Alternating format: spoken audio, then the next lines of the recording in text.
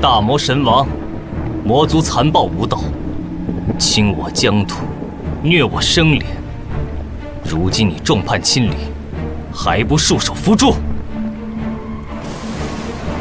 人魔两界数百年征战，才知今日和解局面，为何尔等要将其破坏？和解，不过是你假仁假义，一手遮天的伎俩罢了。哼，你以为我们不知道你们魔族的手段吗？除非你死，否则说什么都是废话。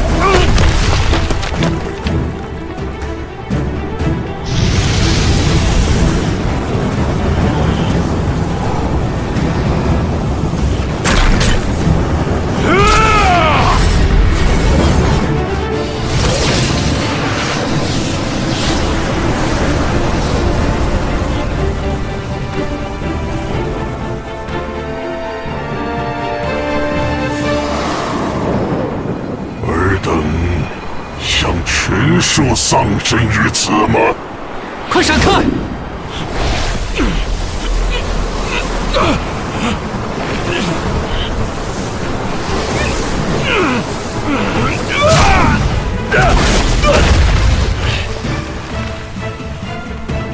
就此收手吧，不要尔等死，简直易如反掌。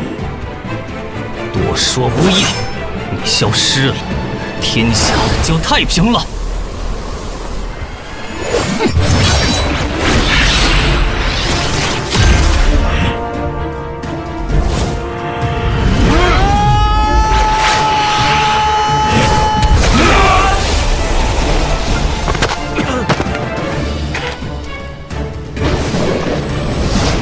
尔等自愿送死，我倒也不便阻人之心。看来得速战速决了，还请二位帮我争取一些时间。说的倒是轻松啊。那就让我们来看看谁先倒下吧。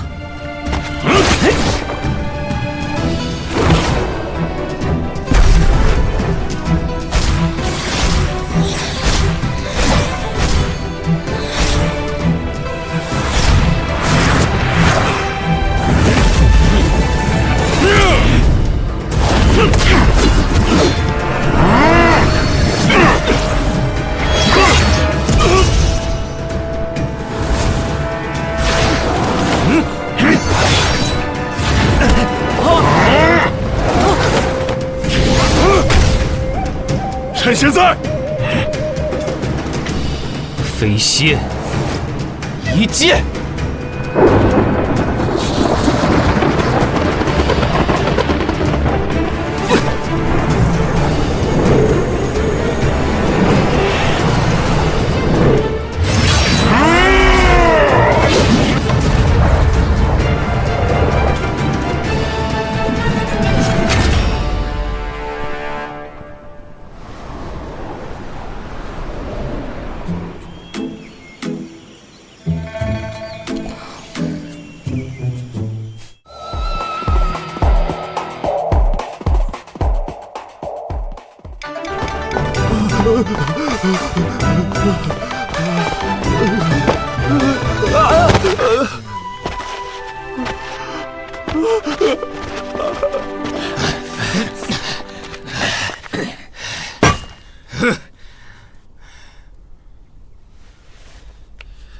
家伙还挺能跑啊！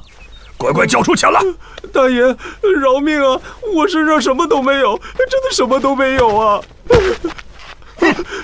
你这胖子，敬酒不吃吃罚酒是吧？想活命的就把钱给交出来！我真的什么都没有，真的真的没有钱呐！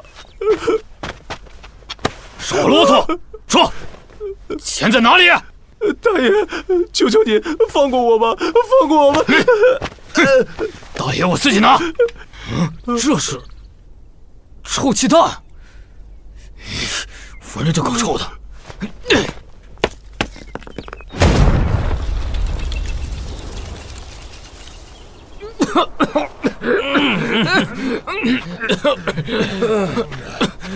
威力还挺大，估计能熏死不少鸟。哎，站住！还想溜？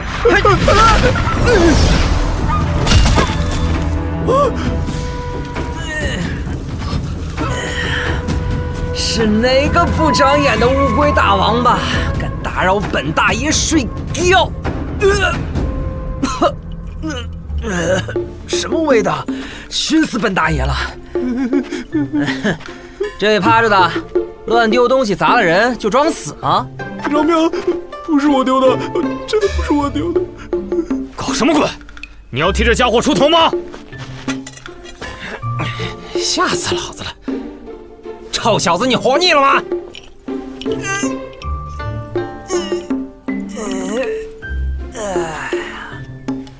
就凭你们这些烂黄瓜、臭鸡蛋！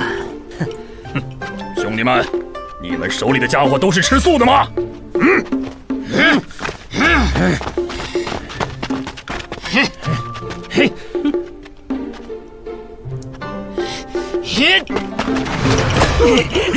救命啊！这位老板，请先放开我好吗？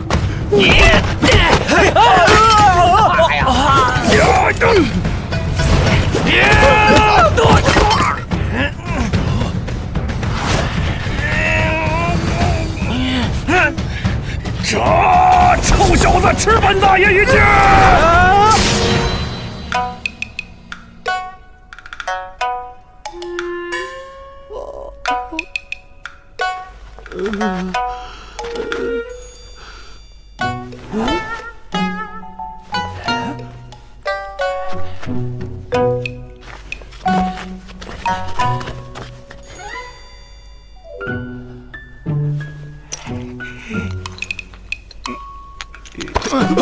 死胖子，还敢偷老子的钱！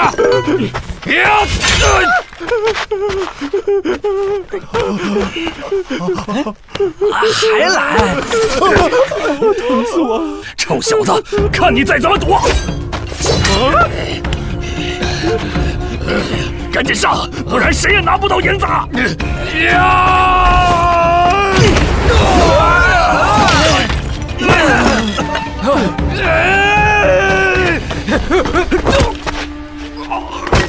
打完收工，这位老板可以付赏钱了。大爷，我真的什么？没钱！没钱？你刚才2次差点害死本大爷，怎么着也该……等等，绿眼睛。本大爷辛苦了半天，居然碰见了一个雪特人！天杀的！你这雪特人为什么会在这里啊？我也不知道。传说中道德沦丧、坑蒙拐骗的人间之蟹雪特人，居然会让本大爷给遇上了。这位英明神武的大爷，你就放过小人吧！真是浪费时间。这臭小子，这胖子是老子先发现的。大爷已经够火的了。算了，算本大爷倒霉，赶紧滚吧。杀人了！哎呀，不是说了放你走了吗？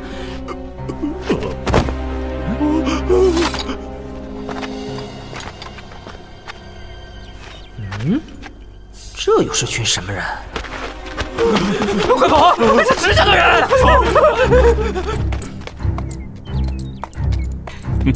就凭这点微末道行，也敢来暹罗闹事？真是活腻了。干正哥，强盗都跑了。哼，都是些杂碎。暹罗一向不是什么上流的地方，长着狗眼的宵小不少。这次大公子亲自来吩咐大家伙把路上清干净，咱们可不能给大公子丢脸，要让东方家那些眼高于顶的家伙知道我们石家的能耐。那边那个大个子该如何处置啊？杀了。喂，你们也太……还有个雪特人，要不也……看着碍眼，也杀了。敢如此无视本大爷，有本事就放马过来吧！大家一起上！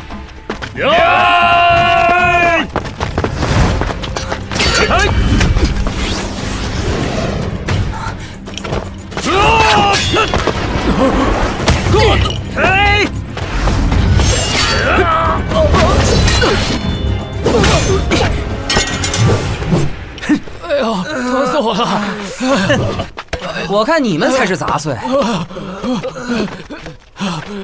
干正哥，点子太硬了，得您亲自出手啊！一群没用的东西。这小子浓眉大眼，样貌似曾相识。小子，你是什么人？有胆报上名来！我是谁，关你屁事！快给本大爷磕头赔罪，不然打得连你妈都不认识你！哼，无名小辈，也敢对我石家无礼！少废话，本大爷现在就一刀劈了你！一刀？看这小子的样貌和手中兵刃，难道是他？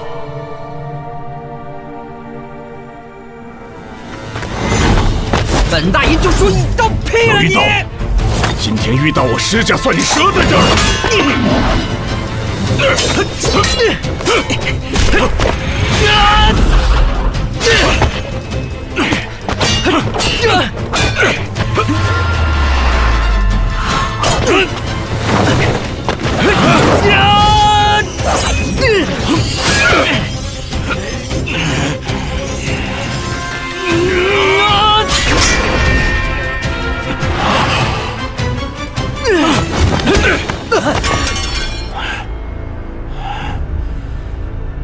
可恶，得想办法按住这小子的刀。你们给我上！干正哥，点子太硬，我们不是对手啊！石家族规，临阵脱逃者死！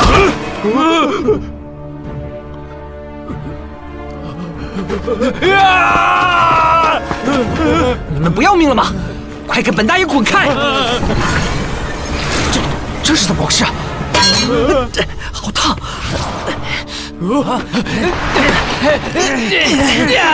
你们这群烂茄子，快放开本大爷！撑不住了！你们干得很好，放开！小子，受死吧！不知死活之辈！混蛋，不要有内力啊！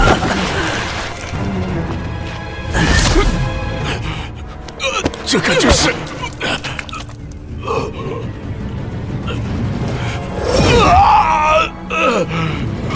干正哥，饶一刀，你等着，我石家不会放过你的。慢点儿。柳一刀，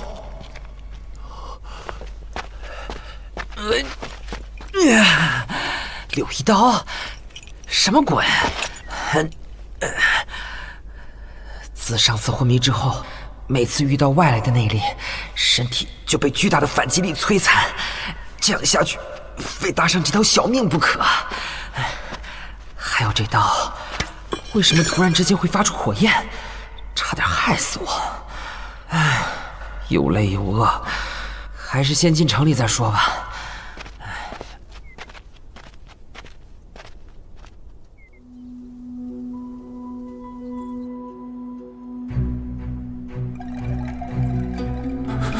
没用的东西，连个强盗都打不过，还有脸回来？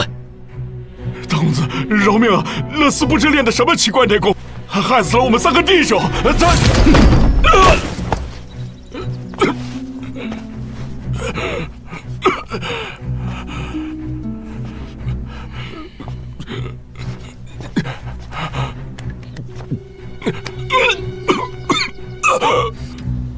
罢了，此次前往暹罗任务重大，若下次再临阵退缩，必失一族规。谢谢大公子，谢谢大公子，谢谢大公子。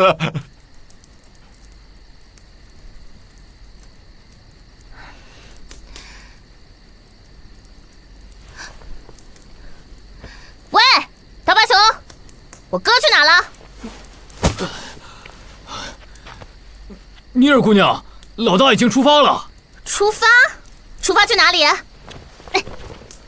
老大说暹罗最近有笔大买卖，是重振业绩、打响名号的好机会，所以什么？老大说做大事必须知己知彼，所以他先进行侦查工作了。不是说好了一起去侦查的吗？我看他是溜进城里鬼混去了吧。哼，还好我把队里的钱全扣了，我看他拿什么去鬼混。老大说让我们等他的烟花信号，只要一收到信号，大伙就冲进去跟他会合，让咱们再等等。等个鬼！他那3脚猫功夫对付几个小强盗都费劲，只怕过不了几天就被人给打死了。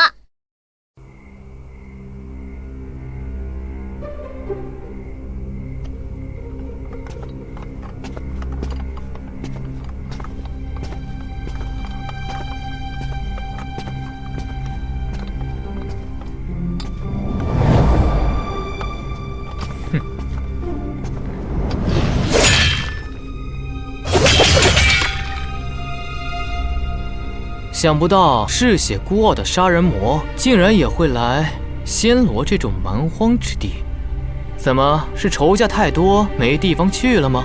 花风流吗？敢正面挑战我，也算有几分骨气。我念你是百年难得用剑奇才，你现在离开还来得及。姓李的，杀兄之仇，我怎么可能不报？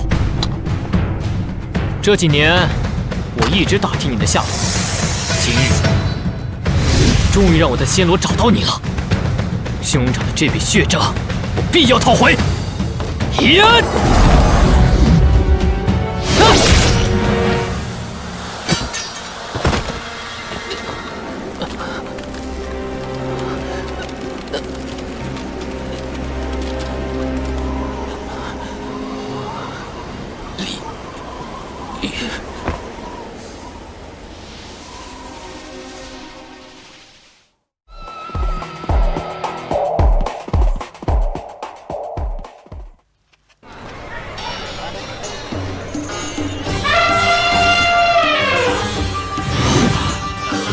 哇，原来世上还有这么美丽的地方啊！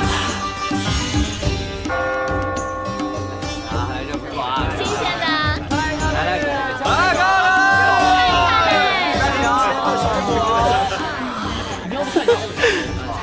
下次再来啊！都是新鲜的。你等等我。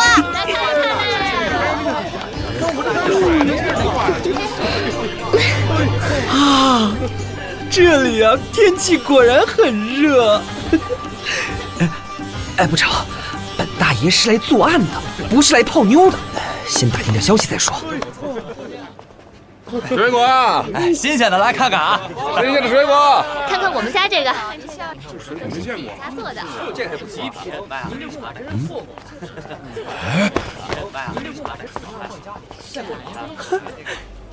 老板，这个怎么卖啊？啊，2枚1个，您看看，都是新鲜的。大爷，前面那位大爷，累死我了！大爷，我可算找着您了。找我？我还想找你呢。这次你带了足够的钱来献给本大爷了吗？笑什么笑？我都起鸡皮疙瘩了，找打呀你！没有，小人只是开心。神经病！别抢还这么开心。虽然被抢了，但是遇到您这么一位仪表端正、一身正气、正气满满、正正当当、正统人和英姿飒然的大英雄，看一下刚摘的水果。小人荣幸。英雄豪杰这等虚名，只是一般凡夫俗子的名号，给您提鞋都不配。像您这样超凡绝俗的人物，应该被称作神仙、老祖宗、北极星、人类之光，这样才够称头。有幸认识您这样的大人物，实在是小人祖上积德千百世修来的无上荣光啊！真的吗？啊！好险，差点连自己叫什么都忘了。这碗雪特迷魂汤可真是厉害呀！哟，看你油腔滑调的，说起话来还挺实在。说，你一路跟来有何企图？从实招来，否则别怪我这把刀不认人。当然，您的一刀的威名可是大陆闻名的，实在蒙您出手相助，在那些凶徒手下救下小人一命，小人感恩图报。希望您能给我一个报恩的机会呀！想必大爷您是头次来暹罗，倘若不嫌弃，就让小人充当个向导，为您引路，如何呀？打听情报有个人做向导，会方便很多。加上这雪特马屁精拍的实在过瘾。好吧，就给你这个机会。本大爷肚子饿了，你推荐个地方。是。小弟必将竭诚尽心报答柳大爷您的恩德。什么柳大爷？听好了，本大爷叫兰斯洛。像您这样的大人物行走江湖，是该用些假名的。小人明白。嘿嘿，兰斯洛就兰斯洛，什么假名？是小弟糊涂。那么兰斯洛大哥，现在便由小弟给您带路了。等会儿，你叫什么名字？小弟我叫有雪，天地有雪，就是有天有地的地方，就会有我们雪特人的意思。是这个价呢，怎么现在就变了？哇，好大一个宅院啊！大哥，那是鬼屋啊，有鬼的。有鬼？是啊，那座高楼所在是开满梅花的庭院。原属于沈姓家族，后来沈家败落，后人迁移，这花园就荒废了下来。暹罗人传闻其中有厉鬼占据，生人莫近啊，这鬼屋之名也就不胫而走了。就是这样了。鬼屋？晦气，我可不想再靠近那儿了。喂，我说，大哥，我叫有雪，叫你什么你就应着。我说，这里的人怎么都携带着兵器啊？那些人啊，他们都是为了东方家的婚礼才来的。东方家？这暹罗城啊，就属于风之大陆上7大世家里的遍地真意生豪光，引得红日出东方的东方家。这次传出来的消息，东方家中用一族女将与7大世家的另一家10家联姻。据说10家用上古珍宝随侯珠作为聘礼，随侯珠乃是无价之宝，那其余陪衬的物品想必也是价值连城啊！此消息一传出，不少心存不正之人便眼巴巴地赶来了，想要捞点便宜。随侯珠运回东方家总保，暹罗城是必经之地。那运送队伍什么时候经过此地啊？这个啊，好像就是今天吧。正好这次来暹罗主要目的就是为了打听情报，顺便补充物资。如果还能趁机捞点便宜，也不错。我之前还在奇怪，您这样全大陆知名的人物，为什么会突然跑到暹罗来？原来您一定是对那个新娘感兴趣。胡说什么？你皮又痒了是吧？今儿有件事需要各位爷的帮忙。看大哥的样子，可能还有所不知啊。家中遭逢我战听人家说，前往这家馆子最近来了位会行至弹琴的大暹罗，美人，因为欠缺路费，只好在此委身卖艺。希望各位爷帮帮忙，替他凑足盘缠。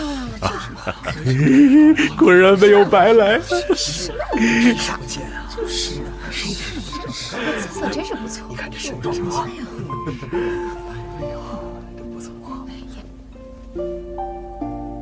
好个天仙似的美女啊！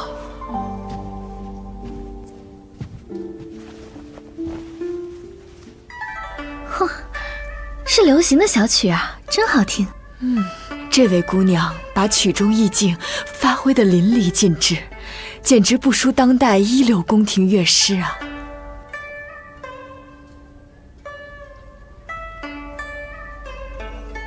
曲子我听不懂啊，人不错，好听，好听。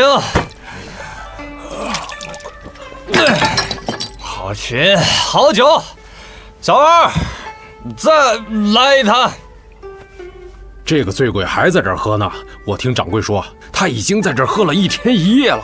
嗨，这种人一看就是老婆跟别人跑了，来这里发泄的。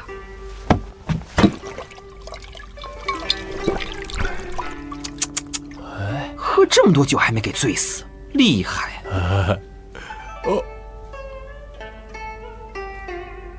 这位五姑娘的琴声真是让人热血沸腾啊！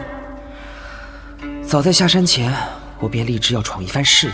后来进了杭州城，来到了红墙下，之后的事情就怎么也记不得了。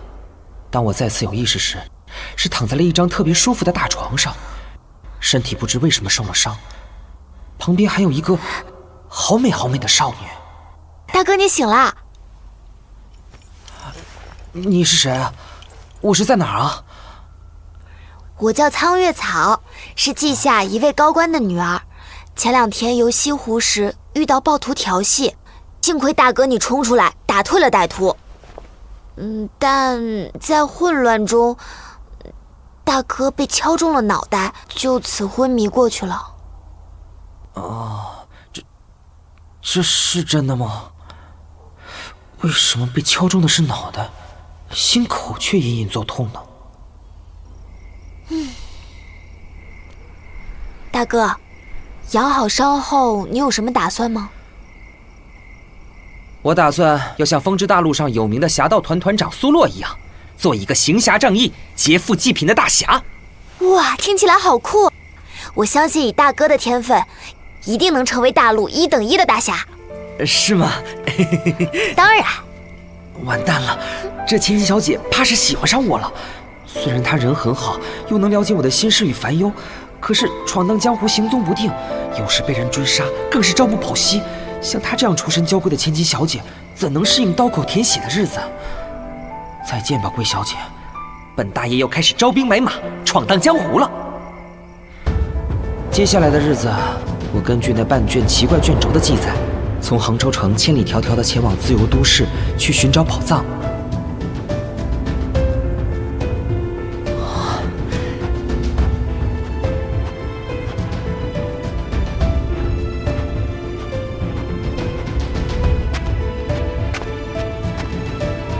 之后，在洞窟里遇到了尼尔。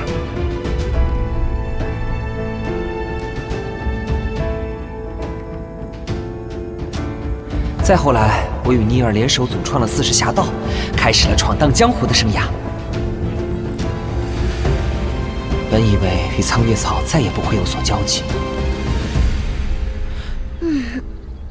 但不管我到哪，苍月草似乎总会找到我。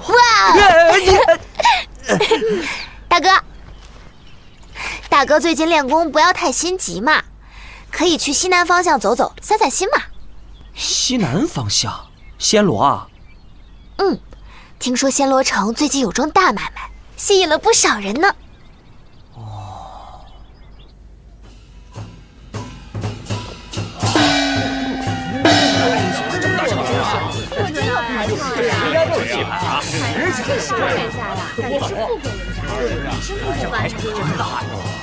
石家今日不过是迎亲，也有这等声势。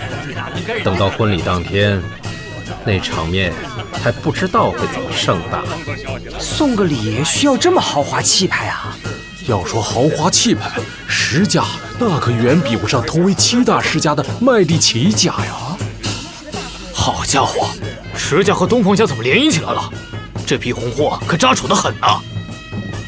石家可是7大世家中出了名的穷凶极恶，据说石家靠卖迷幻药发家致富，这数十年来可祸害了不少百姓呢。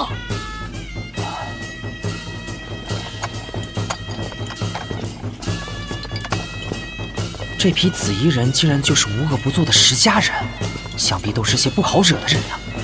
说不定东方家也暗中设置了护卫，贸然出手的话，这2大世家联手护航，谁要敢碰这批货，那就是嫌命长啊！哎，我们这次算是白来了。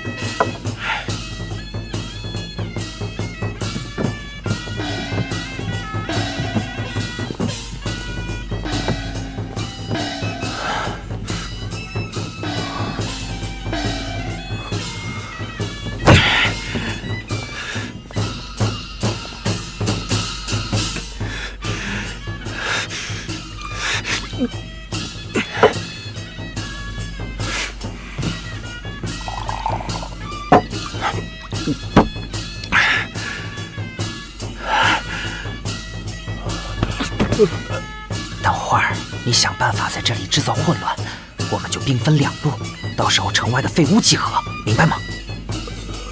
可是大哥，我看场面不太对呀，可能很危险呐。废话，富贵险中求。你这雪特人就是因为畏畏缩缩的，才会一辈子只有雪没有钱。但是大哥，您真的确定要这么硬来吗？嘿，本大爷一向不轻易收小弟的，现在时间紧迫才拉你入伙。好，大哥，您在烦恼如何制造骚动，又不用自己打头阵吗？小弟倒有一计，就怕您不喜欢。哦，还有这等好事啊！不过大哥要先戴上这面罩，并且承诺不会怪我，我才敢说。哎呀，答应你了，有话快说。这方法就是柳一刀。各位，悬赏8000金币的重犯柳一刀在此啊！各路都在这里，把他擒下来啊！这雪特胖子，你是要唱哪一出啊？果然是他，大家一起上！抓住他！本大爷，不是什么柳一刀啊！别让他跑了！快上！这怎么回事啊？抓住柳一刀！那么多赏金，抓住他！快抓住他！大家一起上！头好晕，抓住他！这究竟是怎么回事？天杀的雪特胖子！柳一刀被我下了迷药，大伙儿一起上呀！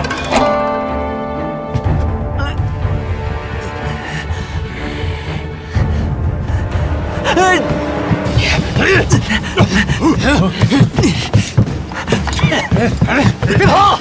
下去！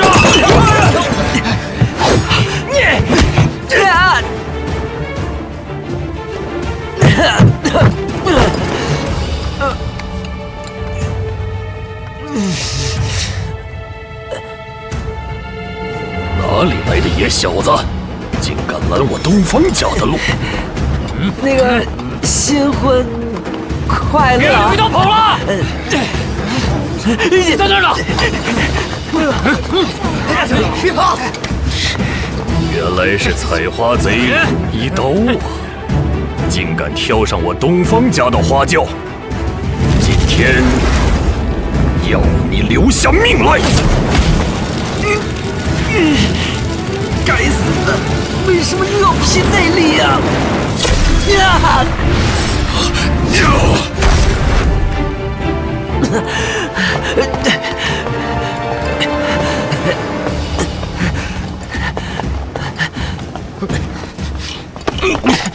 谁这么不长眼？这把刀是有一刀，拦住他！我真是冤家路窄呀！我说过，我石家不会放过你的。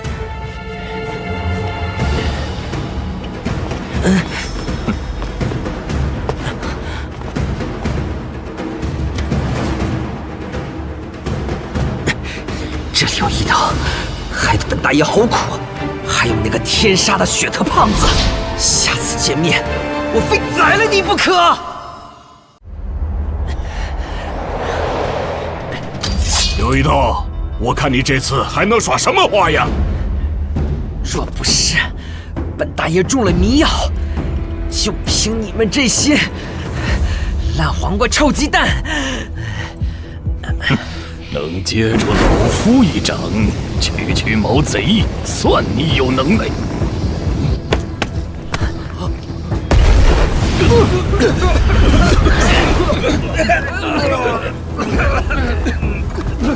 说，我们喘口气儿。兄弟们，先退下，保护聘礼要紧。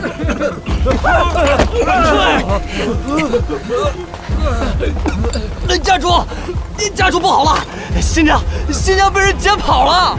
什么？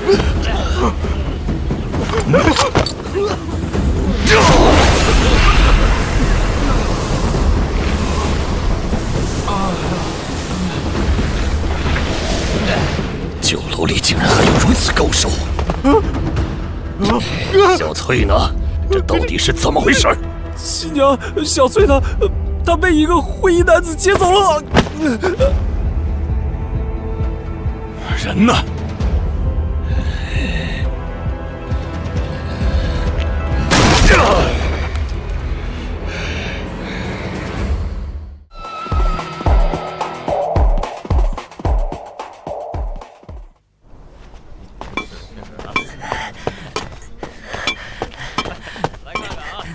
这见鬼的内功真是害死人了，每次发作都搞得像炸药一样。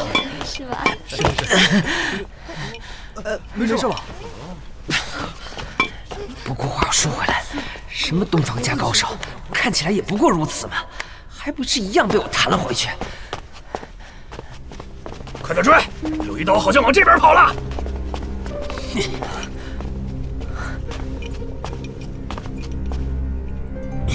拼了！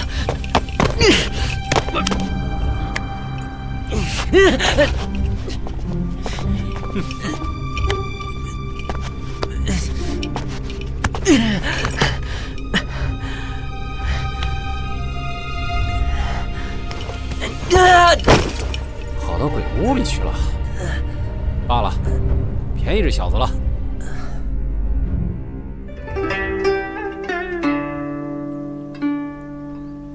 这东方玄虎的烈焰掌都能逼回去，这么厉害，跟着他说不定能捞更多的好处。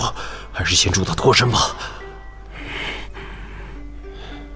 嘿嘿嘿，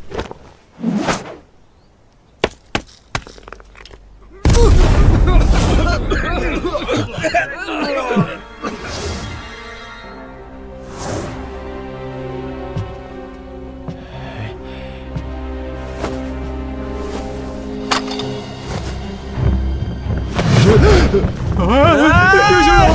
小翠，我来救你了！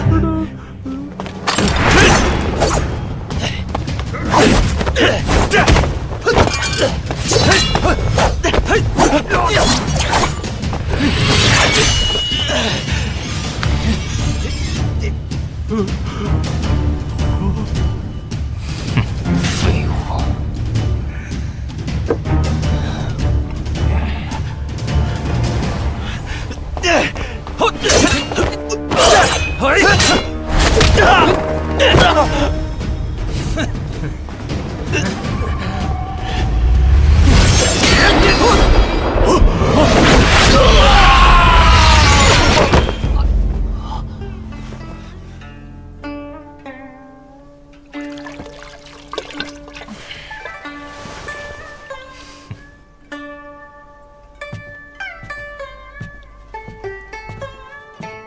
嘿嘿。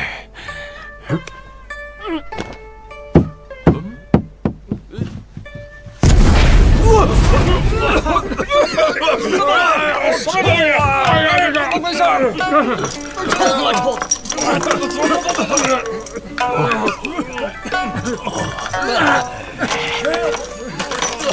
快走！什么呀？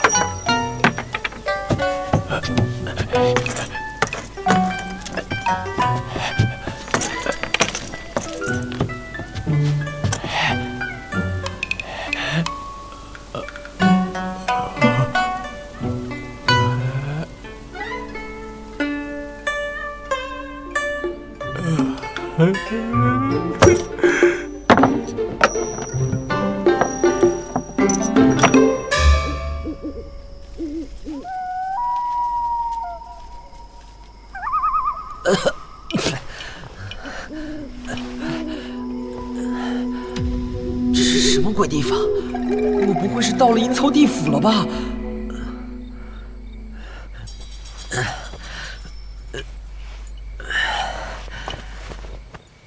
哎，奇怪，身上的伤怎么好了？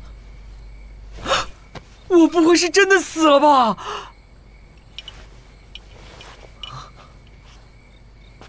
谁在那儿？是人是鬼啊？这阴曹地府也未免太寒酸了点吧？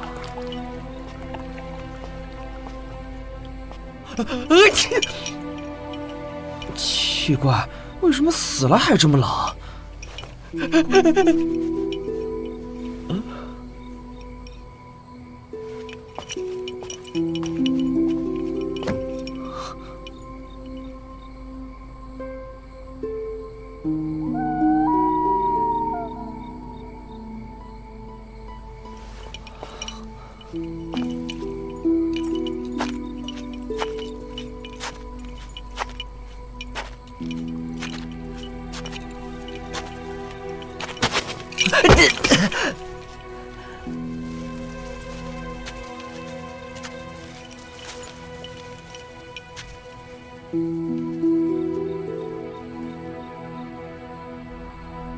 公子，你没事吧？你是仙女吗？这里是仙境吗？这里是沈家梅院。沈家梅院是英雄豪杰死后要来的地方吗？等等，沈什么？梅花？大哥，那是鬼屋，有鬼的。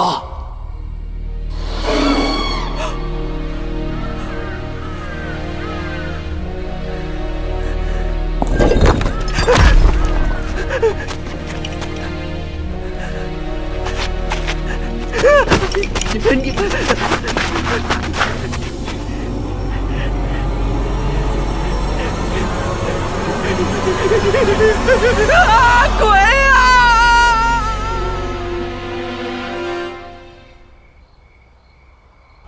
时间已经很晚了呀，明明约好在这儿会面，怎么到现在都还没来呢？莫非……哎呀，刘老大呀，刘老大，你怎么这般英年早逝，遗产也不给我留一点啊？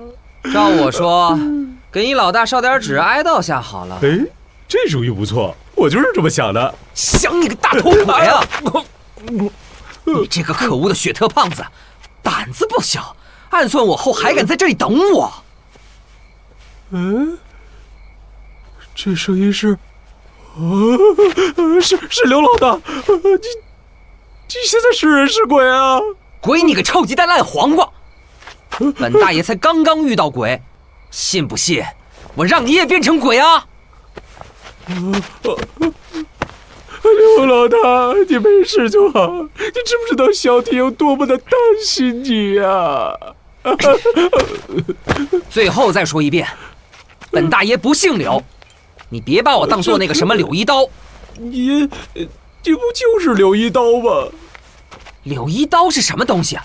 让我替他各种背锅？他是我大舅子吗？事实胜于雄辩呀！柳一刀的击捕画像，前2天就从鸡下已经放出来了，无论是神态还是长相，都跟您一模一样。你说这天底下哪里会有这么像的人嘛？什么？我忘了，老大，你吩咐过我，不可以直接叫您柳一刀。你现在的名字是来……老大言而无信，当初你亲口答应，不管我采取什么行动，都不怪我的。我答应不怪你，没答应不砍你。老大，我方烟雾弹断后，虽然悔悟的晚，可也是有功劳的啊。而且你杀了我，就没人帮你打听情报了。呸！谁知道你会不会再出卖老子第2次？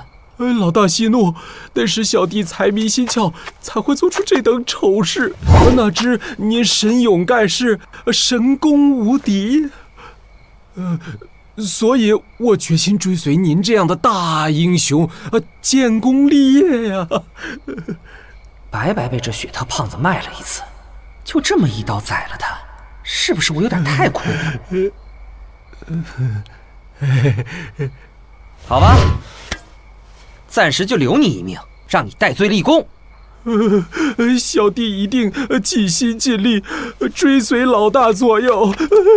倘若再让本大爷知道一丁点你要背叛我的意思，方才暹罗城长街一战，老大英明神武，睿智不凡，实在是天生的舵手，人类的太阳，小弟怎敢……废话少说。本大爷在外面被群殴的时候，你有没有在酒楼里面趁机捞点什么？搞是搞到了，不过……怎么了？老大，现在我有一个好消息，还有一个坏消息，你要先听哪一个啊？本大爷今天倒霉透了，也不差这一个了。说坏消息吧。老大，你可不可以先听好消息啊？哪儿那么多废话？先听就先听。说你到底带什么东西来了？就是那个了。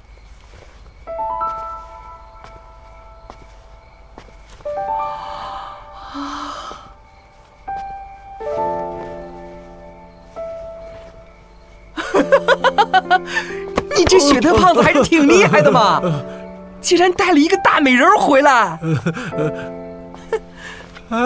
老大，还有一个坏消息呢。老大，你先听完我的坏消息啊。没事儿，你给本大爷带回这个无价之宝来，就算有天大的坏消息，我也不会追究的。那我就说了，这个五姑娘，其实这个五姑娘她其实是个男的。没事儿，每个人都会有点小缺陷，本大爷不也不在意你是个雪特人吗？男人要胸怀天下。男的？啊？你不是在开玩笑吧？你是说这个美女是个男的？男的？男的？两位好，感谢两位英雄大恩大德，救我脱离火坑，不必再做那卖场的勾当。小弟给2位磕头了。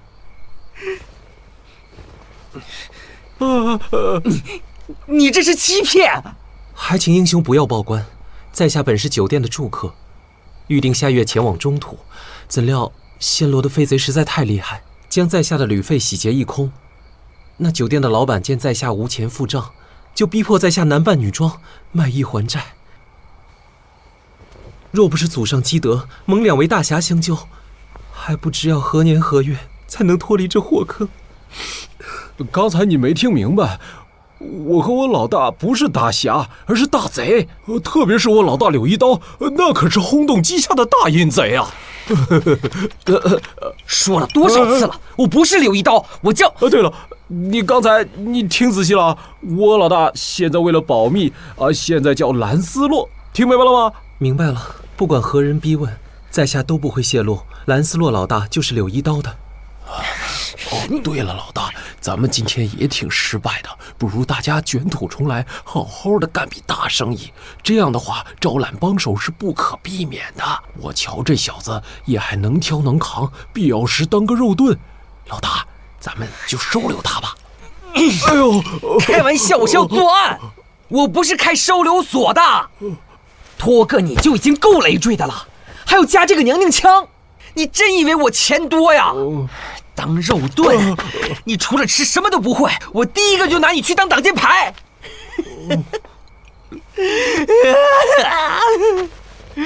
要如果可以啊，通通都来啊！还有没有人来？最后一个名额，多了就不要啦！哎呀，柳兄不愧是柳兄，我躲得这么好，还是被你发现了。一刀，几个月不见，你比上次更精神了啊！来到暹罗也不找我，也太见外了。我只是随便好好，没想到真的也有人啊！你又是谁啊？老大，他是今日酒楼中的那个醉鬼啊！太过分了吧，一刀，连老朋友也装作不认识。我真的跟那个柳一刀如此相像吗？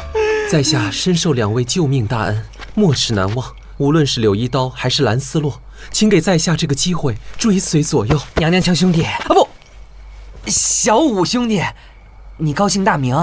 承蒙老大不弃，小弟贱名元五郎，从今而后愿追随老大左右。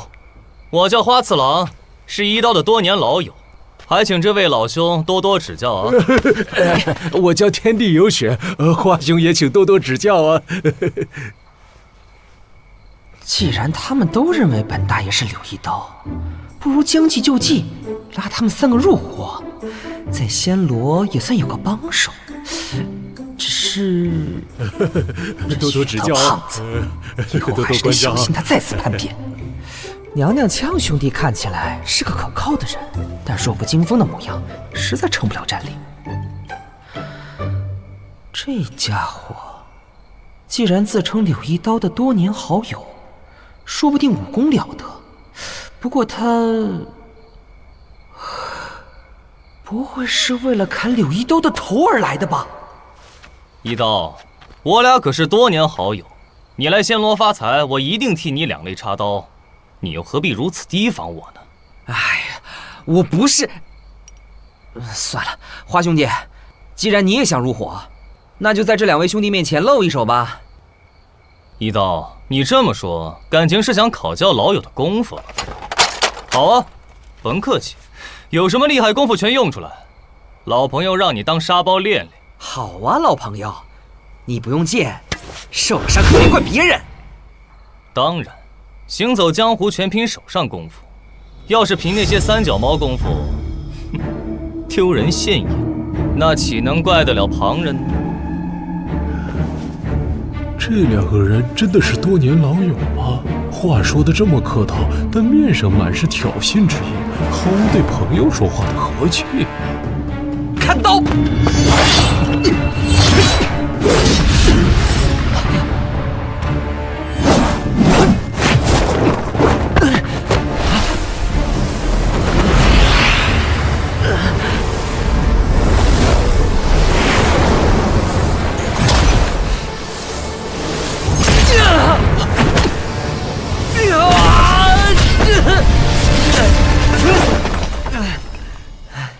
哇，老大真是神功盖世啊！放个屁都能占出这么大的坑啊！混蛋，这是真气！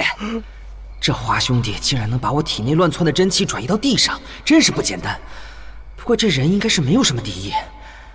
那个花老二啊，你没受伤吧？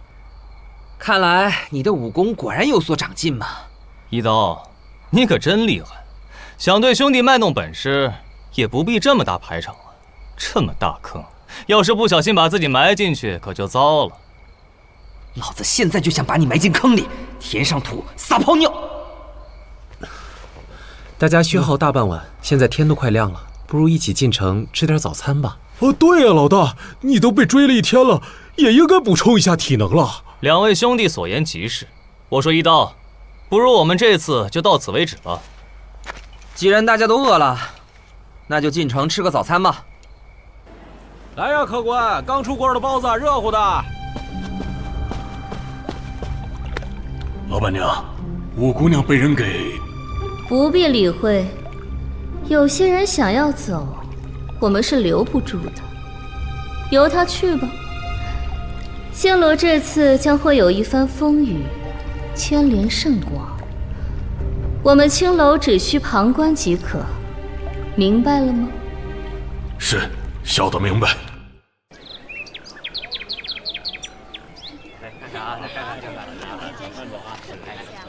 快看了，快看喽！老大，你放心，我已经把全城通缉你的告示全都撕下来了。只要不碰到石家那群人，我们就是安全的。呸呸呸！快闭上你的乌鸦嘴！喂，花兄弟，既然大家都饿了，不如就近找家小酒馆吃得了。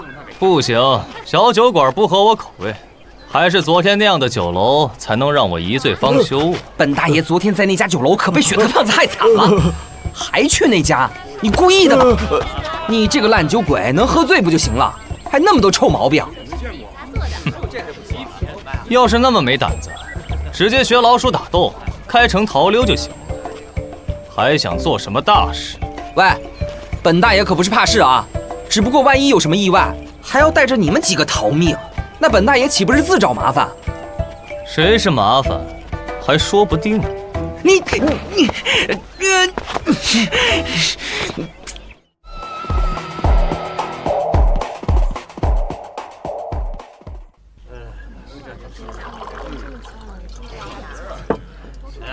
花兄弟，你不跟我们一起吃吗？我可不想和叽叽喳喳的猴子一起吃饭，我还是上2楼雅座吧。姓花的你，大家好像没钱吃饭啊！这顿我做东，别客气啊！嘚瑟什么？老大，你也别生气了。我听江湖上的奇人异事，往往都是脾气古怪的。花兄弟这样不算稀奇。要不是老大认识花兄弟，看他那副拽样，我还以为他是花家那把风流名剑呢。风流名剑？老大，你不晓得吗？7大宗门里花家的后起新秀啊。谁啊？风流名剑花风流啊。听说他用剑造诣极高，他兄长死于绝世高手李煜手中。花风流为了报仇，四处追寻李煜决斗，惨败后侥幸留得性命，凭此名动江湖。靠打输来成名，那花次郎也没什么了不起的嘛。哎，老大，这你可就说错了。如果花兄弟真是花风流的话，那他可是近10年里剑仙李煜手下唯一的活口啊，当然轰动了。剑仙？哪个家伙这么嚣张？取这种绰号，不怕整日被人追杀吗？嚣张是当然了。听说他曾3闯中土王城，于千百高手环伺下轻取仇人的首级，剑视天下，是近年来大陆第1风云人物。啊？不会吧，这么拽？大哥，要讲起绝世剑仙李煜，那小弟我又可以好好的捞一票了。各位街坊兄弟叔伯请了，小弟来到贵宝地，盘缠不足，今天斗胆为各位说一段故事，希望大家不吝赏赐啊。好，说得好，小爷打赏。这雪特胖子又要搞什么名堂？左手腕，右手食，像了个叮当来说辞。别的段子今日不消说，就说这个老爷们老难当说难当，斗难当。金莲宫殿好辉煌，可偏偏就生了个李后王。老德国破有家亡啊！哈哈。好，嘚儿飘，嘚儿飘，嘚儿一嘚儿飘，嘚儿嘚隆咚一咚飘啊！嘿，说李郎铁胆好儿郎，英姿不凡，身健我爽，秦淮河畔为名扬。赢得绿帽乌龟大王八爷。有意思。说起这李煜呀，本是大陆上一个小国南唐国的第1皇子，天生便是用剑的天才。后来拜入白鹿洞门下，蒙宗师越贤者陆游赏识，亲收为徒。一成后，未逢敌手，可谓年少得志，不可一世乎。咱的南唐老国主为了抬高儿子的名气，决定在传位前举办比武招亲。招亲的一方，则是号称南唐第一的大美人，也就是李煜相恋已久的情人。招亲一经发布，虽有不少青年贵族慕艳名而来，可谁料想啊，大陆上第一王国中土的三王子也在其中，结果被李煜一脚踢下擂台，祸根便由此种下了。那后来怎么样了？得罪王室，其罪可诛啊！在婚礼举行的前日，自白鹿洞的师兄突然到来，与李煜大醉一场。待到我们的李大公子再度醒来之时，怎料已被废掉了武功，手脚筋脉全被挑断了，沦为了阶下囚。与此同时，中土的军队同时攻破城门，南唐国就此灭亡了。哎，真是乐极生悲呀！同门师兄弟如此相残，白鹿洞可真让人刮目相看呐。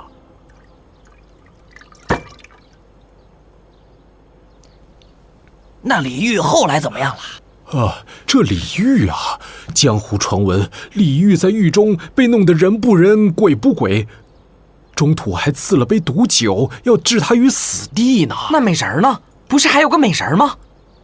据说这个美人啊，为了替李煜求情，主动献身给了中土三王子，进了别人家的后宫啊。唉，难怪叫做乌龟大王八呢，死了还戴绿帽。李小子真是死不瞑目啊！如果就这么死了，那倒是干干净净，中土洪福齐天呢。怎么还没死呢？哎，非但没死，2年后啊，李大公子重出江湖，还把祖传的青莲剑歌练得出神入化呀！一出山便立刻杀入中土王城，欲要击杀三王子。正当李煜打算一剑刺破三王子胸膛之时，却不知为何突然罢手，反而与赶来救驾的破琼骑士团展开了一场恶战。破琼骑士团可以说是当世最强的武力集团，中土王国的精英之所在呀。李煜他单身孤剑，不但不逃走，反而力战4大军团长，剑挑破琼骑士团，杀得中土风云变色，天仇地惨呐！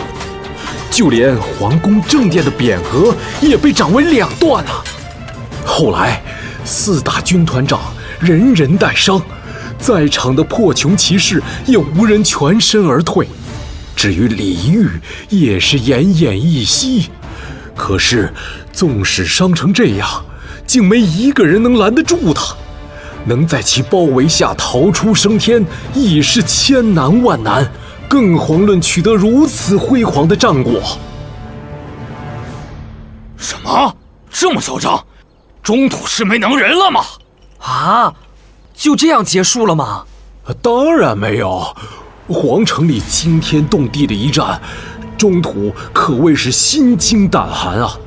在此之后，中土广邀大陆各地高手，联合7大家族，在秦淮河畔处截住了李煜，展开了一场血战。这一战可以说是惊天动地，震古烁今。李煜独挑7大宗门率领的3000余人的各路高手，然而这李大公子单凭一己之力，杀得其他家族那是鬼哭神嚎，日月无光啊！据说此战过后，秦淮河水为之飘红3月呢。这么厉害，那这家伙岂不是大陆上第一的通缉犯？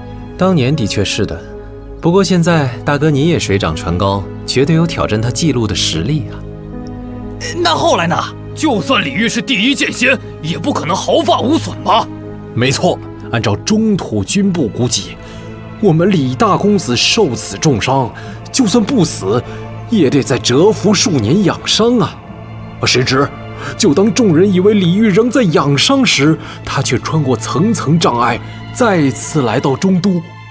这一次，他虽未再与人动手，但所见过他的人都只能用这样一个词来形容：深不可测。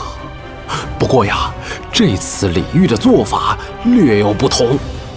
什么不同？以他那么高的武功，这次不会把整个中土皇宫都拆了吧？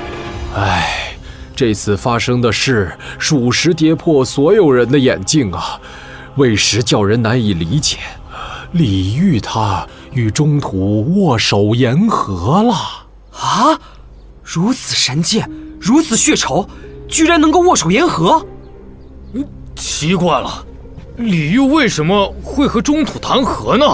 有人说，他是为了保南唐国的遗民，还有人说，是因为中土请了国师陆游出关，这才逼得李大公子不得不和谈。李煜他武功再高，到底也不能和经历九州大战的越贤者陆游相提并论呐。姑且不论形势，李煜的武功、胆识、狂傲，真是傲视天下。若是有朝一日能像他这般，凭借一人之力，让天下为之撼动，这样才算是大丈夫、大事业。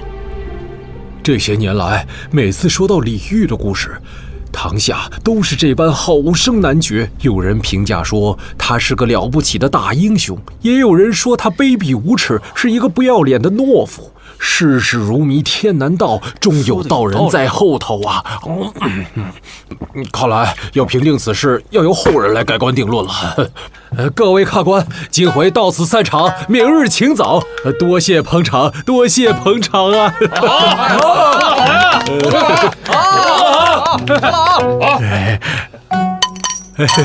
多谢捧场。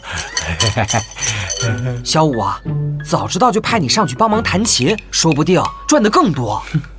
这么危险的事我可不敢。我以前瞧人说李煜的故事，能这么和平收场的可不多呢。啊？什么意思啊？莫非有听众听不高兴，掀了桌子？李煜见识天下，固然是声名显赫，但是连年血战，得罪的人也不少。他的仇家既不敢找他，也找不到他。怨愤所激，常在听到他名字时大发脾气，多谢捧场，个性糟一点的，多谢，甚至杀说书人出气。所以我说，多谢捧场，多谢捧场。多谢捧场，多谢捧场。诸位爷，捧个场呗。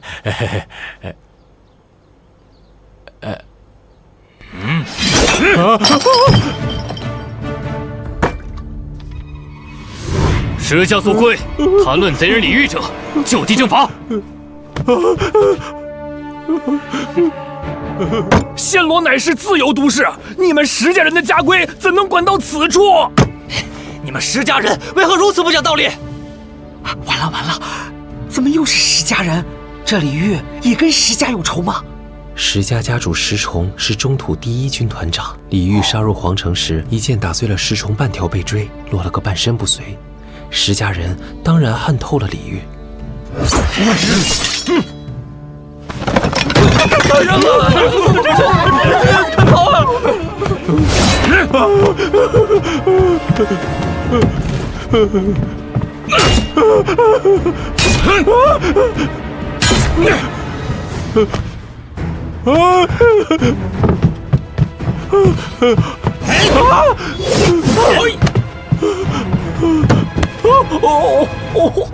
老大，你们两位没有啊？救命啊！你这死血的胖子，现在正是避免暴露身份的时刻，你竟然还把敌人引过来！好小子，胆敢阻挠大爷办事，你是什么人？你们这帮石头混蛋，听好了。我们家老大就是威震大陆通缉榜响当当的大人物刘蓝斯洛大爷是也。幸好白师爷有聪明的时候，要说出柳一刀的名号，今天就别想脱身了。蓝斯洛，什么狗屁东西！别跟他们废话了，把他和那个雪特混球一起宰了。哼，男的宰了，女的留下来。你们这些烂黄瓜臭鸡蛋，本大爷也就不跟你们客气了。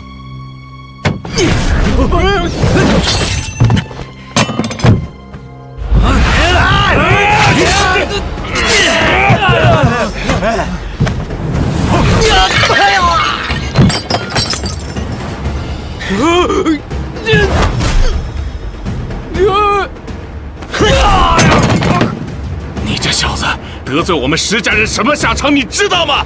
哎呀，你们这些石头家的就只有这一句台词吗？这家伙的内功有点像赶针哥提到过的淫贼柳一刀的邪门功夫。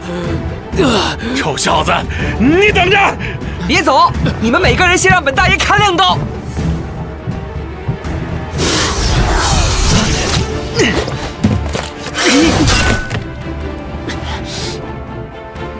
哪个天杀的敢偷袭本大爷？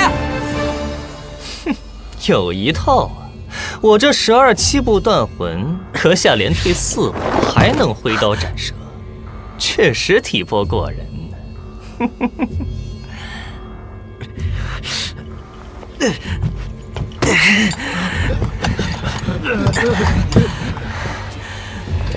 七公子好。老大呀，老大，这下我们可惨了！这人可是石家13太保之一的七公子石存和呀！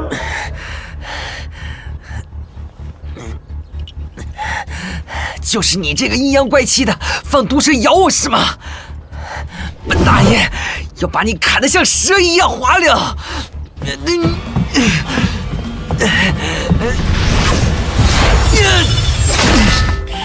想不到这小子内力竟然如此深厚，我的12剧毒无比，没我解药，他应该连根手指也举不起来才对啊！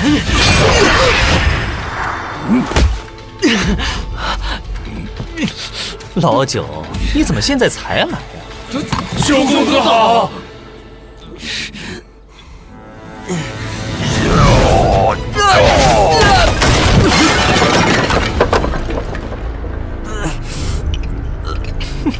坏人打！对的，老九，你看看这坏人把我们的人都打成什么样了！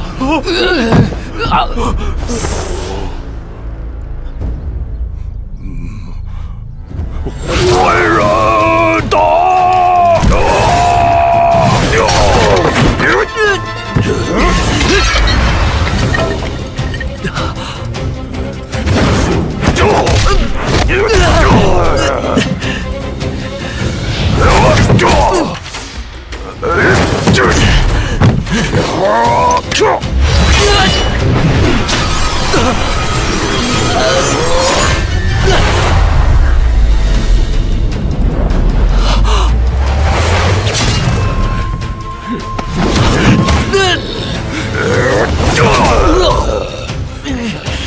臭小子，看你一副不可思议的表情，就让你死个明白。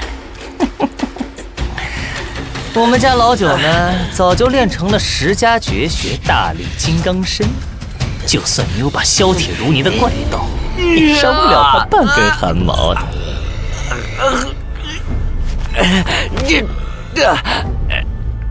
这些家伙枉与本大爷称兄道弟，除了事就当缩头乌龟，都巴望着本大爷死吗？九弟，给他留口气儿，我要吸光他内力，再去喂我的蛇。本来还以为会有场好戏看，想不到都是一群废物。不过这小子斗志不错呀，念在我和你也算相识一场，等哪天心情不好，摔碎几块石头替你报仇。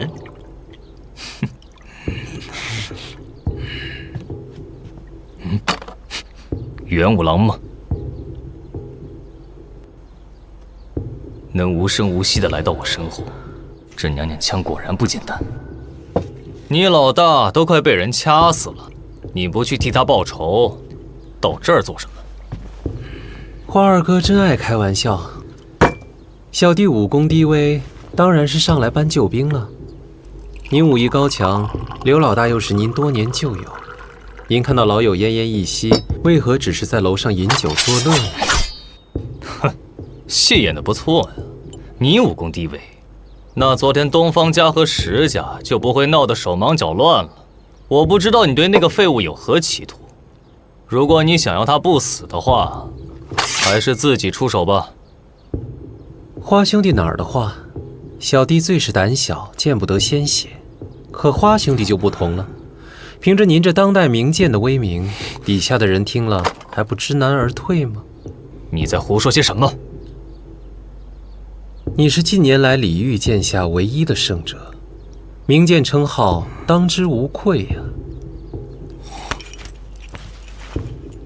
哎呀，时间紧迫，兰斯洛老大快撑不住了。花兄弟，不如我们打个赌，倘若我侥幸赢了，你就出手帮头，解围如何？哼，我为何要跟你打赌？因为传说中的花风流是一位留恋赌方、酷爱刺激的人。我现在猜中3件你心中所想之事，如果我猜错了，我这颗脑袋送给花兄当球体；倘若猜对，你就负责保护兰斯洛老大周全，如何？我倒也好奇，你能猜到什么？别挣扎了，乖乖做我蛇儿的美餐吧。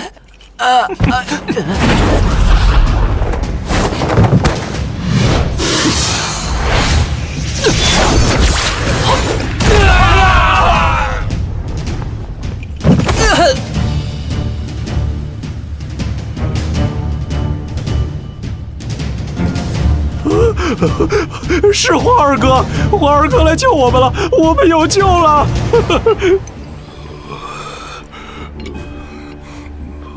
是坏人！何人敢阻碍我石家行事？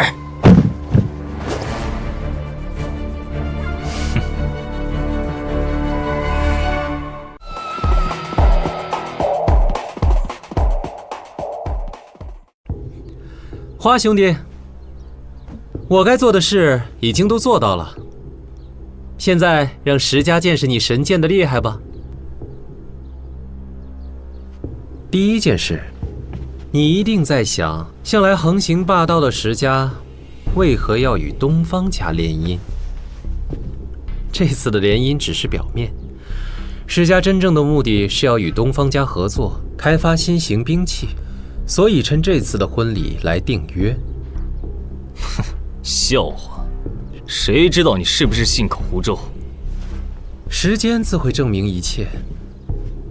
您若是不相信，大可和我一样，冒险夜夜去偷听啊。再者，花兄想的第2件事，想必也是您故意接近兰斯洛老大的原因，是想打探出小弟我的出身吧？哼，那我不妨直说，昨天长街混战，你表面在酒馆弹琴，却暗中趁机发了2招，帮助那个乡巴佬跟想要抢亲的那小子。哦，若不是你发的这招隔空剑指打乱了东方家与石家的护卫，场面也不会失去控制。哎呀，花兄说的绘声绘色，倒像是真的。小弟我不胜惶恐啊！绕指柔红乃是西王母族的绝学，还要继续演戏吗？你到底是什么人？跟陆游老儿是什么关系？你怎么会使出只有那老东西才会的招式？这可得问我的师傅了。我呢，只管学，我上哪儿去知道师傅教的到底是什么？你师傅？你想说你师父是越贤者陆游吗？陆游9大弟子中，能同时兼修2门绝技而有成者，当世没有几人，我岂会不知？哪有白鹿洞门人兼学西王母族武学，又会教出你这等鬼徒弟的？唉，我说了你又不相信。花兄弟年纪轻轻就如此多疑，这可不是好习惯哦。哎呀，现在时间紧迫，就不说了。您想的第3件事，且慢。既然你不想老实交代，那这第3件事，我要你猜猜看，我心里正在想着什么事。瞧你横眉冷目，杀气腾腾，你正在想，若此时出剑，能不能在小弟身上连刺18个窟窿？这次猜对了，去找阎王头彩图吧。还是我猜对都是杀。花兄弟，你做事好没原则啊！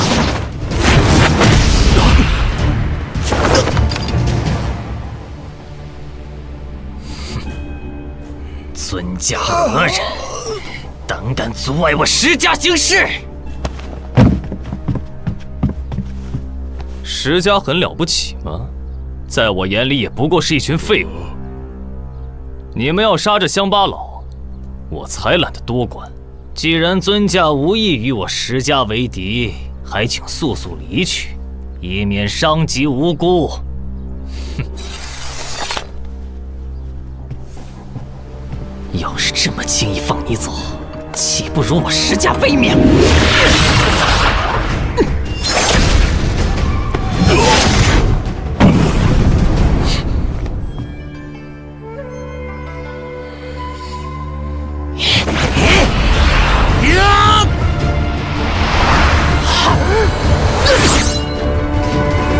想暗算我？说吧，你想怎么死？老九，快救我！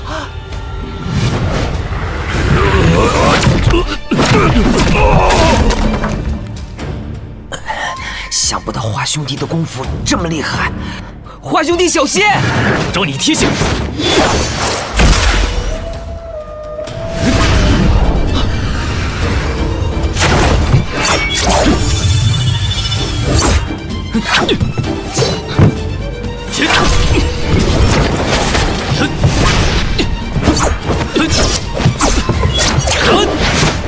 好厉害！这就是高手之间的对决吗？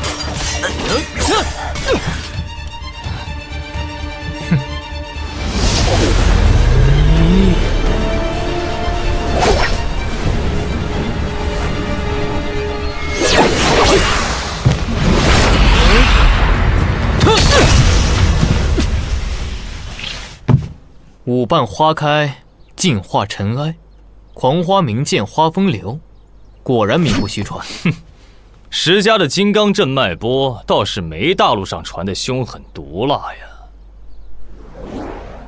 这人好大的气派！哎呀，老大，此人正是石家13太保之首，掌握石家重权的石存周。咱们这次要脱身，可真的不容易了。大哥，您不是去东风家做客了吗？老七，你们为什么会在这儿？大哥，我们本来与老五商量好在这里会合，结果老五又不知道疯到哪儿去了。我弟呢？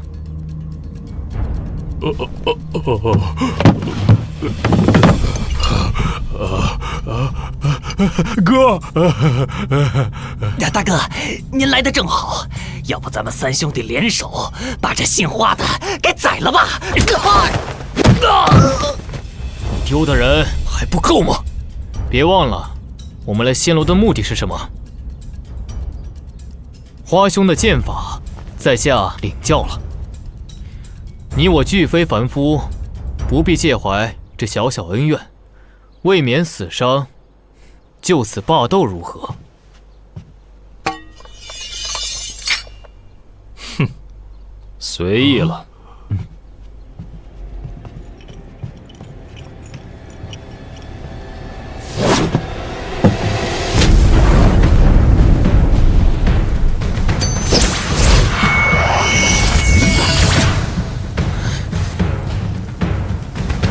花风流，我已经放你们一条生路，你们却还要搞如此卑鄙的手段！这么烟浓，咱们赶紧走。那花兄弟呢？花兄弟本领高强，不用担心他。走。我的刀还没。老大，这都什么时候了，逃命要紧呐！花兄弟，兰斯洛老大就先拜托你了。想知道陆游的秘密，就带着他来老地方见我。枪，惹了事儿就想跑，给我站住！存天，存天，你在哪儿？卑鄙小人，给我留下命来！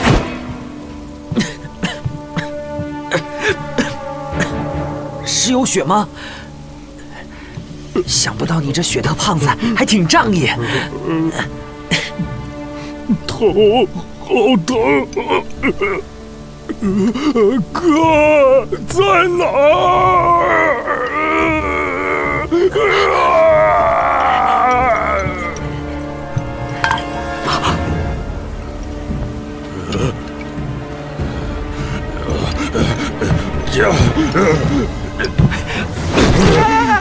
说坏人死，疼痛不等于。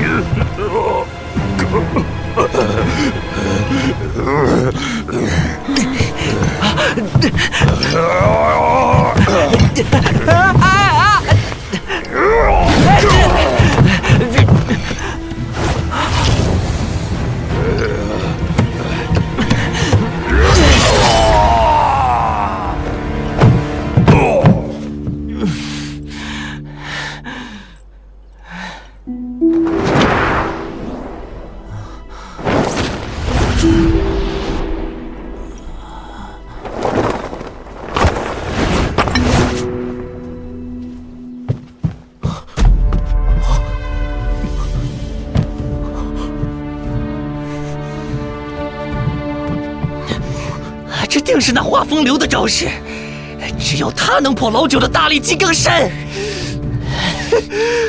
画风流，誓死誓将要你血债血偿！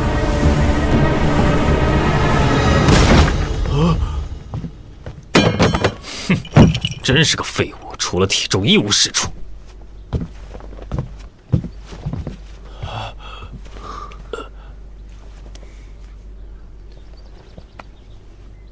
老大毒伤还未解禁，我只有刚才趁乱从石家那里拿来的解药。哦，好的。小五，你什么时候？你先快把解药给老大喂下，我要跟花兄去外面单独聊聊。喂，娘娘腔，刚刚那一场我认栽了，你有没有胆子再跟我赌一场？哦。倘若花兄弟你不怕再输一次的话，我是很乐意给你翻本的机会的。哼，我打赌1刻之后你就是死尸一条，你信吗？哼，我还以为是什么了不起的呢，原来是这么小家子气的赌约啊，玩起来也没意思。要玩就玩大的，不过就怕花兄弟你玩不起。哼，你不必用激将法。这世上我不敢玩的东西还真是不多。我的赌约非常简单，3个月，请你代我保护兰斯洛老大。受伤嘛倒是无所谓，只要别让他断气，就算你赢。若是兰斯洛老大落败身死，自然便是在下赢了。哼，一个猴子，值得你下这么大的功夫吗？况且我没有理由答应你。你一定会答应的。倘若我侥幸赢了，那么我想请花兄弟为我做一件不违背侠义良心的事。倘若花兄弟赢了，我就告诉你白鹿洞后山禁地那7道门的开法。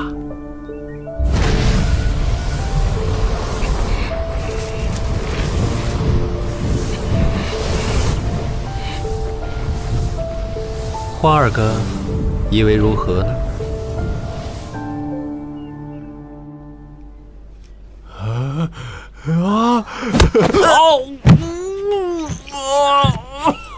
好痛！这是哪里啊？石头家那群人呢？你没事可真是太好了。这里是城外废屋啊，石头家的人一时半会儿是找不到这儿的。我是怎么来的这里啊？是花四郎救了我吗？先前多亏花兄弟及时相救，又把老大你背到这里，我们才能放心啊。他把我背到这里，难怪我找不到你们。原来你们丢下本大爷跑了是吗？绝对没有，我跟小五只是提前来到这个藏身之地，而且小五还偷到了解药，老大现在才能安然无恙啊。是吗？想不到花次郎原来是这么有名的人物。瞧他的样子，好像早已知道本大爷不是刘一刀，那他为何要故意冒认呢？话说那个娘娘腔也有问题，在酒楼里看他与花次郎的表情，显然花次郎是被他算计了一道。这个人有勇有谋，是个大不简单的人物，他又为什么要装作一副可怜兮兮的样子来接近本大爷呢？拜托，你别再对本大爷这么猥琐的笑。难道本大爷真的有什么特别的地方，使得这几个人图谋不轨？不管怎么样，先要想办法扭转现在不利的局势才行。不如将计就计，要让这3个家伙知道，兰斯洛大爷的便宜绝不是这么好占的。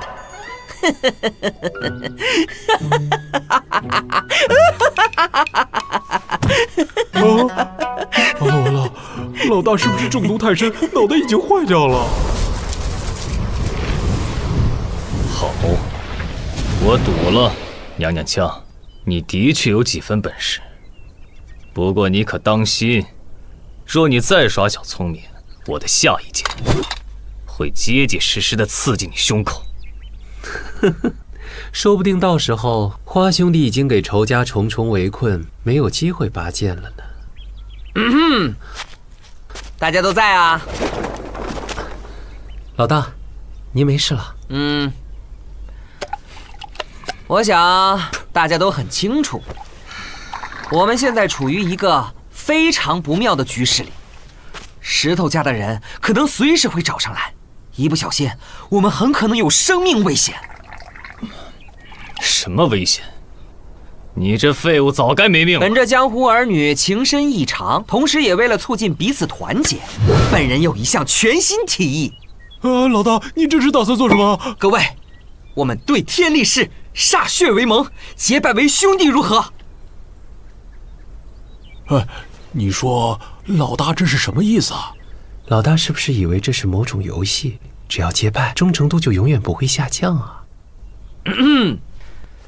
我原来小时候在山上听某人说，在大陆上结义是象征着一群男人之间因什么什么誓约而祸福相依，生死与共，永不离弃。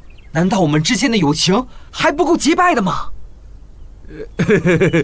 老大的提议非常英明，小弟举双手赞成。好啊，那就结拜吧。能与大家结为兄弟，五郎觉得非常荣幸呢。这种低等游戏，恕花某不奉陪了。很好，既然大家都同意了，那我们现在就结拜吧。古有英雄壮士断腕，今日我兰斯洛则效仿古人，手很重要。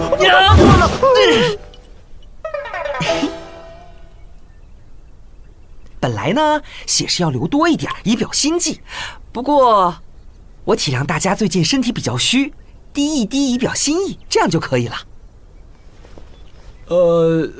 老大说的极是，我们重在情义，行事倒不必拘谨。好，那我们就开始宣誓吧。我兰斯洛从今日起愿与诸位兄弟同甘共苦，祸福相依，如有违誓，叫我日后不得善终。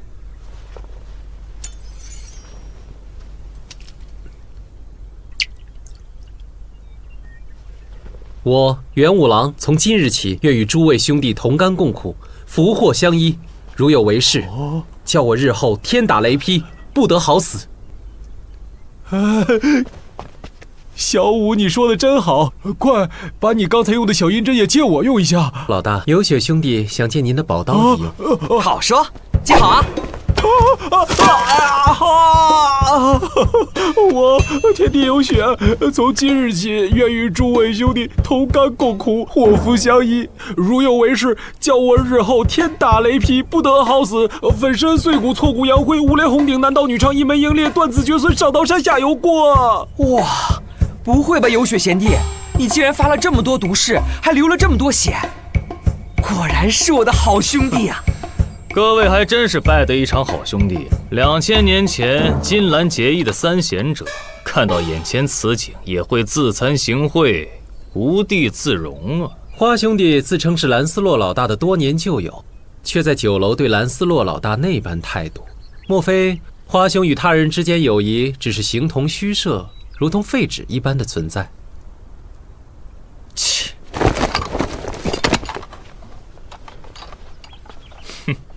花某受3位豪情感召，虽然不才，但也想效仿一二。我花次郎从今日起，愿意与诸位兄弟同甘共苦，祸福相依。如为此事，情愿日后万雷轰顶，万箭穿心，万曲钻脑，万蚁蚀身，万毒侵体。哇，花兄弟，你表明心迹也不必这么急切吧？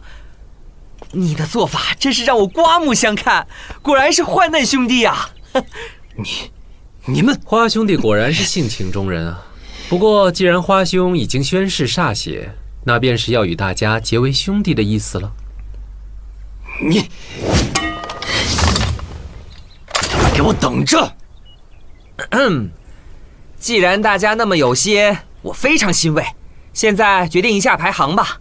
我今年刚刚20，大家呢？小弟今年18，非常年轻，还请诸位兄长多多指教。哼，你也算18，那我岂不是也该是18了？是啊，我和花二哥都很年轻。哎呀，真羡慕大家都这么年轻啊！我今年8，你想比老大还大吗？你知不知道雪特人的棺材尺寸是多大呀？8岁，小弟今年8岁，各位兄长请了。看来结果自然是兰斯洛老大是大哥了。承蒙3位贤弟抬爱，承蒙抬爱。那么花二哥就是2哥，叫顺口了吗？小五呢就是3哥，5和3听着就很有学问，请多指教。那么小弟自然就是老4了。好，既然如此，干杯！愿我们的情谊天长地久。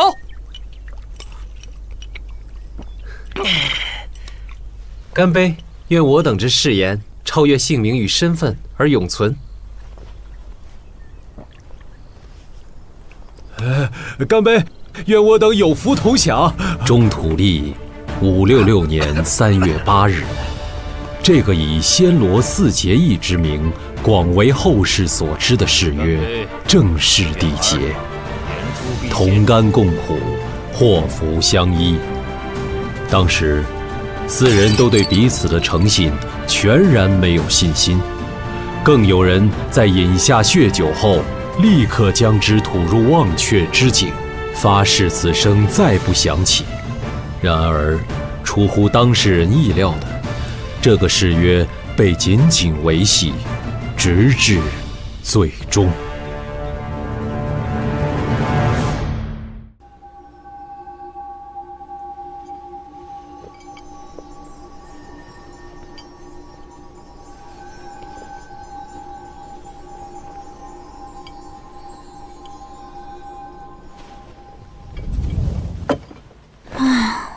好累啊！要读完这本书，看来还真的不能操之过急。女王陛下，二殿下已在殿前等候多时了，让他进来吧。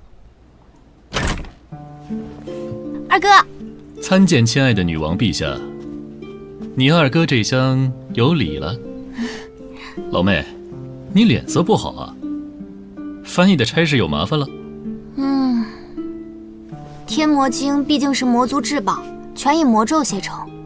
时至今日，这本下半卷我只译出2成，进展缓慢啊。除了历任大魔神王的正统继承者，普天之下也就只有你能破译这本书了。好了，先不说这些了。拜托二哥你做的事情进展如何了？差不多了。在你到暹罗的这段时间，国民上下都以为你进了七星塔做助导呢。不会有人知道女王陛下开小差偷溜的。另外呢，这次出巡的护卫人选已经决定了，请二哥把魏素永从西西科加岛上调回来吧。喂，老妹，这样不好吧？魏素永可是我稷下镇守西西科加岛的首席大神官呢，而且镇守边防重地。正是因为他很厉害，所以才选来做我的贴身护卫嘛。没有别人可用了吗？不许反驳，二哥，你别忘了，柳一刀的案子还没结呢。算了算了，随你便吧。不过，你到底准备到暹罗做什么呀？我听说武炼的石家和自由都市的东方家最近要联姻，同为七大宗门的白家也该去观摩观摩啊。些许小事，何劳女王陛下亲临呢？其实呢，也是想去看看《天魔经》上半卷的持有人有没有让人满意的进展啊。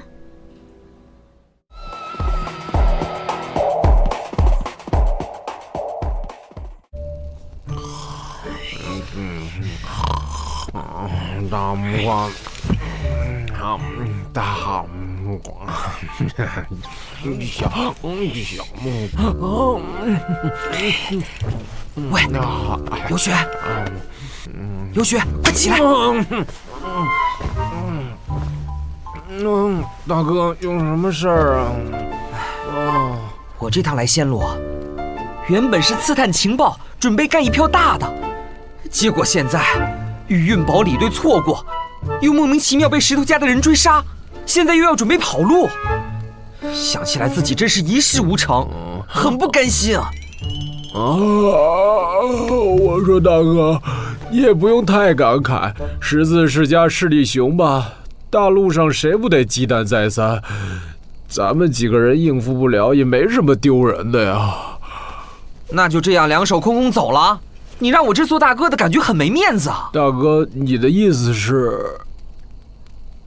不如趁着现在月黑风高夜，咱们再去石头家府上看看有什么机会，如何？大哥，你这样会被观众老爷吐槽三观不正的呀？什么乱七八糟的！本大爷这叫劫富济贫，石头家平日作恶多端，就是需要我这样的人惩恶扬善，替天行道嘛。可是现在外面风头这么紧，大街上到处都是通缉您跟花二哥的石家人。哎呀，正因为这样，石头家的后院才会疏于防范嘛。那我去叫醒二哥三哥，大家兄弟有福同享，有难同当，更何况他们二人武功高强嘛。你什么意思啊？你认为本大爷这个做大哥的，难道比不上他俩吗？绝对没有，绝对没有。大哥您武功盖世，神勇无敌，所向披靡啊！只不过叫上二哥三哥更为保险嘛。废话少说，就咱们两个，你去也得去，不去也得去。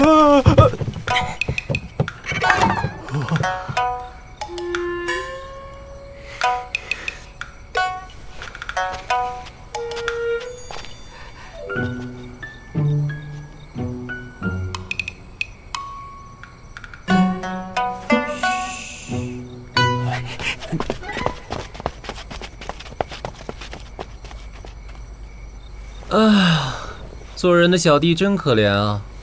老大睡屋里，我们只能睡在树上，真是天差地别的待遇。花二哥，兰斯洛老大他们出去逛街了，我现在也要出去走一走，你要不要一起来啊？不一起去也没关系，可千万别又偷偷跟来，口是心非，这样可不好哦。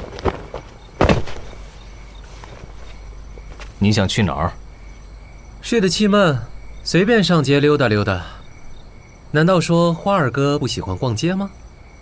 哼，你不是应该喊我暗中保护那只猴子吗？怎么，现在又不用担心他的死活了？今晚嘛，不必了。兰斯洛老大吉人自有天相。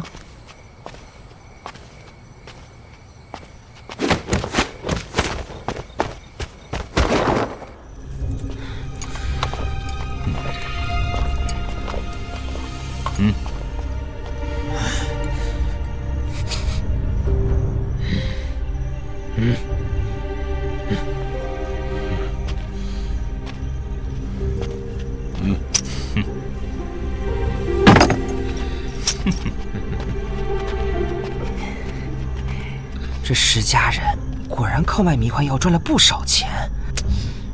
趁现在没什么人，本太爷终于要……喂，有血！你搞什么鬼？大哥，二哥说的没错，你确实该减减肥了。少啰嗦！你快想想有什么办法能把护卫引开。大哥，我们可以声东击西，您朝后院扔把火，让他们忙于救火，咱们好趁机溜进去。石头家的人卖迷幻药，害了不少百姓，正好一把火把他们连窝端了。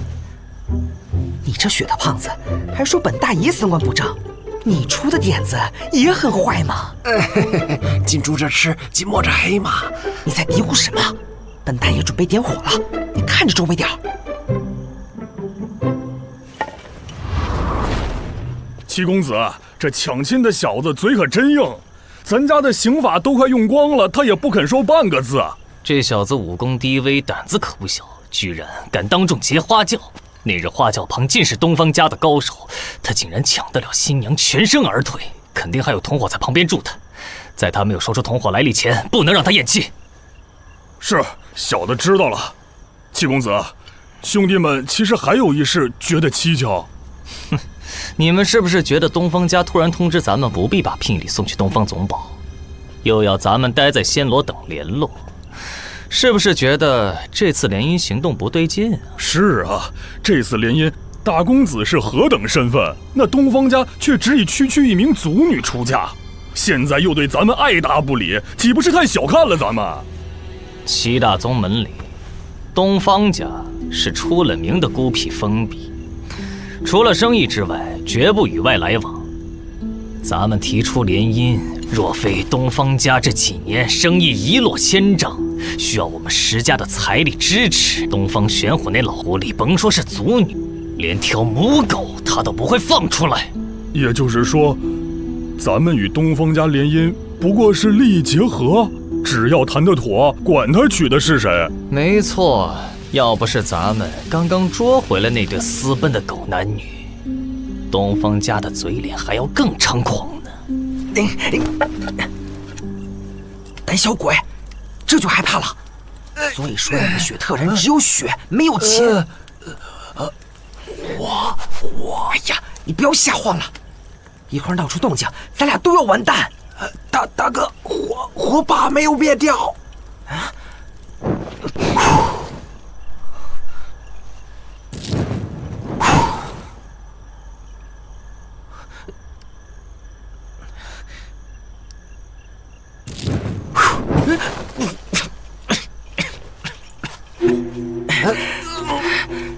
这是怎么回事？这位公子，来小店饮杯花茶再走啊！小生对花茶过敏，就此别过。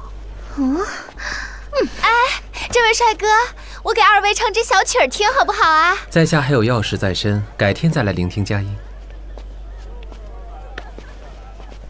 就你这脸蛋儿，出来跑江湖真是浪费啊！花二哥过奖了。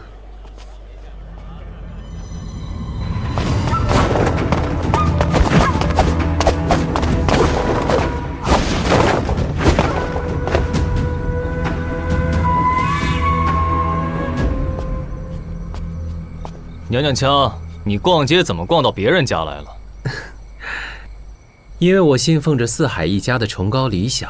就我来说，人与人之间的所有屏障都是不必要的拘束。哦，你每次入室做贼之前，都对自己说这种话吗？花二哥言重了，这可不是做贼，小弟只是想在没有受到东方家邀请的情况下进去参观一下。哼，我瞧你武功不错，干脆直接破门杀进去，一显身手。花二哥说笑了，我又不是李煜，这样冲进去只有变成肉酱的份，还是偷偷溜过去为妙。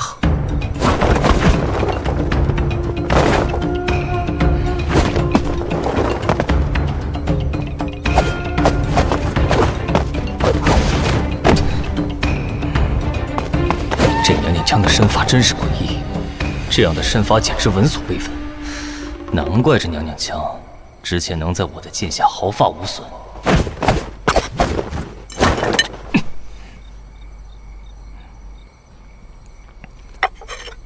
我说你们这群家伙打听情报就只会靠偷听的吗？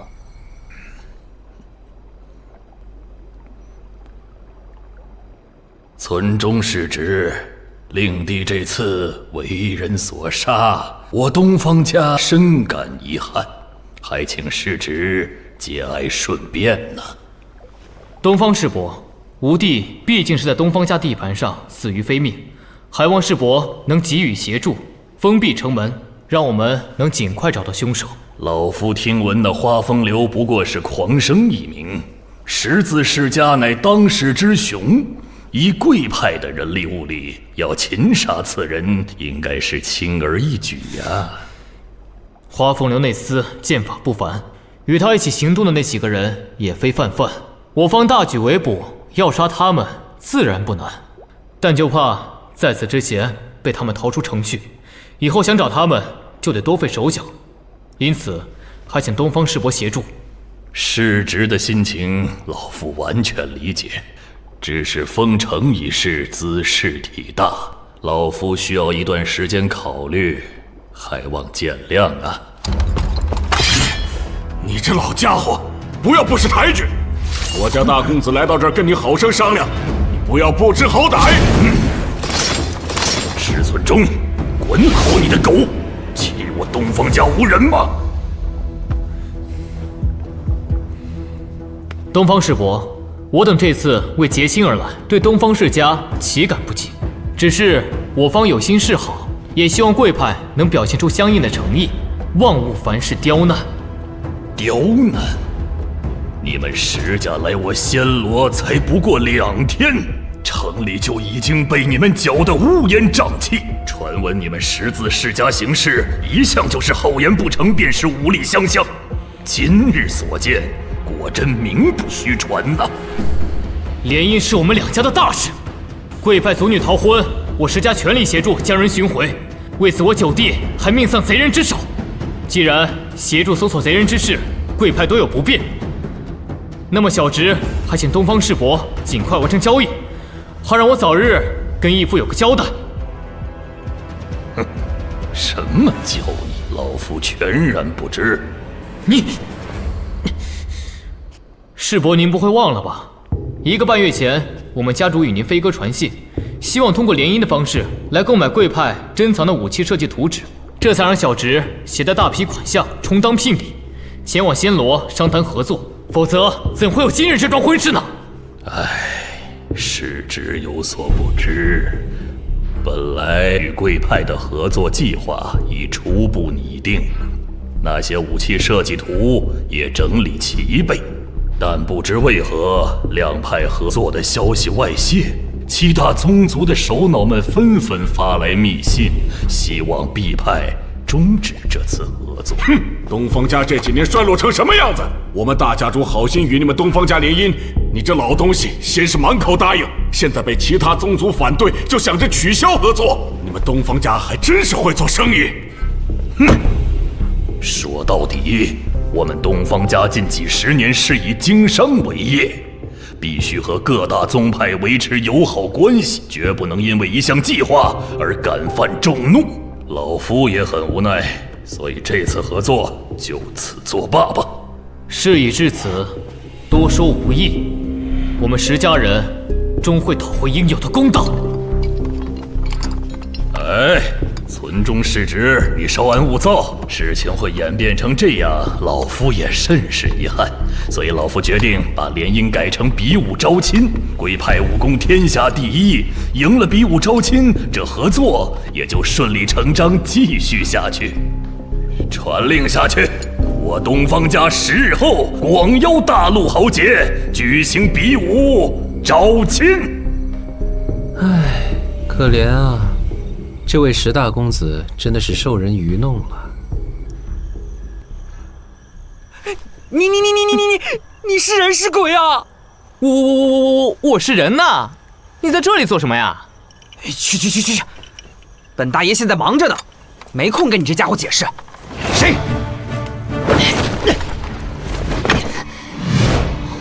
好小子，竟然还敢自己送上门来！花老二，揍他！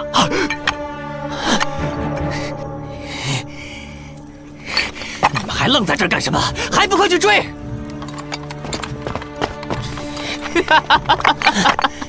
老五，你们去追贼人，在这里傻笑做什么？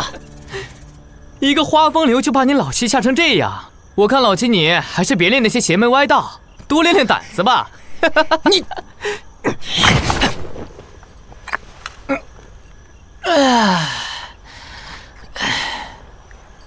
有意思。站住！别跑！卢雪，人是我和花老二杀的，他们主要追的目标是我，由我把人引开，你趁机去找老二和老三，知道吗？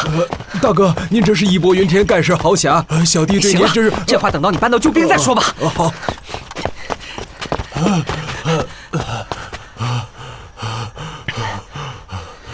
大哥，这个臭鸡蛋你先拿着，危急时刻可以用来保命啊！小弟先走一步了啊！站住！那边站住，别跑！神经病，听你就是乌龟大王吧？小子，你是逃不掉的。哎，反正呢，这几天已经习惯被人包围了，本大爷就把你们全给宰了，为民除害。臭小子，死到临头了还敢卖狂，乖乖成为我12的美餐吧！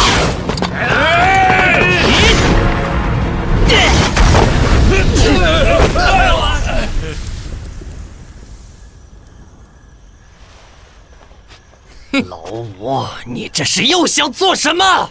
老七，你们一群人打一个人，叫外人看见会说我们石家闲话的。老五，你知不知道这小子就是那柳一刀，也是杀害老九的凶手之一？我管他是谁，本大爷来仙罗潜伏1个月了，已经好久没有舒展筋骨了。今天好不容易有个运动的机会，老七，我可不想让人打扰了雅兴。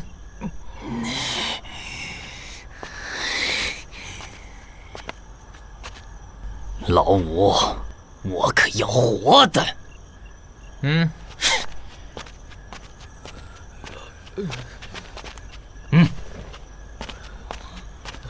走吧。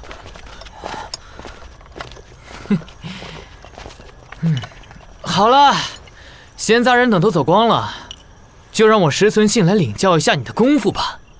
切，一会儿你可别后悔。怎么这前6集天天让人追着跑啊！死胖子，你给我站住！别跑！怎么玩蛇都在追我？难道大哥已经死翘翘了？怎么办？刚才最后一颗臭鸡蛋已经给大哥了。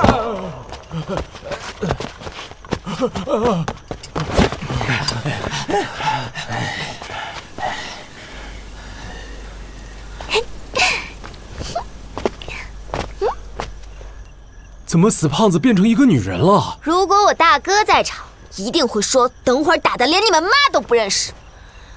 不过呢，我只是个小姑娘，所以如果不请各位在此歇息一番的话，那么很多人就要伤脑筋呢。小妞儿，别妨碍大爷们干事。慢着，好重的杀气！大家放心，今天有神职人员在场为大家吟唱葬魂曲，诸位还是挺幸运的呢。所以还请大家在此休息一下吧。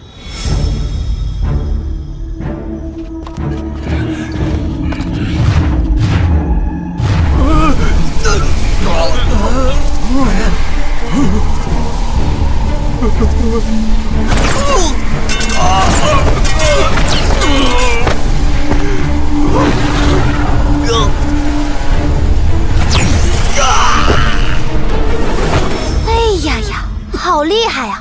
能操控压员功的力道，只晕不杀，不愧是我镇守西溪客家岛上的首席大神官呢。喂，别总是这么一副扑克脸嘛！我们现在可是在旅行，虽然说晚了一点，不过总算在一切开场之前赶到暹罗啦。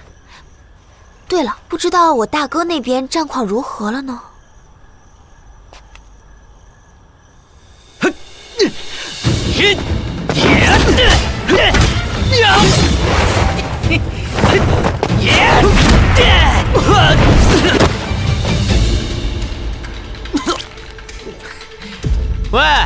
不会吧？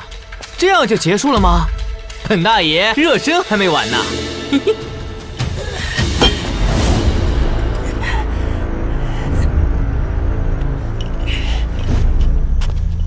开玩笑，本大爷可以陪你打上一整天，这才有意思。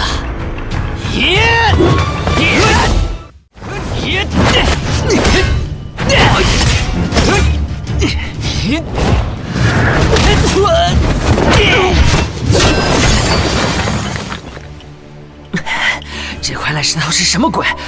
跟那个傻大个一样硬也就算了，为什么我的内力反弹还对他不管用？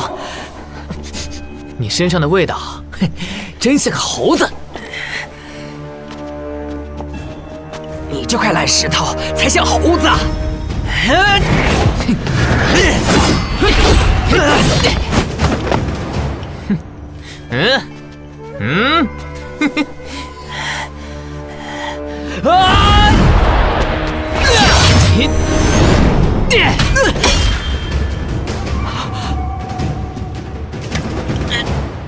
喂喂，溜什么道？你再不拿出真功夫来，会没命的哦！本大爷叫烦死我！既然你不想拿出真功夫跟本大爷打，那我只好请你去死了！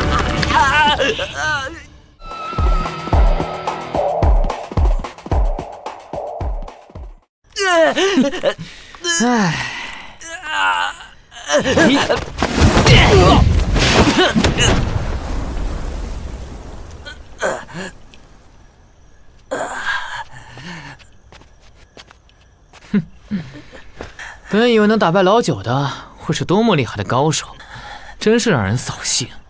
唉，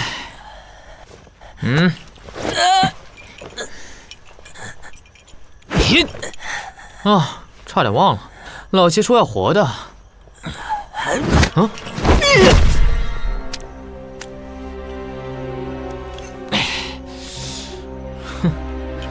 你这一招我很喜欢。你这块烂石头，废话可真多。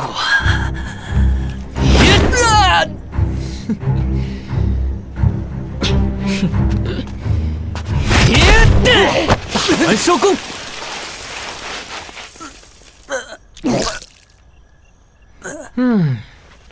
为了以防你这臭猴子还有逃跑的力气，还是把你双脚也折断吧。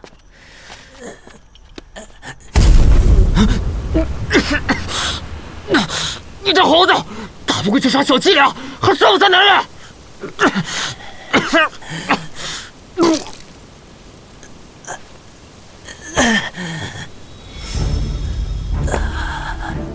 可恶，本大爷就要这样死了吗？好不甘心。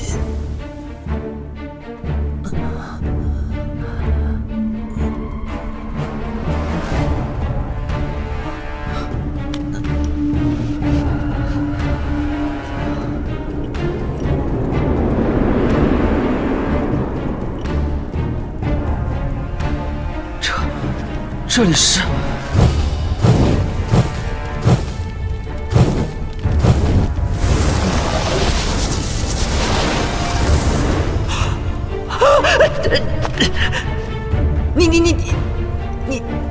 你是？你来了，与吾签订契约的少年。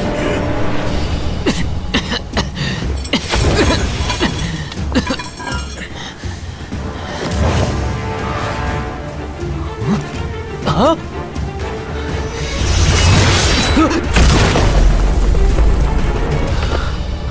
这就是杀死老九的招式吗？有意思。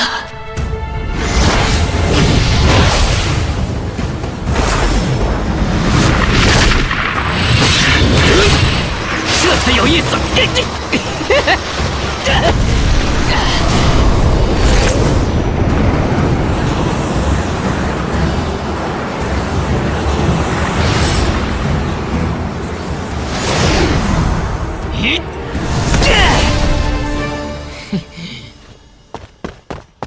喂，你这臭猴子还是不是男人？叫竟然跑了！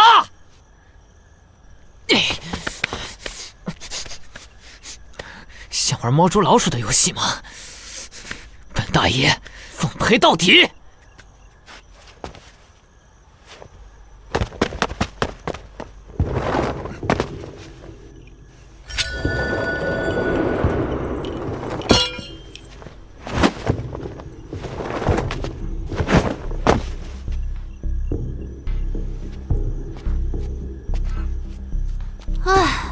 大哥可真是不让人省心啊！剩下的就交给风华姐姐了。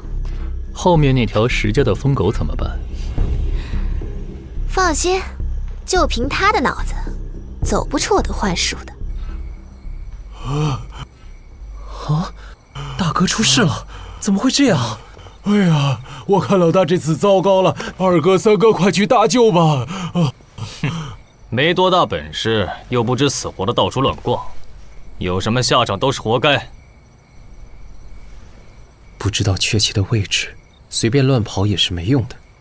而且，就算我们现在赶过去，战斗只怕早已经结束了。那就没什么多说的了。看看老大有没有留下什么遗产，大伙分一分，就此各奔东西吧。哎，等等，我可不是那个意思。说不定兰斯洛老大已经被生擒回石家，我们倒不妨去看看。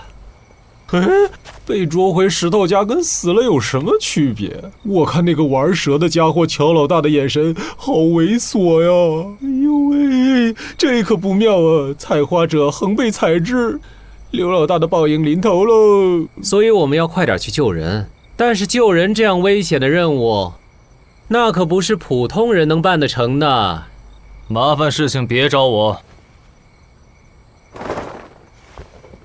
花二哥，你忘了我们的约定了吗？你想让我一个人杀进石家去救人吗？我可不做超过花风流能力范围的事。经历了这几天的变故，现在石家一定也很乱。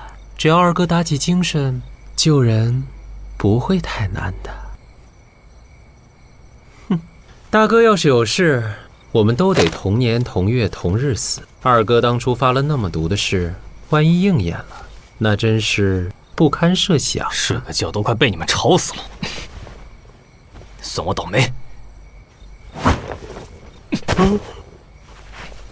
我替你们去尽尽人事，你们就准备在这同年同月同日死吧。三哥、二哥一个人去行不行啊？不必担心，花二哥要是不成，咱们再多100个人也是狼入虎口啊。更何况老大和我们这些贱命不一样，身边最不缺的就是贵人与美人，傻子才替他担心呢。不多废话，快点拿出你偷藏的鸡腿和酒，我快饿死了。这你都知道？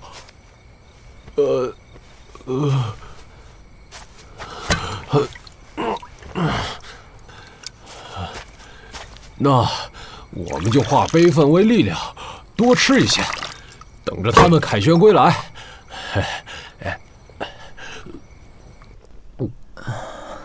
这位公子，您身上的伤好些了吗？如果痛得厉害，那就按住腋下2寸第4骨节处，会舒服一些的。哎，胸口果然不疼了。哎，奇怪，我的手臂不是被那石头家的疯子给折断了吗？怎么会？姑娘，我的手臂是你治好的吗？想不到你还会医术啊！我不靠近，不靠近！你别吓成那个样。我也应该不算是坏人。唉，上次在这梅园里受伤，想必也是这位姑娘出手相救。起初以为她是个女鬼，吓得我撒腿就跑。现在想想，我都还没有跟她说声谢谢。对不起，我明白你没有恶意，可是我听见外人的声音就不习惯，所以……留什么刀？你快出来！糟了，那疯子追过来了！再打上3百回合啊！躲起来算什么男子汉？姑娘，等会儿你在这里躲好，千万别出来。谢谢。外面的人是坏人吗？对，不仅是坏人，还是个脑子有病的疯子。你在这里藏好，千万别出来啊！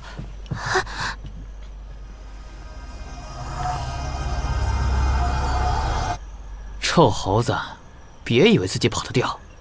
本大爷从小在山里跟狼长大，早就闻出你身上的臭味了。这是什么鬼东西啊！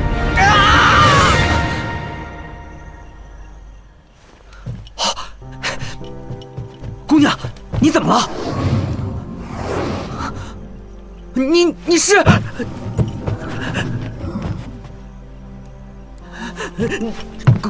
鬼啊！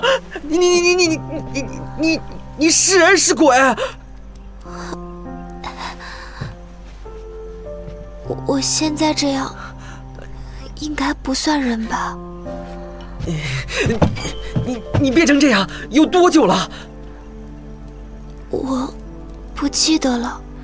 自从来到这片梅院以后，就一直是这个样子了。姑娘，你已经变成这样了，那就节哀顺变，去你该去的地方吧。除非有人帮忙，不然我没办法离开这里。不会吧？他是想要找个替死鬼才能离开这里？你虽然救过我2次，还治好了我的手臂，但是你也不能让我当替死鬼。对不起，我不是这个意思。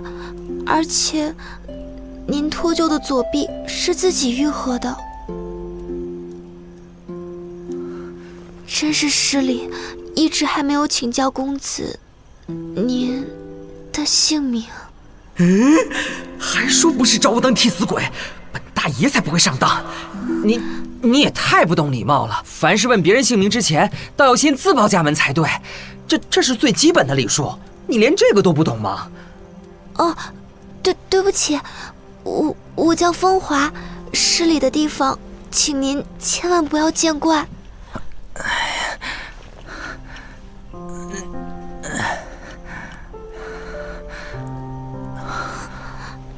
对不起，这里的药材不够，我只能做一些紧急救护，没办法帮您止疼。您的体格很好，只要善加调养，过个几天就没事了。不过，您可别再添新的伤口了。看他温柔体贴的样子，倒也不像是厉鬼啊。女鬼姑娘，你说话总是很小心翼翼的样子，难道你很怕我吗？对不起，您是第一个和我说话的陌生人，所以我不知道该怎么办。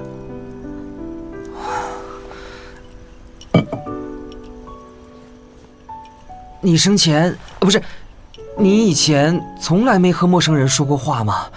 你老爹管你可真严啊。我没有爹，管教我的都是女性。你指的是你的娘和其他亲人？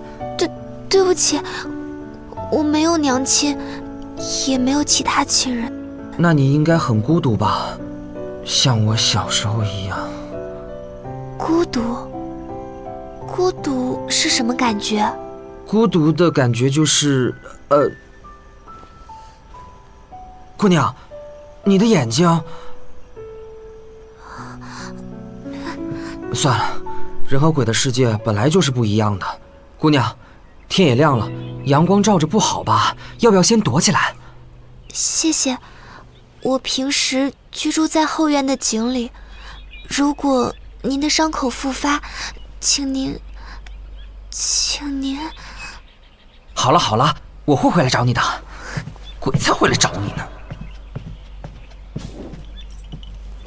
对不起，到现在我还没请教您的姓名。我叫柳，江湖上大名鼎鼎的西花大侠柳一刀。姑娘，我先撤了啊！哎呀，此时不走，更待何时啊？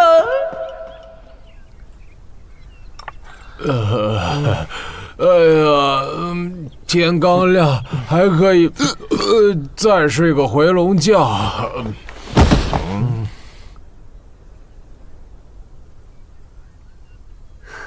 花二哥，来啊，你也过来喝几杯啊！花二哥，你真了不起！那石头家的人多势众，你竟然能从他们手底下把大哥抢回来，做兄弟的太佩服你了。你们两个在这逍遥快活，让我一个人出去卖命。人救回来了，你们看看有没有缺手缺脚吧。哦。本大爷回来啦！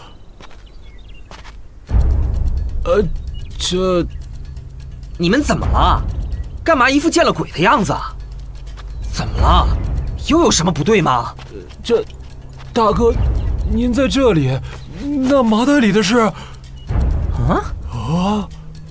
花二哥，您在外头冒险犯难的，我们是知道的。不过，可不可以请你告诉我们？这位小兄弟是谁啊？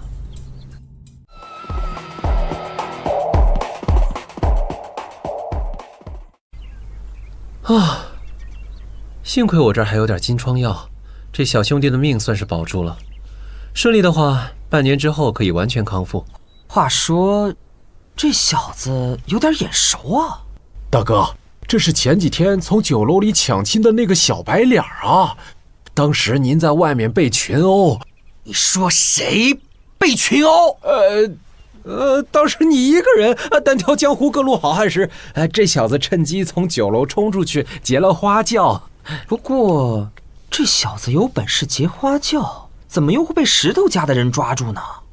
哼，就他那本事还去抢亲，还不是被石家抓回去打得半死不活，也是废物一个。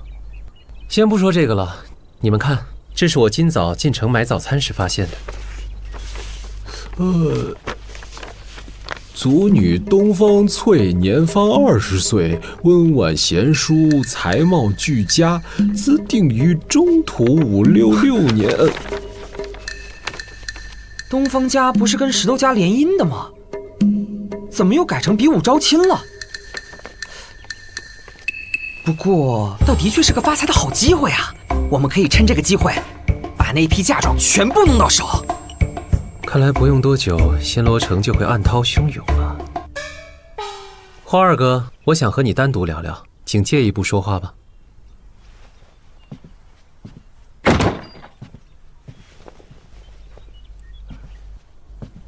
大哥，你看，两个大男人总喜欢说亲密的悄悄话，这似乎……小翠，大哥，这小子醒了。小翠，你在哪儿？这小子说什么呢？他好像在说什么小费。哎呦，这小子定是平日里烟花柳巷去多了，都被打成这样了，还不忘记要给小费，果然是个风流种啊！哎呀，去！人家说的是小翠。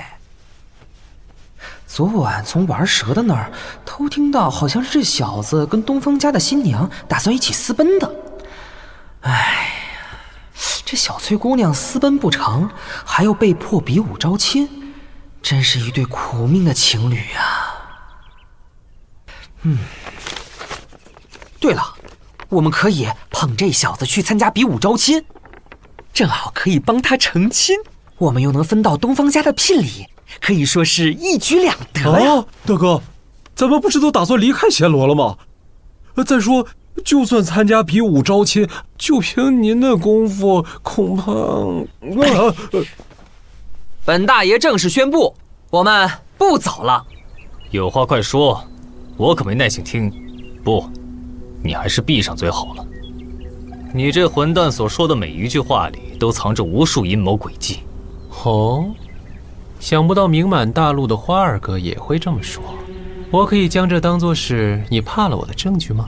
哼，其实我是想与你开诚布公的。有话直说吧，你这娘娘腔，这次又想怎么利用我？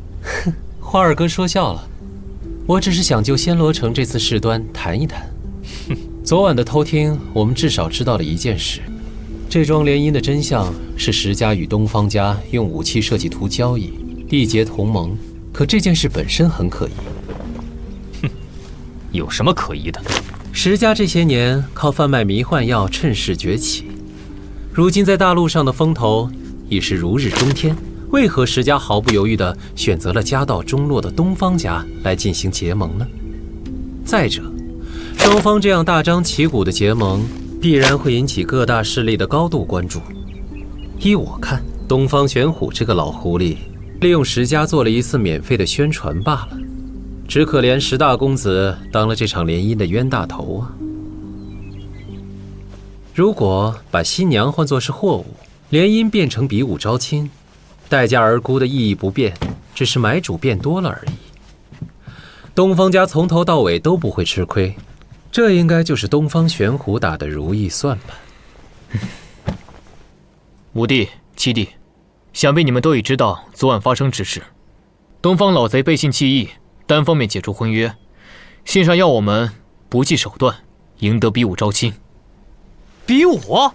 太好了，老大，我正愁着没地方活动筋骨呢。老五，大哥说话是不要插嘴，提醒过你多少次了？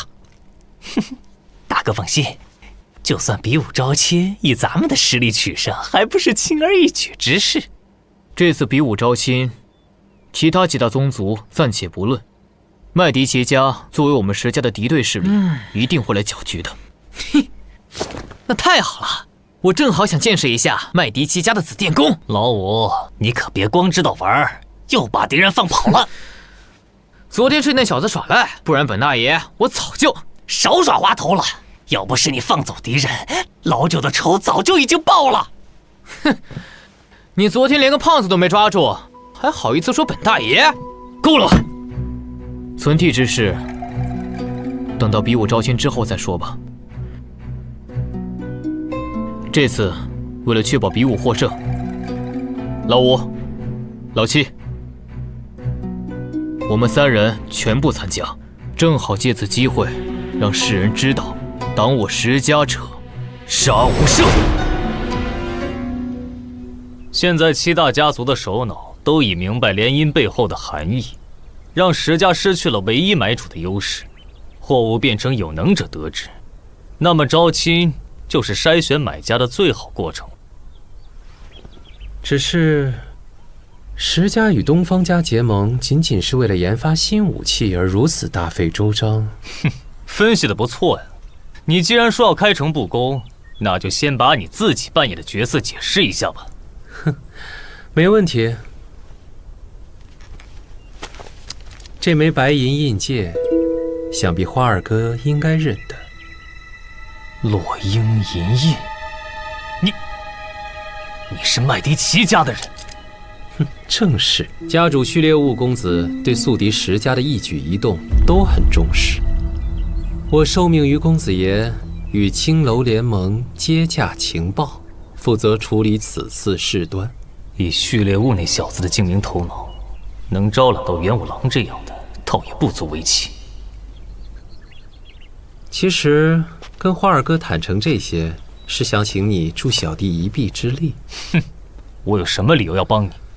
你与公子爷本是旧识，凭着你们双方的情谊，相信你对麦迪奇家没有恶感。哼，相反，石家近年来的作为，以你的个性，相信反感已久。何不趁此之便，助我方一臂之力，让石家栽个大跟头？序列物应该告诉过你，我是怎么样的一个人。你想搅黄两家的结盟是你的自由，休想把我拉进来。哼，又要走了吗？难道说遇事逃避已经变成你的习惯了吗？捉弄的话，劝你以后不要再说，否则后果你承担不起。没有说错。你把所有人都称作废物，可是只懂得从这个醉乡逃到那个醉乡的你，和你口中的废物又有什么不同呢？才不过是打输1、2次而已。周姑娘，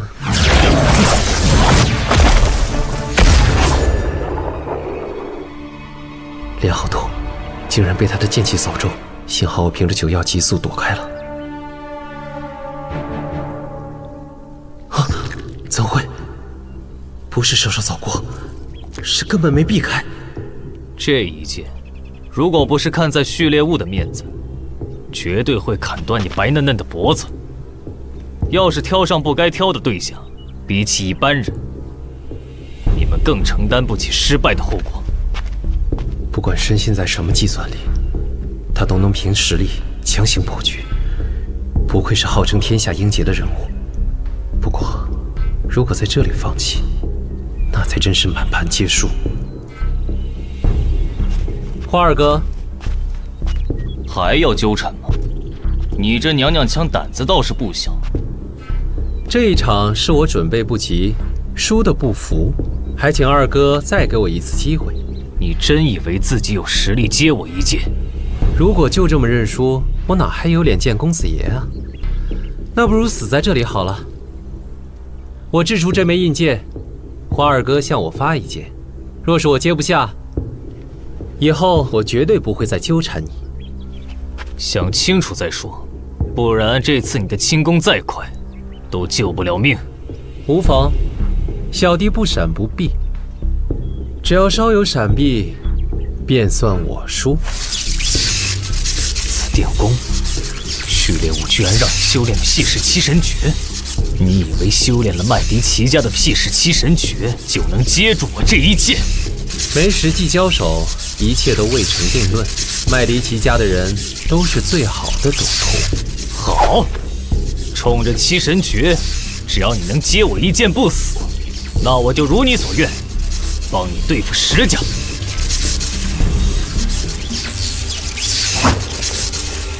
这小子想干什么？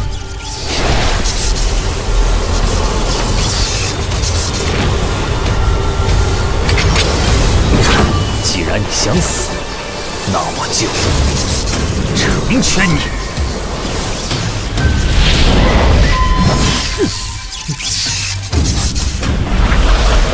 不好！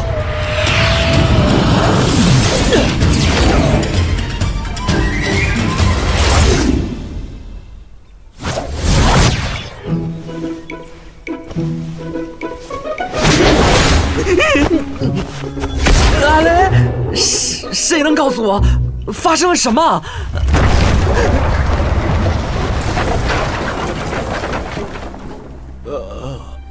花二哥，您出了一剑，我不死不伤，没离开过原地一步，蒙您赏脸，这次让我扳回了一局。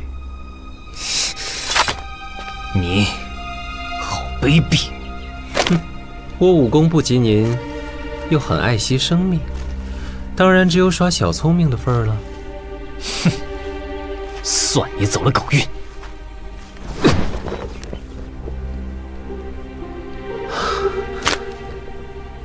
总算过了这关。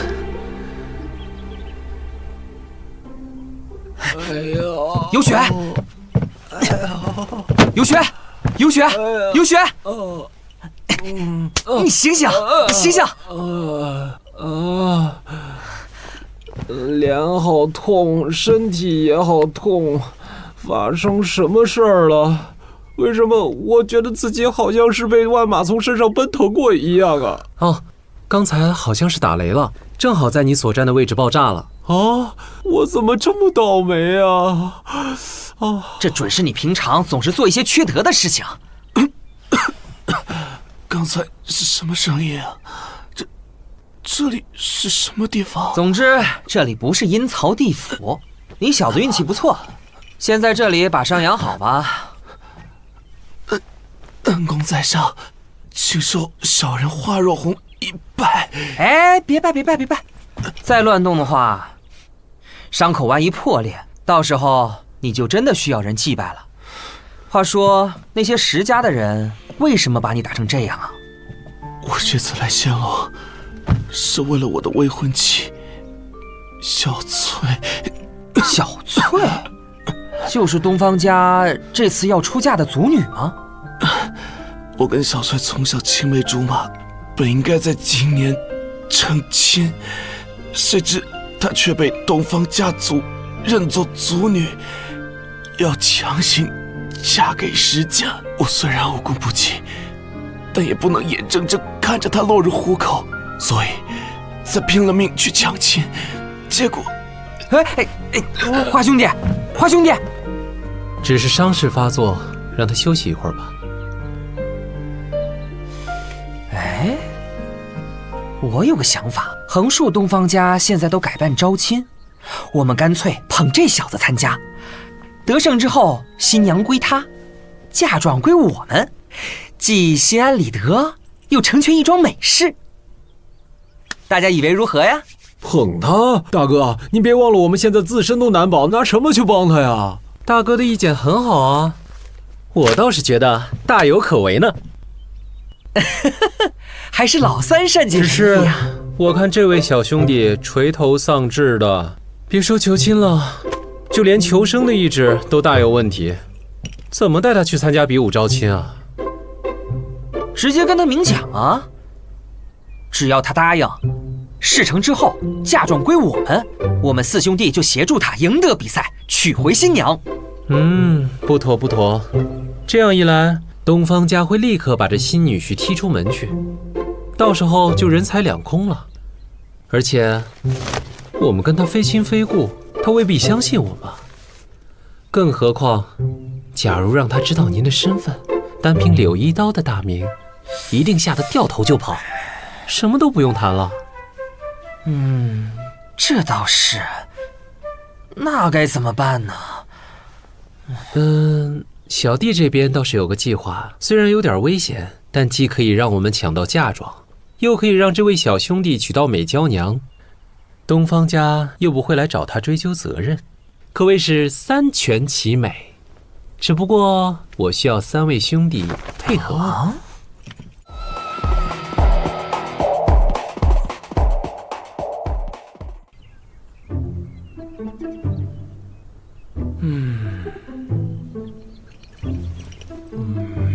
这个计划听起来还是蛮可行的。我反对，怎么出风头的都是你们，我就要当跟班，这不符合兄弟平起平坐的原则吗？我也反对。为什么我要鬼鬼祟祟的去冒充那家伙？其实我也很担心这一点啊。虽然他与您同样师出白鹿洞，但论能力、论江湖地位、艺术修养，他的确非您所能及。既然二哥反对，我想还是取消算了。等等，你说江湖地位、武功修为，这我不计较。可是论艺术修养，我不服气。他除了几首字写的比我漂亮，比诗词、比文章、比剑术，我绝不肯认输。既然花二哥这样说，那么他的角色可就全权交给您了。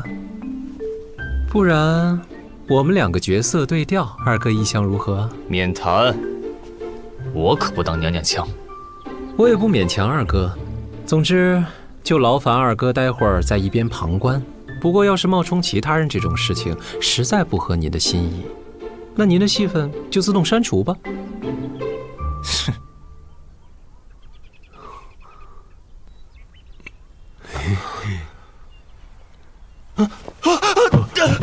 小兄弟，你醒了！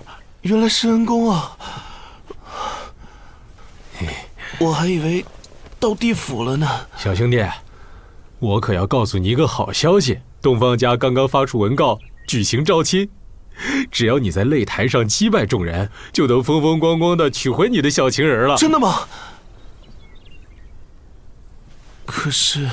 别垂头丧气了，我们首领听说了你的遭遇，深受感动，决定无条件帮助你，与你的小情人重聚。我感谢各位恩人的好意，但此事太过困难，实在不敢劳烦诸位。你小子果然心地善良，不想连累旁人。不过呢，你若知道我们是什么来头，就不会这么说了。听说过什么是圣殿中的白夜吗？难道是传说中的在自由都市行下无数义举的英雄白夜四骑士？我听说白夜四骑士所在之处，黑夜的苦难就永远不会降临。小人有眼无珠，不知几位恩人是……哼，说出来不怕吓坏你啊？哎呀，马上到我上场了，冒充大侠还挺紧张的。朗朗乾坤，万里无云。天空突然一声炸雷，他就闪亮登场。嘿，他骑着白色3尾妖狐坐骑，一手提枪，一手按宝刀，从绿荫大道疾驰而过，卷起一片尘土。哦，引来路边美女含情张望。他就是白夜4骑士的亲骑士苏洛。小兄弟，本大爷就是轻骑士苏洛，无论有什么问题都可以迎刃而解。我呢，则是苏洛大人的仆从。这次我们前来暹罗，发现石家行动可疑，特此潜入查探，并且发现你的遭遇。如果我们袖手旁观，那怎么配称为白夜4骑士呢？如果只有东方家，那也还好。但如今7大宗族全都参与进来，自由都市又怎么可能为了我这种小人物而得罪7大宗族呢？嘿，我说你这人，普天之下哪有你这等软弱男人，连争取自己所爱之人的勇气都没有？哎呀，接下来登场的是银骑士王。莫说你的未婚妻被人抢走，就是跟着你，这辈子也算是完了。不瞒各位，我从小的时候开始就是个很倒霉的人，不管做什么，怎么努力，最后都会搞砸。文不成，武不就，都已经这么大了，自己的人生还是一败涂地。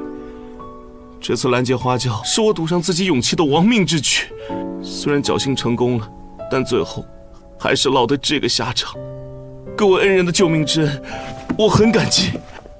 但是我想，上天已经告诉我，一切命该如此。哼，推脱之词。如果你真有那个心，就算到最后关头，也不可能说出这样的话。我对小翠绝对是真心的，所以我们才一起约定在婚礼那天自尽。就算人在两地，还能共赴黄泉。至于去赢得比武，根本没有可能的事，为什么还要自取其辱呢？谁说没可能？你连死都不怕，难道就不能像个男子汉一样再去争取一次？我武功低微，又人单势孤，7大宗族中任何一个小人物，我都打不过，又有什么资格去争取呢？为什么没资格？你爱你的未婚妻，她也爱你，这就比什么资格都正当。人生之事，只要有心，纵到绝处也能逢生。只要你敢去争取，谁说没有希望？不会吧？平时冷漠倨傲的花老二，今天怎么突然变了一个人？这么有力的谗言，也未免太有做戏的天分了吧？请问恩人究竟是谁？凭我王右军3个字，足够吗？这个出场方式太帅了吧！我怎么没想到呢？没错，这位便是武练王字世家的一流高手，越贤者陆游的7徒之一，拥有一手融书法入剑的神技，白夜4骑士的银骑士王右军。王大侠，可是我记得刚才发生爆炸前，这位苏洛大侠喊您是花。哎，难得王大侠肯对你表明身份，石家戒备森严，要不是王大侠亲自出马，又有谁能将你无声无息地救出来呢？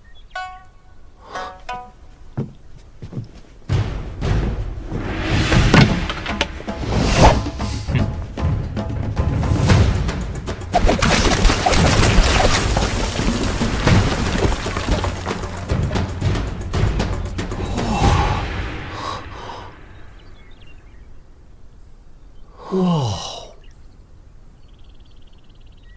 刚刚使的剑法，你看得出来吗？好厉害的挥毫神剑！您果真是王大侠？哇，花老二太厉害了，随便用木棍挥几下，就把屋子拆得干干净净的。没事就拆房子，今晚大家要睡哪儿啊？哼，这算什么？不过是你少见多怪罢了。只要我愿意，我还可以分别挥出4种不同字体，那才叫高明。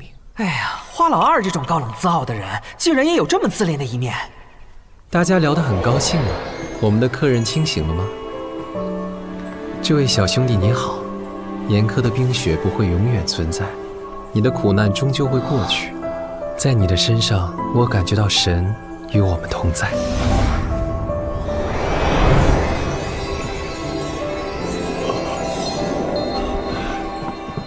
老大，这怎么会这么像啊？这三哥，该不会真的是神吧？谁知道呢？想不到这娘娘腔竟然还会使用稷下的回复咒文，这种人又怎么会没被白家挽留，流落到麦迪奇家去？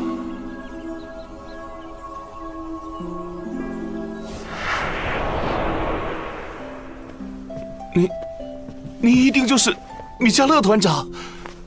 对了，这位就是天之荣耀，神之伟业，白昼传达语言，夜晚传递知识，将温暖之光洒遍大地的米迦勒团长。你运气不错，普天之下没几个人见过米迦勒团长的真面目的。我们这次到暹罗来，主要是调查石家与东方家有何图谋，会碰巧遇到你，相信是神的旨意。你且宽心以待，神明不会让善人永处于恶难当中。只要你能坚持下去，我们会帮助你与未婚妻团圆的。没想到小人竟然能得到骑士大人们的帮助，小人纵使身死，也要坚持下去，一定赢得比武招亲，救回小翠。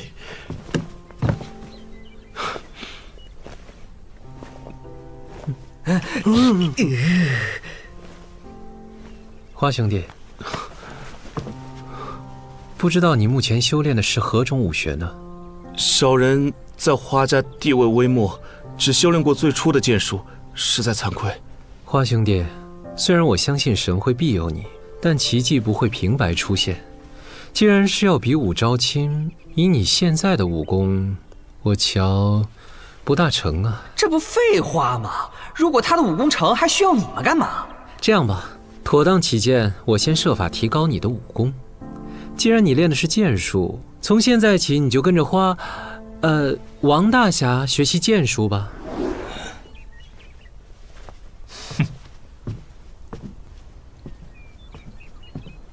这样真的可以吗？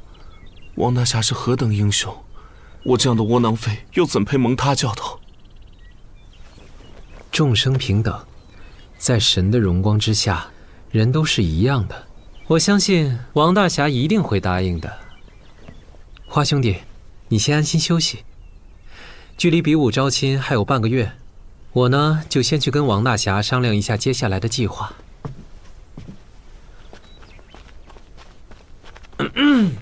既然大家都计划好了，那我还有点事儿，先出去一趟。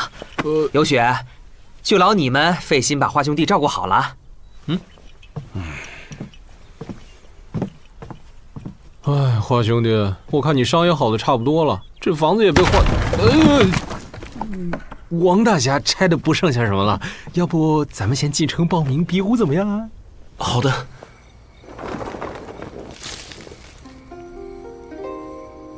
序列物到底是派你来做什么的？处理废物。先是莫名其妙和那2个废物厮混，现在又帮另一个废物来骗我真传。倘若您非要为支持若红小弟的行动找个理由的话，您那时说的话不就是最好的答案了吗？我从来没有收徒的打算，而且我说过不做超过花风流应有能力的事。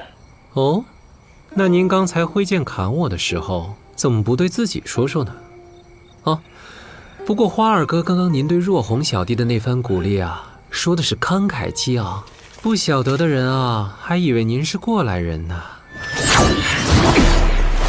有神子，你命长了吧？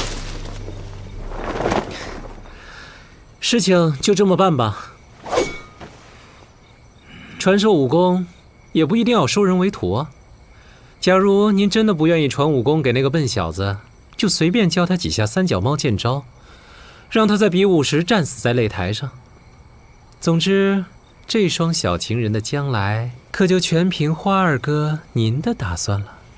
师父曾说，只要在月圆夜，满怀诚意地为心上人簪上梅花，两个人的感情就能够长长久久，永不分离。那后天晚上月圆，你再帮我簪一次花，好不好？不行啊，从明天起，我必须回白鹿洞闭关。那，你什么时候回来？佳敏，下次梅花盛开时，就是我回来娶你之日。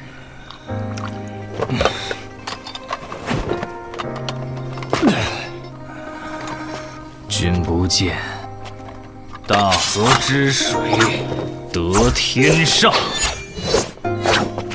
千里奔流不复回。君不见，筋骨豪杰悲白发，须臾青丝飞成雪。身前狂放能几回？斗酒相知付流觞。天生无徒有俊才，千金消尽还复来。玉杯西前漏声转，金莲舞罢花飘扬。稷下客，舞练图，将进酒，杯莫停。剑舞歌一曲，请君为我倾耳听。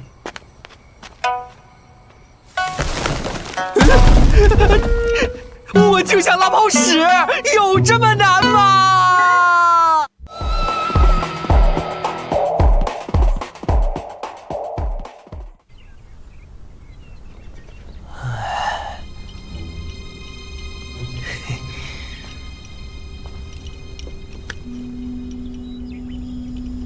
女鬼姑娘，你在里面吗？他不会真从井底爬出来吧？公子，你又来了。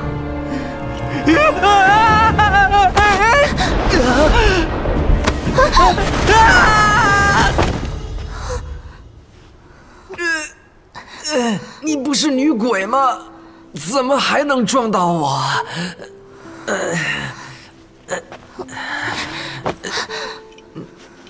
女鬼姑娘，我不是有意吓你的啊。对不起，我不应该突然出现吓柳公子的。哪里，没有什么事情可以吓到本大爷。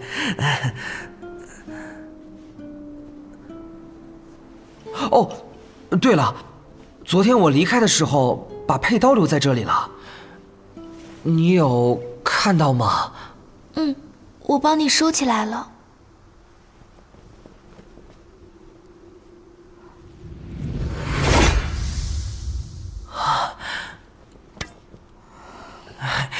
真是多谢你了，我还以为把它弄丢了。这柄刀似乎不像人间界的产物。呵呵，你也不像啊。柳大哥是从哪里得来的呢？我只记得是从一个山洞里拿到的。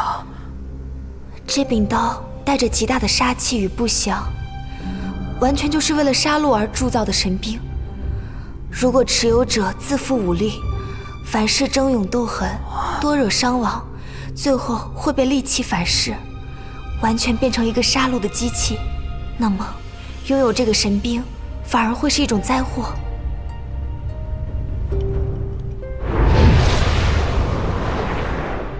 不过，刘大哥，你的体内有一股非常强大的内力，这股内力抑制了刀的戾气，使它不致祸及其主。刘大哥能持有它，也是一件很难得的机缘。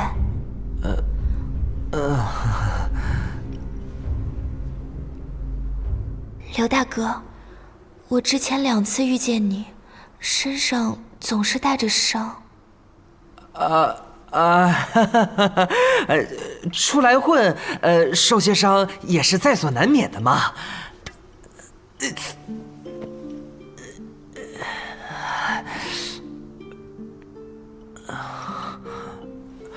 女鬼姑娘，我还有个问题。每次我催运内力的时候，就觉得身体要炸开。这种情况还能医治吗？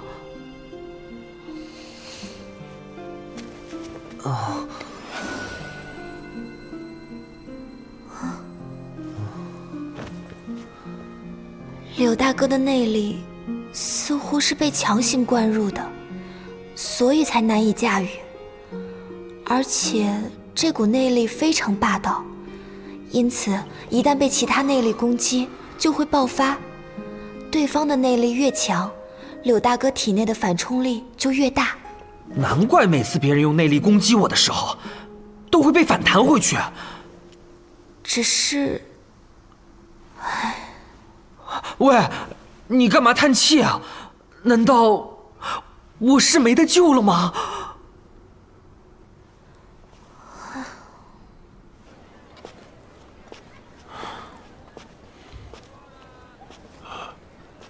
哎，若恒老弟，怎么这么没精神啊？有雪先生，刚才去东方家报名，看见应征的人个个武艺高超，更有10家大太保石存忠这样的重头人物。论武功，不管我多努力，这辈子都不可能超越他们。哎，老弟，你这么说可就不对了。你也见到过王大侠的本事了。哦，对了，这次我们来暹罗可是秘密行动，所以呢，以后不能直呼王大侠，要喊花二哥。有花二哥传你功夫，普天之下谁还有这样的奇遇啊？老弟，不要把一切想得太悲观了。可是，像花二哥那样的高手，怎么可能平白传我神剑？就算传我神剑，像我这种平庸之人，怎么可能学得会？不好，若恒老弟，你知不知道自己已经大祸临头了？怎么了？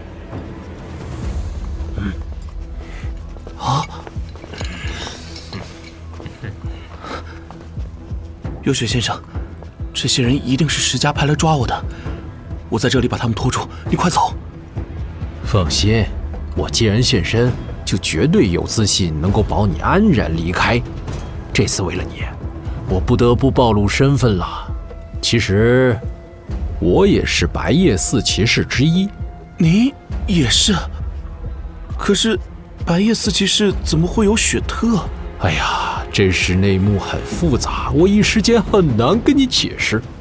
这些人快要杀过来了，凭我的实力，要消灭他们轻而易举。只是大庭广众之下，我不能当着这么多人的面暴露我惊世骇俗的武功，这样会破坏我们变装前来的目的。原来是这样。一会儿不管我做什么，你只顾冲过桥，直接向东走。不管谁喊你，都不要回头，明白了吗？可是，让有雪先生您一个人断后。放心，我好歹也是白夜4骑士之一，对付几个石头家的小喽啰不成问题的。石头家的混球们，你们有胆的就过来，本大爷一个个把你们全部都了结掉。这些菜，快走！有雪先生，您多保重。天杀的！雪特胖子，你找死！抢亲的小子跑了，快追！狗头！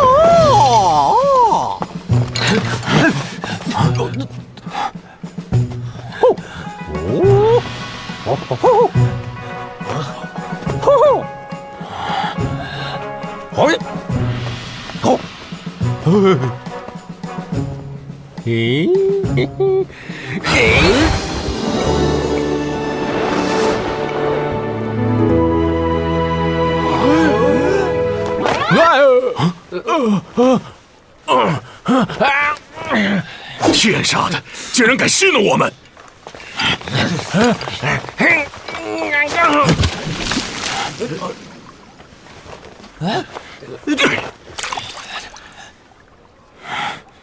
你赶快回去通知3位公子。是。剩下的继续和我追。抢亲的小子莫名其妙被救走了，一定和花风流那党人有关，不能放跑他。是。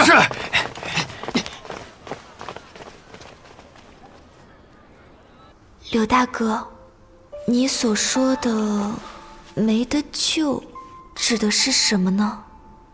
当然是想办法运用这身内力了。空有一身内力，却没得用，这不相当于一堆美食摆在眼前，却不能吃？可是，若将这霸道的内力转化成柳大哥自己的内力，那这柄刀的力气就会慢慢吞噬你的灵魂，将来造成的杀孽一定也会很重。如果那样的话，那我还是宁愿柳大哥保持现在的样子。就算那样，也好过现在，起码可以让我改练其他的功夫，别一练就吐血，不然我这辈子岂不是都只有3脚猫的功夫？那柳大哥练武功是为了什么呢？小时候我在山里碰见打不过的野兽，跑也就跑了。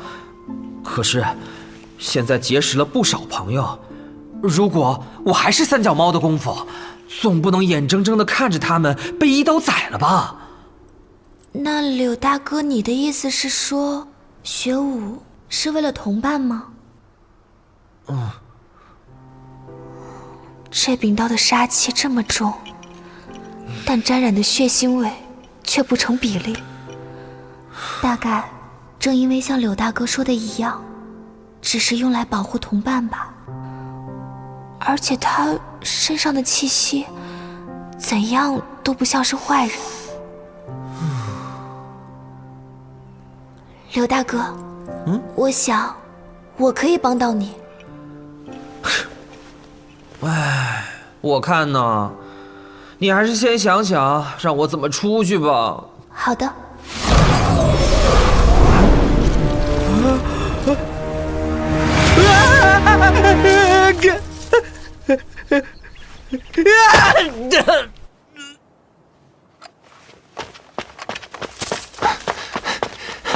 优雪先生，你一定要平安无事啊！小子，伤好的倒挺快呀！这次抓到你，一定要把你打成残废！糟糕，看来跑是跑不掉了。我跟你们拼了！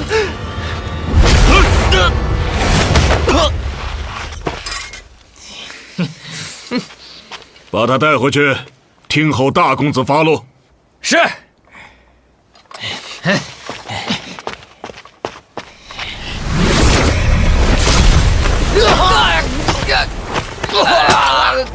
哪个混蛋胆敢打扰石家人行事？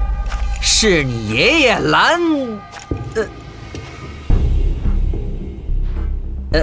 是你爷爷苏，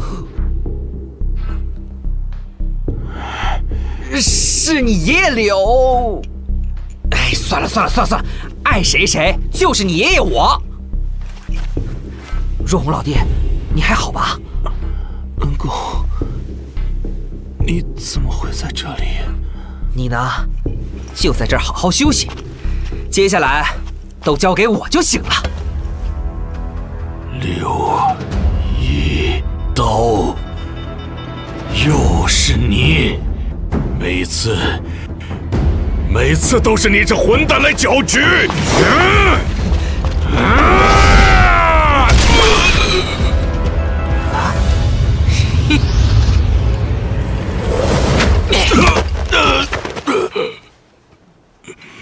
吴公子，为什么？抱歉，这只臭猴子是我的猎物。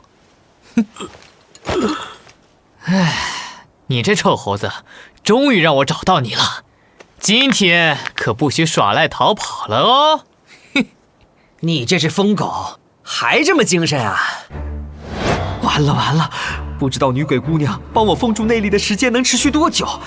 对付小喽啰应该没问题，但对付这条疯狗……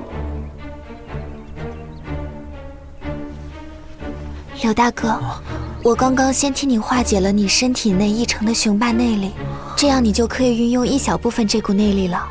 真的吗？女鬼姑娘，你真是太厉害了！只是，倘若柳大哥使用内力过度，这股雄霸的内力就会对全身经脉造成强烈伤害，到时就无法抑制这柄刀的力气，说不定还会彻底吞没柳大哥的人格。哎，知道了，知道了。这次你可要使出全部实力，不然……喂，你这猴子好没有教养啊！我这边话还没有说完，你怎么就动手了？不过，这次的威力可没有上次厉害啊！打架就打架，哪来那么多废话？使我一拳！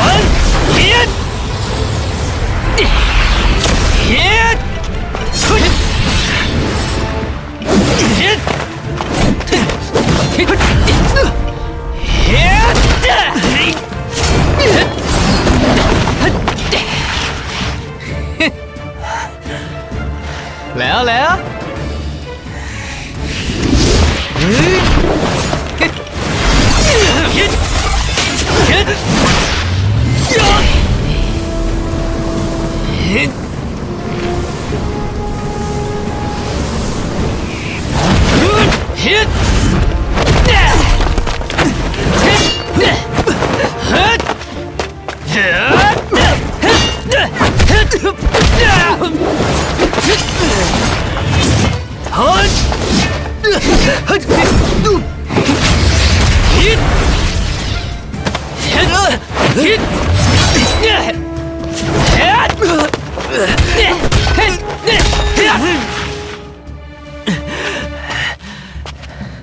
可恶，这疯狗到底有多强？跑也跑不了，打也打不过，该怎么办啊？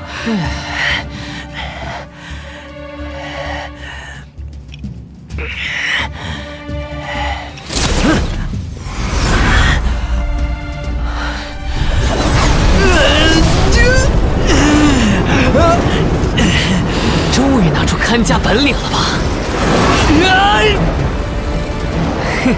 那我要动真。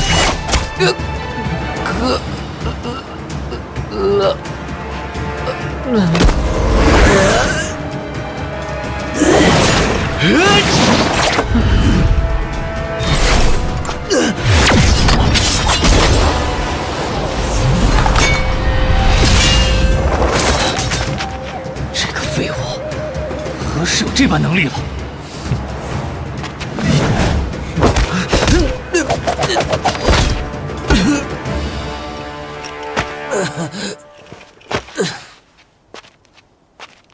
真难得，想不到居然是这只大山猴逼得你露出真功夫。撇开你风穴的手法不谈，要一次抑制住那小子的紊乱内息，至少要比他更强3到5倍的内功修为才能办到。切，我的好三弟，你还真是不简单的。唉，额外的消耗可真是吃不消啊！二哥、三哥，若红老弟也受了重伤，唉，此地不宜久留，我看咱们还是先溜吧。想走，没那么容易。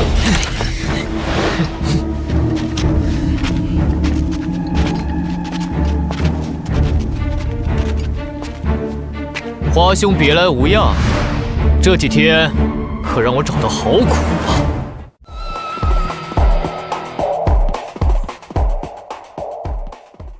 现在找着了又能如何？几日不见，你的跟班又少了。石家这趟阵亡率这么高吗？哼，我石家人早就将生死置之度外了。花兄，你今日也有和我们同样的觉悟吗？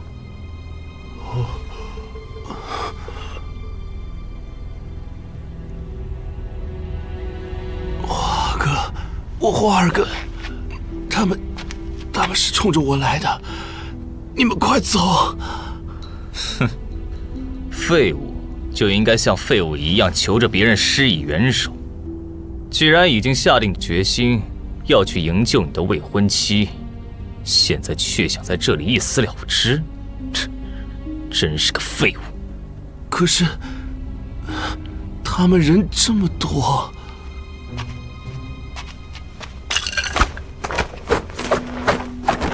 哼，真想要摆平敌人，一根树枝足矣。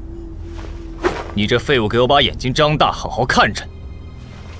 石老大，今天带这么多人，是来郊游的吗？王大侠果真是艺高人胆大呀，面对重重杀气，一点惧色也没有，这才是英雄人物啊！花风流，你休得猖狂！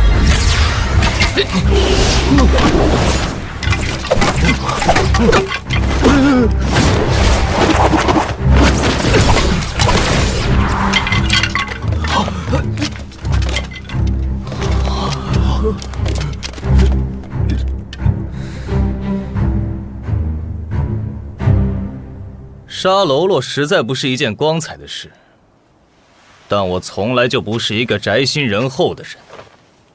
我数到10之后发招，你们跑得了，就快跑吧。10、9、8、7，大家不要慌。花风流再强，他也是一个人。3，继续放箭。2、1。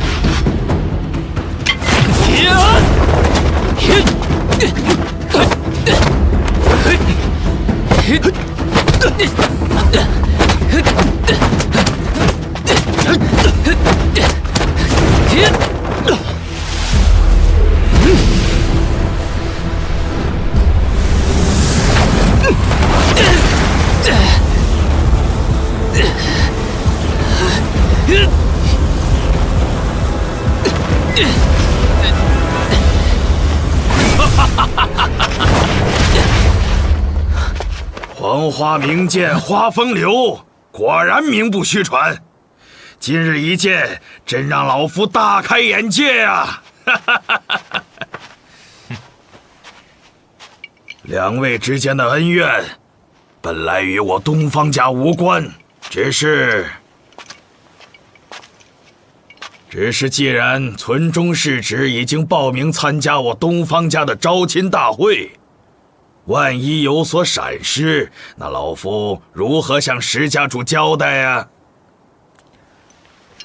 东方世伯多虑了，我石家行事一向不希望外人来指手画脚，还请东方世伯不要插手我与这花风流之间的恩怨，我弟之仇怎可不报？哈哈，村中世侄误会了，老夫此次前来就是助你一臂之力的。花少侠得罪了。终于说完了吗？废物加在一起也是废物。东方家主且慢。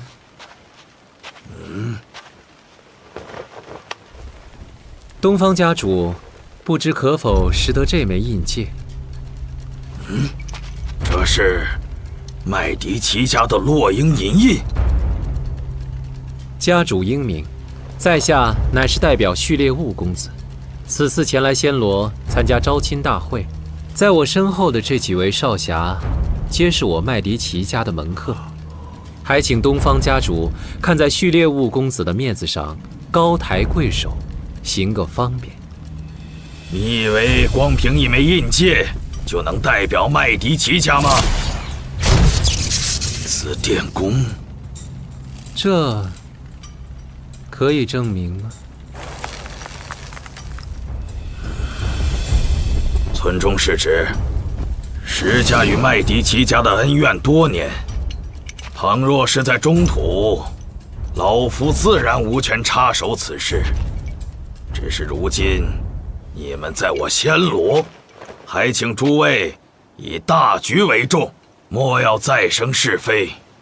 石公子，不如你我两家的恩怨就放在比武招亲上做个了断如何？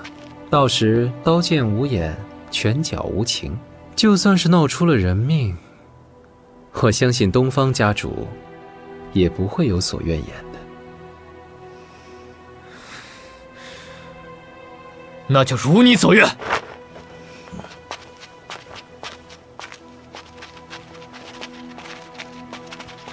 麦迪奇家，你们来参加招亲大会，老夫欢迎。如果再让老夫知道你们在暹罗惹出事端，序列兀也救不了你们。看来一切都在你这娘娘腔的计划之内啊。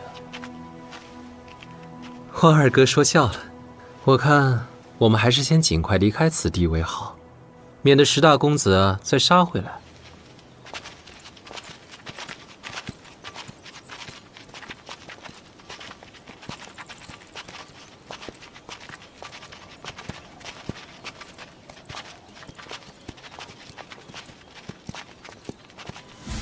别跑！站住！别跑！抓住他！抓住他！别让他跑了！站住！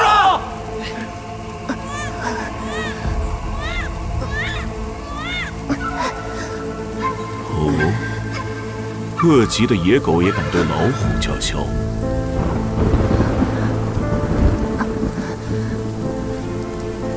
跟我走吧，本座可以帮你得到这世上你想要的一切。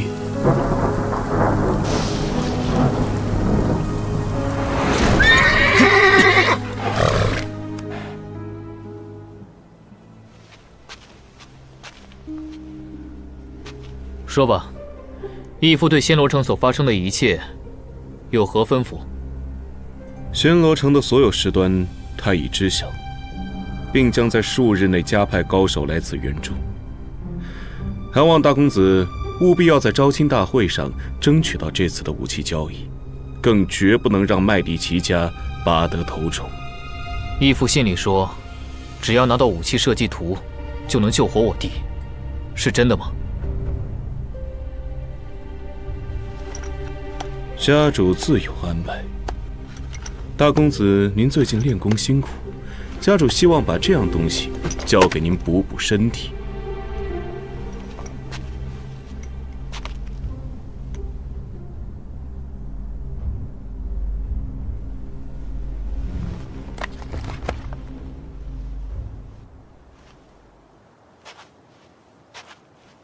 家主给5公子和7公子也带来了礼物，已命我放在会馆之中。另外，家主吩咐，若想再见到9公子，还请务必赢得招亲大会。杀了他，杀了他，否则，你和你那傻弟弟就要再回到贫民窟。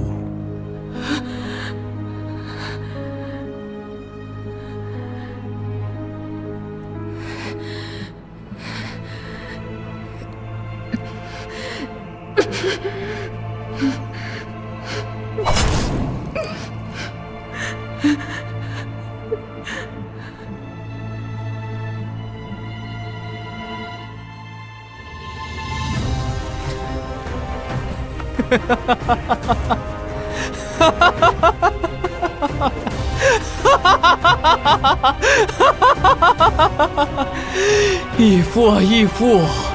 比起东方玄虎，你才是一头真正的狐狸！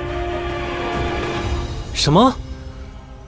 你竟然对若红小弟说自己也是四骑士之一？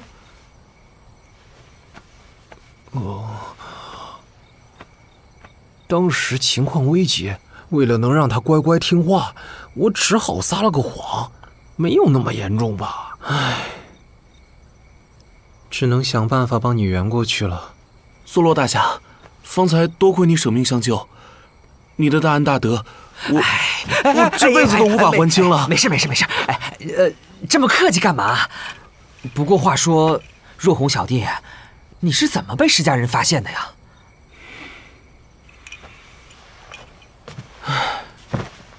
是这样的，我和有雪恩公去东方府报名招亲大会，怎料回来的路上被石家人盯上。之后，有雪恩公说他也是白夜四骑士之一。哎，那雪特胖子说他也是白夜四骑士。我知道暹罗一贯主张众生平等，但是为什么我从来没有听说过白夜四骑士里有收雪特人当成员的呢？那是因为他并不是雪特人。唉，事到如今，一切已经难以掩饰。既然大家都在同一条船上，那我们就开诚布公地谈一谈吧。若红小弟，其实你所知道的有雪，他并不是雪特人。啊？不是雪特人？那是……我现在要告诉你的秘密就是有雪的真实身份，其实是四骑士中的黑骑士雾隐鬼藏。鬼藏身为一名优秀的忍者，他必须长年累月地处于黑暗之中，绝不能暴露自己的身份，所以外界对他所知也就不多。现在为了消除你不必要的疑虑，鬼藏才露出真面目的。这恕小的有眼无珠，可是有雪鬼藏大侠的样子实在不太像是……哎，这你就错了。忍者的第一要务就是不引人注目，紧要时才能发挥一击必杀的效果。今天让你开开眼界，为了证明身份，鬼藏愿意表演忍术。说吧，你想看什么功夫？不是吧，三哥，你要不要这么狠啊？四弟，事已至此，你就勉为其难吧。那就表演个影分身术怎么样？影分身术比较消耗查克拉，可不可以换一个啊？那就表演个剖腹自尽吧。二哥，你今天辛苦了，我一会儿就给你送一壶好酒过去。好了，二位平日里早就见识过鬼藏的本事了，还是让若红小弟想吧。那这个，我听说东瀛的忍者都会一种土遁奇术，不知道能不能让小人开开眼界呢？土遁是什么东西啊？土遁嘛，把它当成变相的活埋就好了。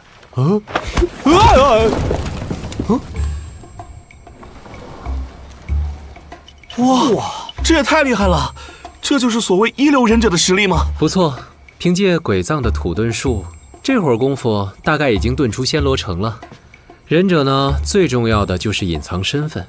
今天他为了救你脱险，不惜向你暴露身份。这样，你愿意相信他了吗？是，小人真是惭愧的无地自容，我一定要加紧练剑。等会儿鬼藏前辈回来，请代我向他致谢。苏洛前辈，为何面色如此凝重？没什么，鬼藏的功夫精进的太厉害了，我担心他现在不晓得被遁到哪里去了。没错，鬼藏的实力总是让我们充满信心。那么，小人出去练剑了。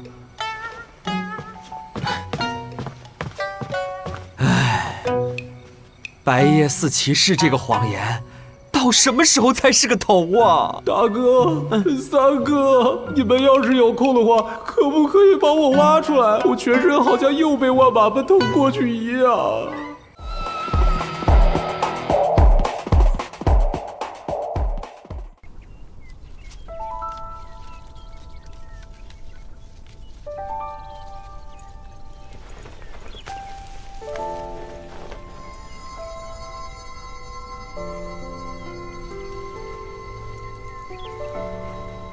咦，本想着白天碰碰运气，看看能不能见到女鬼姑娘，想不到这位女鬼姑娘竟然在生吃小动物，哎呀，好残忍呐！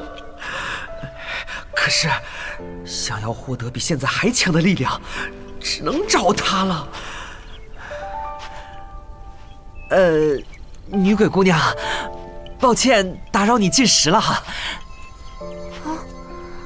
刘大哥，你来了。女鬼姑娘，你还好吧？对不起，我没事。这小家伙恢复活力，真是太好了。好美啊！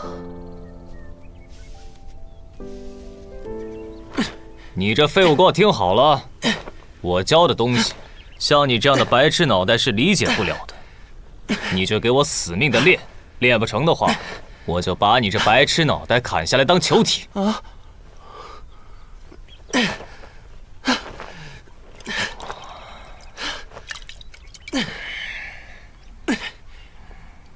武功这东西，除非用那些大损自身的歪门邪道，不然是没有捷径可言的。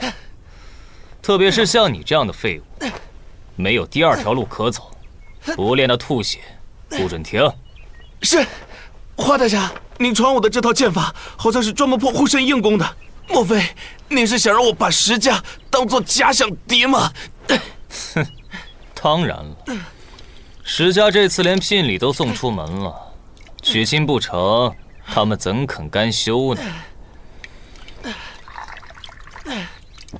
总之，你也要有心理准备。要是没办法在比武招亲上击败石存忠，那么所做的一切都没意义。击败石存忠，小人哪有这份能力啊？只有送死的份儿啊！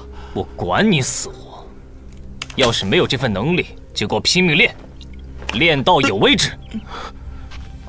你能不能赢回自己的女人，这事儿全不重要，重要的是。既然跟着我学，就不能丢我的脸。石存忠算个什么东西？除了那狗屁金刚身之外，没什么了不起的。倘若你小子用我教的剑败给了他，那我就一剑劈了你。是。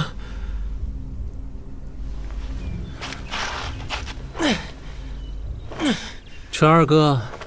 这等好语可已经超过了花风流应有的能力啊！三哥，你和二哥一直在谈这句话，到底是什么意思啊？哼，这是机密，现在还不是揭晓的时候呢。练，不准停。是。真有趣，我听人说啊，以前有一个脾气很暴躁的剑客，也是在传授旁人剑术时，发现自己有这方面的嗜好与才能。最后投身教育了。你瞧花二哥教的这么起劲，说不定也是个为人师表的人才呢。怎么可能啊？就花二哥那臭脾气，还为人师表？他为人师表才是真的。怎么搞的？我的手为什么突然滑了一下？你们两个干什么用这种眼神看着我？有什么意见吗？那边教人的和被教的现在心情都很紧绷，想要活命的话，还是别在这种时候去惹他们哦。哎呀，花小子和二哥苦练也就算了，你为什么还要让大哥也去报名比武招亲啊？因为到了比武招亲上，为了减轻若红小弟的负担，他也必须参加，这样可以多帮忙撂倒一些敌人，对大哥的武学修为也会大有帮助。我看你们是有福不会享，还主动把危险往自己身上扛。没有，我真是替老大感到可怜呐。你倒也不必替老大感到可怜，因为你也要和他们一起去。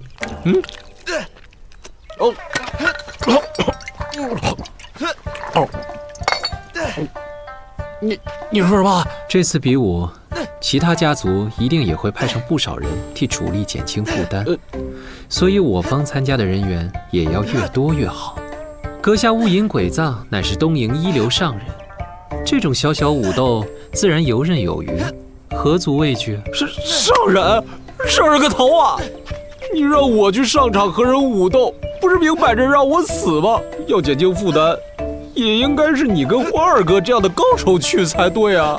现在暹罗城的状况暗流不断，如果我和花二哥太早出手，会打破势力均衡，这样反而不美。你既然敢对人自称是白夜四骑士，不让你上场又怎么公平呢？花二哥负责训练他们，我负责训练你。我们朝着前8强的目标努力吧。前8强，我初赛就被人打在地上爬了，这种事根本不可能吧？三哥，饶命啊！要让若红小弟这种角色在招亲会上力败群雄，在几率上一样是不可能的。但花二哥他不也在设法了吗？花二哥能做到的，我有理由会做不到吗？我们走吧。我不去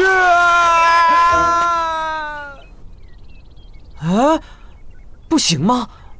为什么？刘大哥，短时间内解封1城已经是极限，如果再多几分，你的精神会承受不了这柄刀的煞气，会先行崩坏，非常危险的。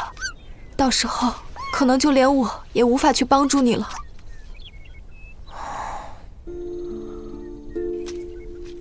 刘大哥，解封内力是为了非常重要的事情吗？算是吧。其实一般状况当然够了，可是我有个兄弟比较倒霉，为了心爱的人比武招亲，惹上的人也比较麻烦。心爱的人？大概就是人们所说的爱情吧。我也不知道那是什么，但看到我那小弟花若红，兴许也是可以为之付出自己生命的东西吧。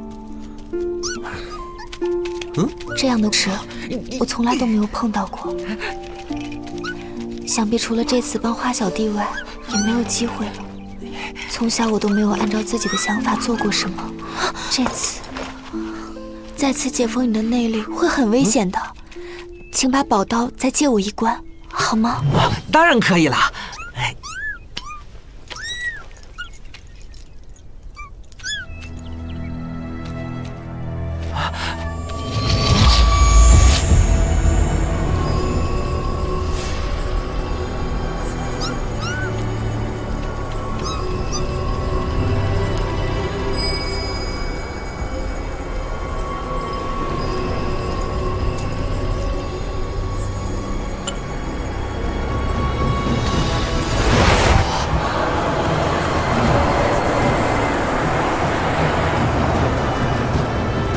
女鬼姑娘，你这是……刘大哥，这柄刀里面有太多的亡灵，亡灵们对于人世的种种羁绊，对死亡的恐惧与愤恨，都会通过鲜血而附着在这柄刀里，形成了一股常人难见的戾气。持有者也容易被这股戾气影响，逐渐失去心智。那你刚才是把这些亡灵全部净化完了吗？算是，但这柄刀里，在我无法触及到的地方，似乎还寄宿着一个古老强大的亡魂。这，莫非就是传说中的鬼物通灵？那这个闪闪发光的石块是干什么用的？这块勾玉其实是用来吸收这柄刀所带来的戾气。倘若这块勾玉的颜色变成红色，还请柳大哥切勿再使用这柄刀。女鬼姑娘，你还好吧？你帮了我这么多，我有什么可以帮你的吗？刘大哥。啊？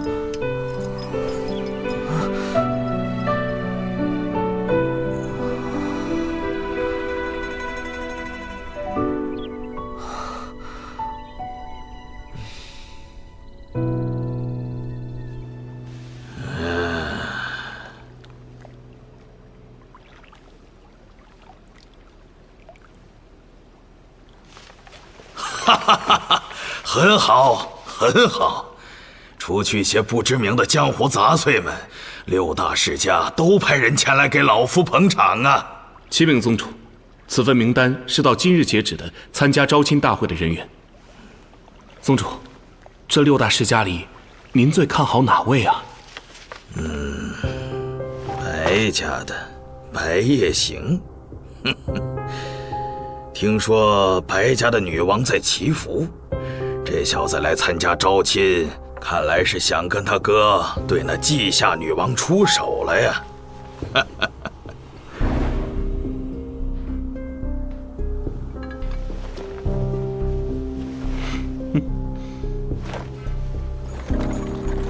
花家的花风兰呐，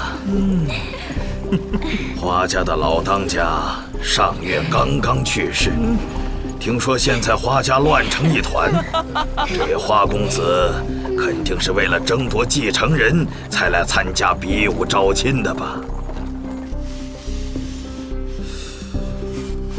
青楼联盟派来的，老夫倒没听过。不过按照青楼联盟的做事风格，估计啊是花钱请的杀手之类的来参加吧。别杀我！别杀我！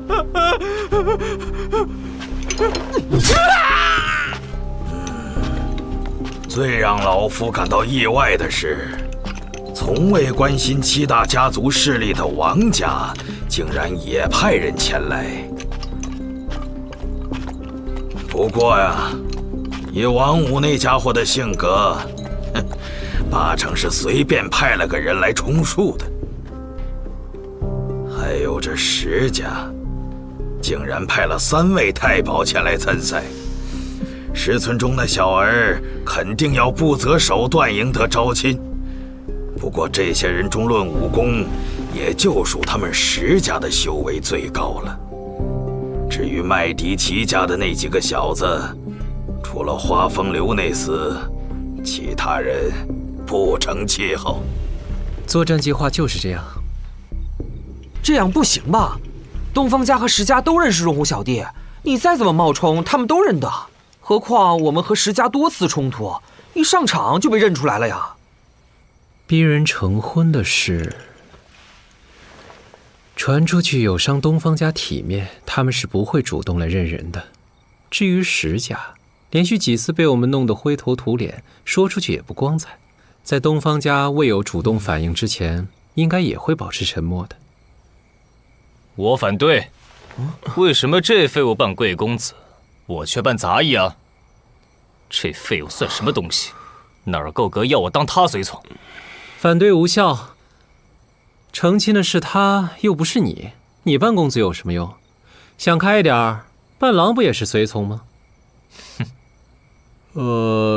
可是要扮贵公子，至少得有一件体面的衣服。还有豪华的住宅，才能配得上吧？哼，老四说的对。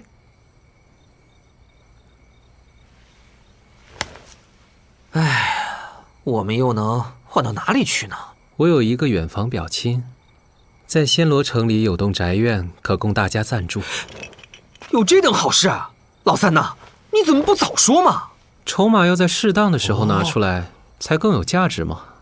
三哥，你真是神通广大。哼，以麦迪奇家的才识，在暹罗城置产毫不稀奇。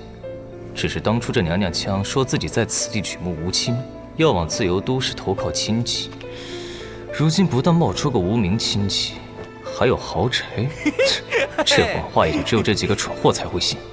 既然大家都没意见，还请蓝斯洛大哥和花小弟换上我为二位准备的衣服，动身前往新家去吧。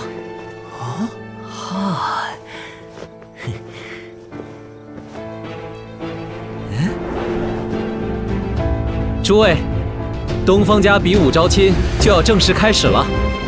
忘记我们的旧身份，华丽的迈出我们光明的第一步吧。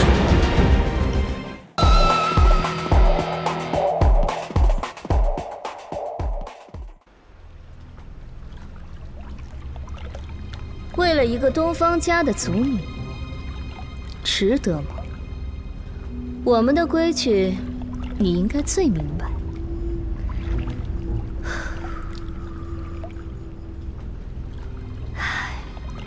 记住，不论输赢，你一旦踏出这门半步，就再也不是我青楼联盟的人了。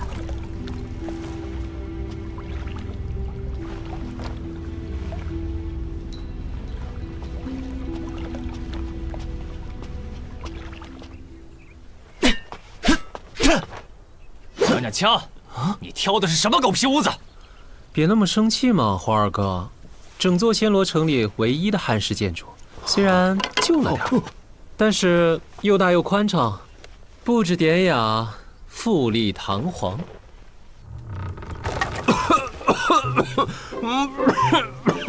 至于灰尘什么的，2000年历史的老房子，你不能太苛责啊。这是暹罗城有名的凶宅。二哥，你想想，放眼暹罗，去哪里找这么一栋附送幽灵护卫的屋子？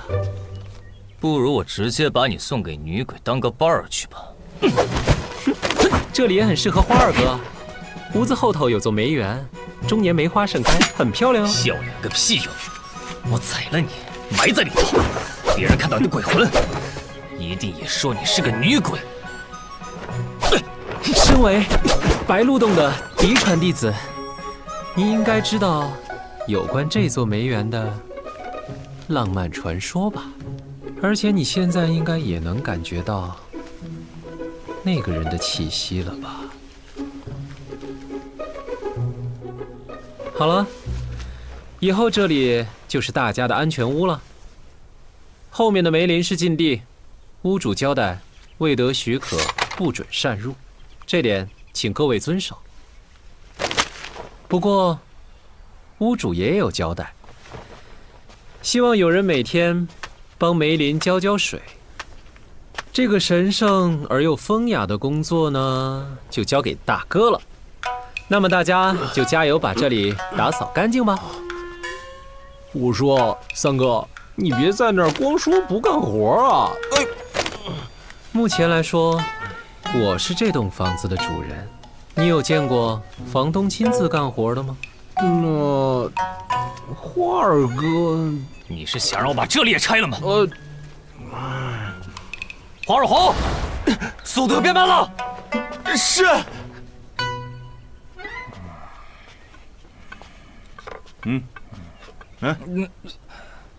开门。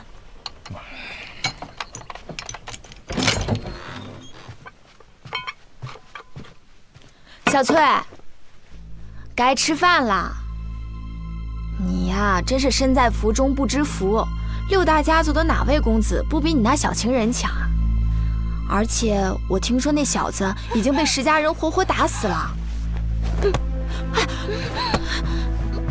你快来人啊！小翠又自寻短见了。哈哈哈哈哈！花仙子真是有心了。这只是我花家的一点薄意，不成敬意。花仙子的心意，那老夫就暂且笑纳了。暂且。东方世伯的意思是，小侄未必能在招亲大会上赢得头筹吗？花仙子多虑了，老夫并无此意，只是其他几大家族也都派了高手前来。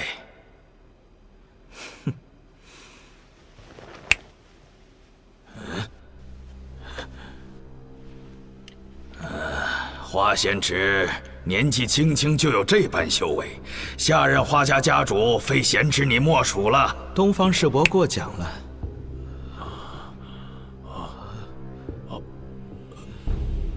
说来也巧，老夫也有件事想向花贤侄请教一下。哦，东方世伯有何指教？花贤侄可听闻过一名叫花若红的公子？花若红，我花家年轻一辈都是疯字辈。家主，家主，禀报家主，小翠她又……什么？把她给我带来！花贤侄，老夫还有家事要处理，今日就不多留贤侄了。小侄明白，有关花若红此人的情报，待我日后查明，再禀报师伯。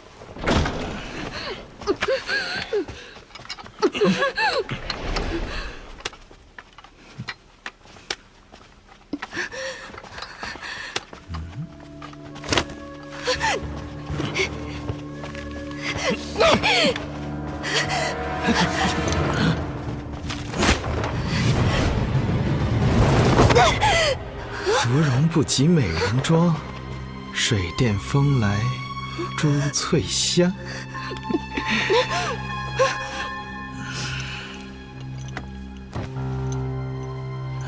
好一个绝代美人呐！你们先退下吧。是。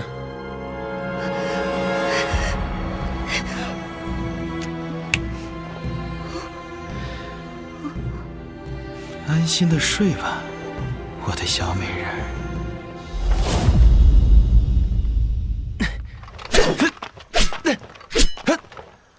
清风柔云，芳草鲜花，夜景这么美，若红小弟，你的背影为什么如此沉重呢？米迦勒前辈，明天就要比试了，我有点紧张，睡不下去。所以就出来练练剑。不用叫得那么老，在暹罗城里喊我三哥就可以了。好的。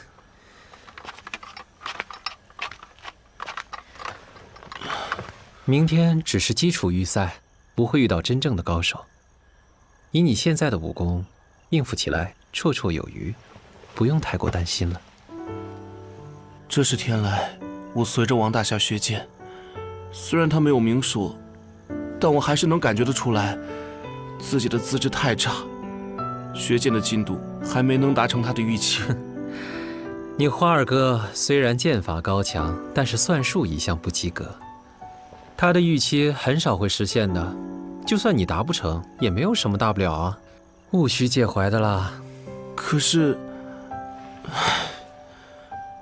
有时候兰斯洛先生他陪我一起练剑，但花二哥教的东西，我练10次20次都掌握不到重点，他却立刻就能做得又快又好。相比之下，我真的是太笨了。不干了，不干了，再也受不了了！怎么了？徒弟不好教吗？少胡扯！我只是兑现赌叔的承诺，才帮你调教这废物，压根儿和他不是师徒关系。好，我知道。那现在调教的进度怎么样了呢？哼，蠢得要命，内力也差，领悟又慢，繁复一点的剑招全记不住。唉，这哪可能在招亲之前功夫有所小成？我看还是直接准备去订棺材吧。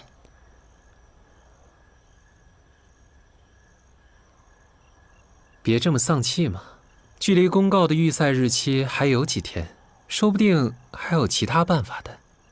喂，花老二，你既然要传人武功，就要认真一点嘛，别尽是拿些简单的东西来胡混。哼，你这废物的话也能做准吗？我整理过的剑招虽然看起来简单，但绝不是那么容易就能上手的。是吗？但我看大哥没花几下功夫就使得熟练，招数施展时并无挚爱啊。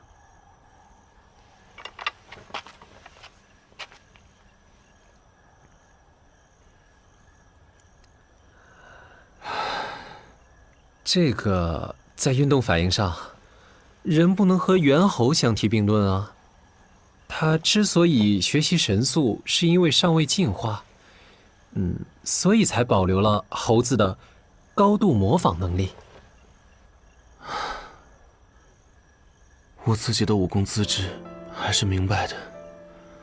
我是花家的旁系子孙，几代以来身份都很低微。我曾爷爷是帮花家少爷们牵马的马夫，我爷爷是，我爹也是，就连我小的时候，也是帮这一代的花家少爷牵马的马夫。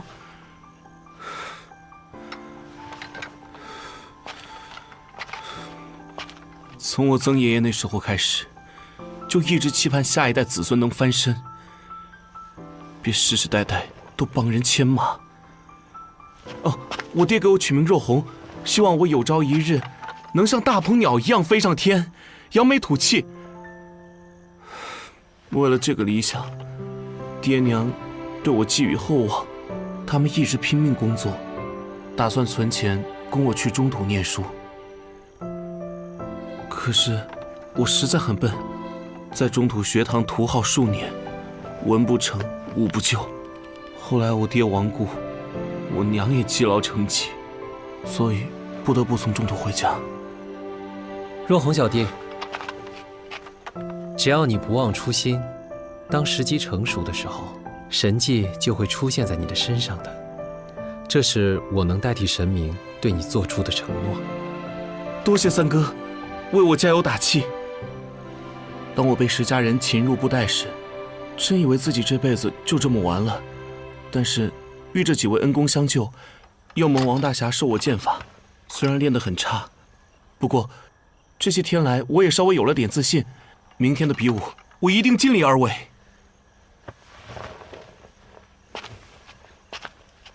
若红小弟，可否借你的佩剑一用？好的，三哥。初见面的时候，我曾经对你说过，神迹会发生在值得神明去帮助的人的身上。好了，时辰也不早了，早些休息吧。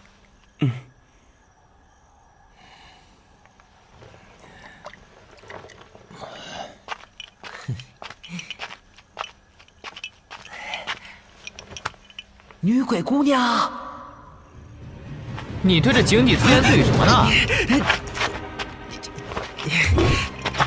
你这疯狗，在这干什么？放心，我只是问问。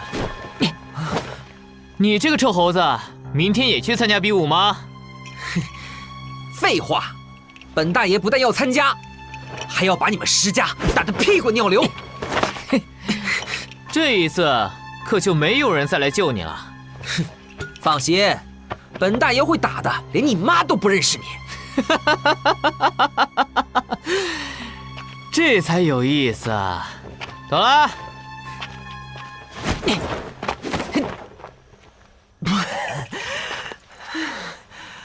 柳大哥，是你吗？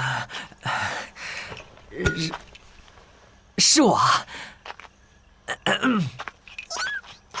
那个，从今天起，我跟我几个兄弟搬来这里住了，以后我们就是邻居了，所以请多多关照啊。原来是这样。今天早上我感受到柳大哥和另外3个人的气息，其中一人的气息极为强大。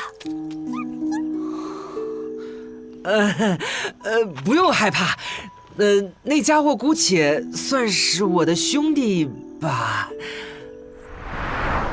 我的天哪，大哥竟然被女鬼迷住了！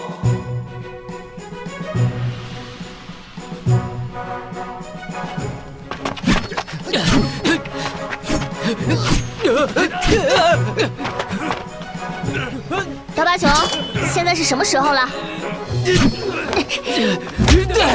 聂小姐，还有1个时辰就天亮了。谁问你这个？我问今天几号了？这过了子时，现在是4月1号了。4月1号，哼！我哥岂不是走了快1个月了？探听情报要探听1个月，他是探听到人家大牢里去了，是不是？宁儿小姐，老大交代，除非看到他的樱花信号，否则就别轻举妄动。我们还是再等个几天吧。顺便一提，宁儿小姐，你可不可以帮帮忙？我快被砍死了。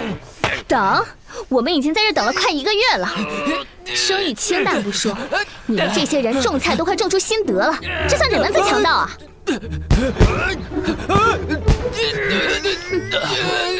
那家伙还知道记得。宁儿小姐，老大的烟花图案是咱们40大盗的旗帜，不是这个图案的。臭丫头，吃我推荐！为什么又是我？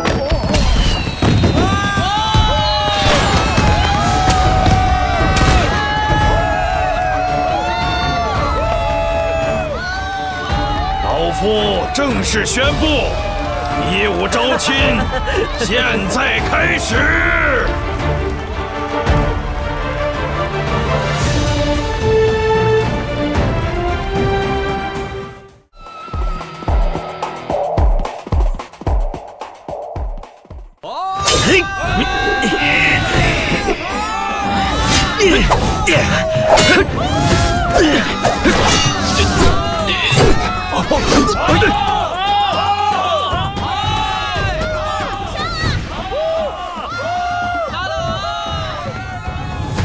二哥，您这是要去哪儿啊？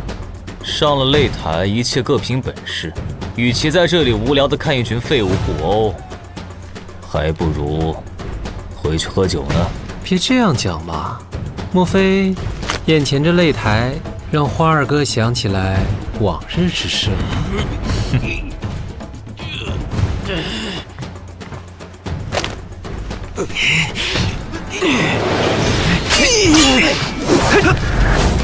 哎呀，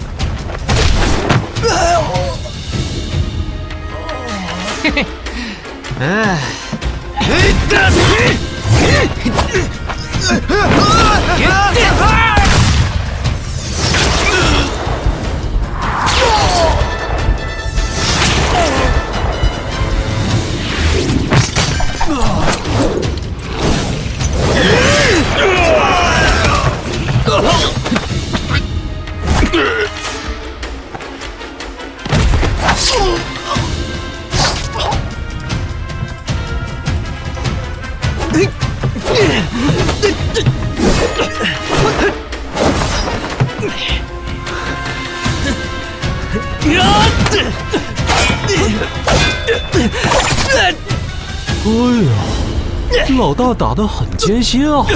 兰斯洛大哥一向用蛮力取胜，看到以轻功闻名大陆的花家人，真是个废物。花二哥心里明白，又何必嘴上不认？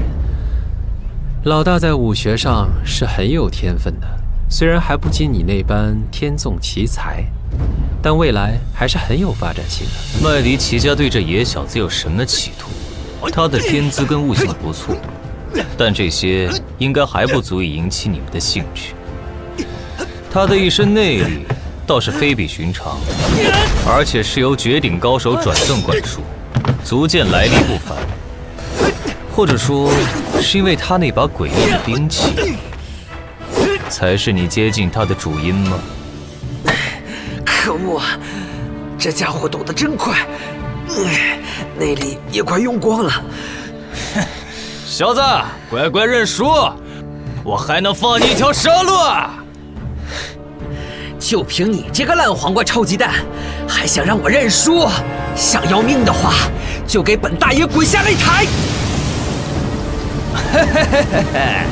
真是个白痴！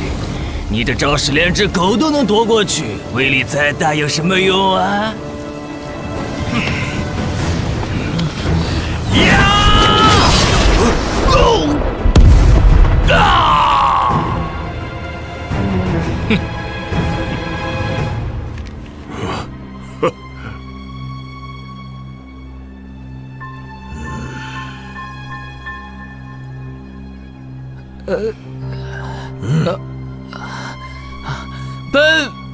本场比赛获胜者183号参赛选手。唉，真是失算了，没想到老大会在这里下这么重的手。看来现在得要修正先前的计划了。哎呀，老大这一刀果然厉害呀！不过老大在干什么呢？比完了还一直不想下来吗？哼，那小子已经睁着眼晕过去了，也不掂掂自己的斤两，这么猛的一刀，肯定把自己内力全部耗光了。只吐血，算是便宜他了。一群饭桶，真是丢人丢到家了！看看你们两个废物，一个打得满身是血，一个在擂台上晕过去，简直废物到家了。话也不能这么说啊！今天的比赛，若红小弟也已经很努力了。这话让他留着对敌人说吧，看看他们在战胜的时候，会不会因为这废物已经努力过了，就不杀他。接下来即将上场的是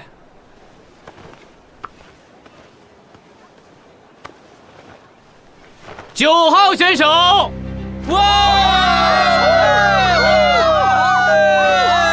终于轮到若红小弟出场了。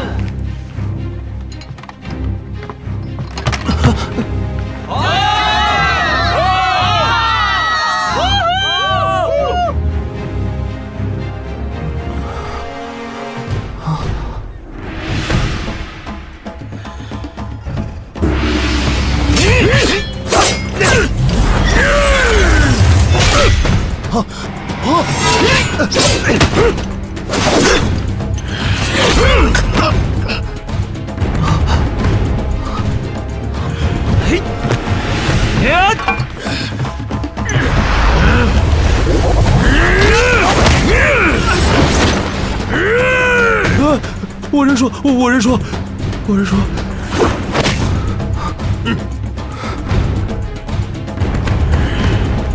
小子，快点过来，我可以发慈悲，一锤送你上路。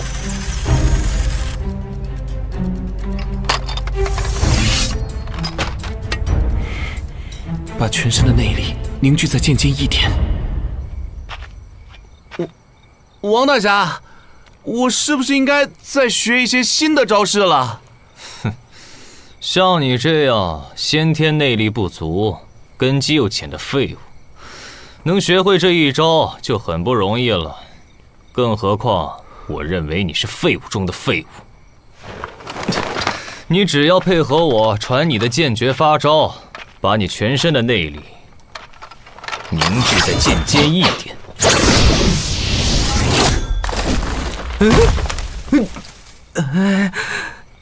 就算遇着高手，也能在关键时刻发挥奇效。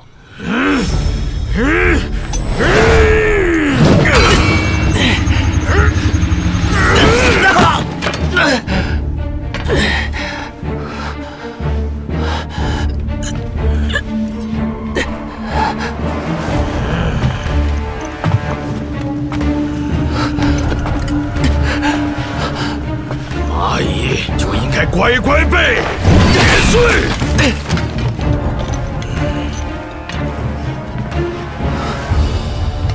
臭小子，你是吓得都不敢还手了吗？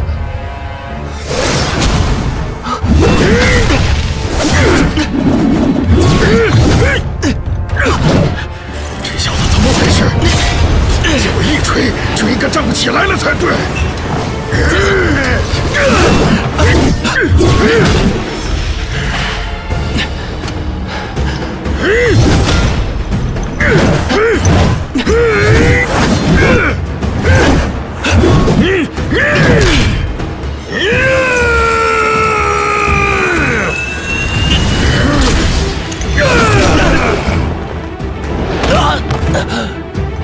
小子，看你这下还能扛得住吗？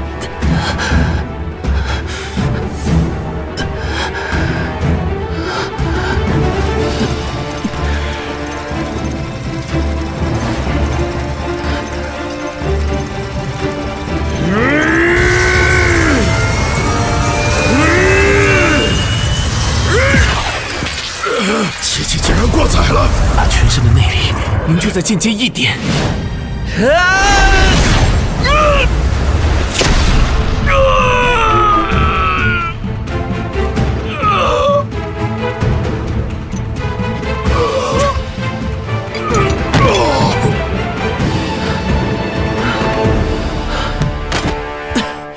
本场比赛获胜者，120号参赛选手。废物，和一群杂碎动手，还弄得这么狼狈。花二哥别那么苛刻嘛，能赢下比赛就已经很好了。你也是个多事的家伙，居然在这废物的剑上动手脚，这是用剑者的耻辱。我不过是把若红小弟的佩剑稍微增强了一点硬度罢了。把荣辱先搁在一边，你我都不想看到若红小弟第1局就被踢出局吧。哼，回去有套受的。话说回来啊，老大今天的比赛是特别的亮眼，尤其是最后一场的惊天一刀啊！对一群杂鱼要使出全力才能获胜，这有什么好得意的？干什么？我的话还没说完呢。我去后院浇花。你劈裂了整座擂台。那有没有伤到人？你放心，我只用了1成的功力，所以伤者固然难免，但是死者是不存在的。那刘大哥，你没受伤吧？我当然没事了。与人比武，胜负不一定是最重要的。凡事欲速则不达，刚急则折。刘大哥还年轻，与人动手时只要无伤性命，宁可这次输了，也别急着求胜，过分催动内力，得不偿失。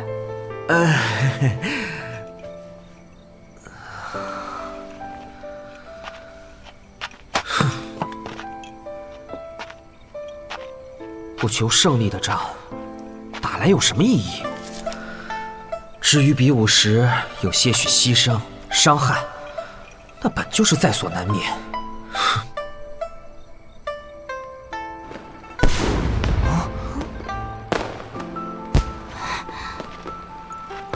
这是什么声音？啊，女鬼姑娘别怕，这是烟花的声音。烟花？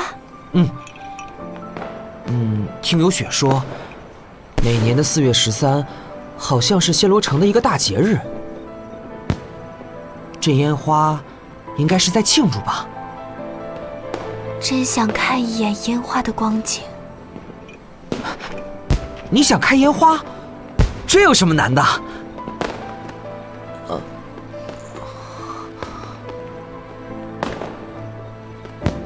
有些东西对你来说轻而易举，或许对于他人来说就很难。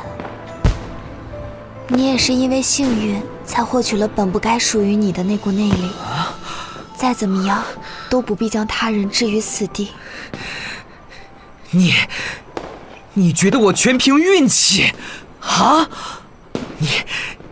你居住于这鬼地方？你知道些什么？那又怎样？你是想告诉我，一个猿猴会强过一头身经百战的雄狮？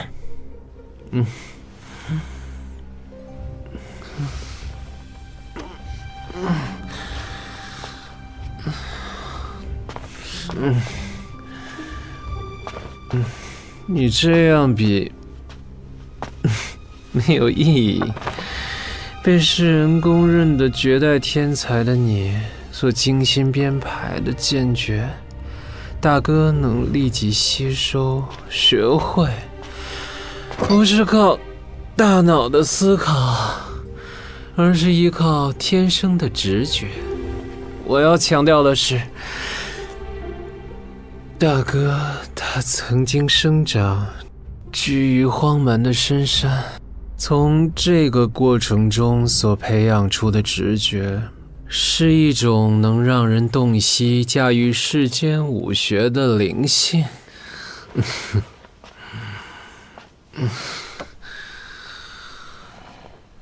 也正是，天才如你尚未能拥有的东西。你这话是什么意思？别这么看着我，我没法告诉你那种智慧的真面目是什么。要是我有这种能耐，今天我就是天位高手了。二哥该不至于如此高估小弟吧？倘若二哥希望在1年后的那场决斗中获胜，这个秘密就只能由你自己去领悟。你怎知我1年后？序列物还真是出乎意料的多嘴，他会把这么多事告诉你，看来他是相当信任你啊。你有赞了。要面对您这等随时有能力拆台的赌客，庄家自然要先拿一手好牌啊。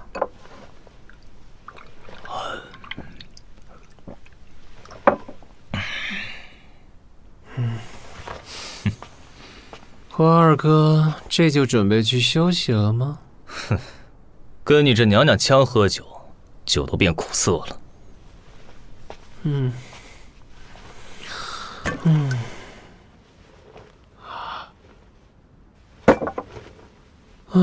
这次的差事也太累了点儿吧。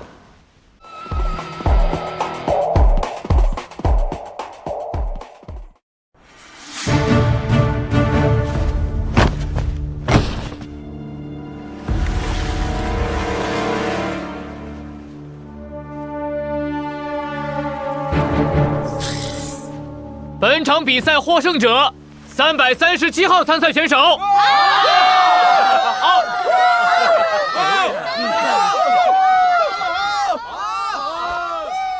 喂，老三，你去哪儿了？一大早上都没看见你。昨晚有点宿醉，早上起来喝了杯清茶。战况如何了？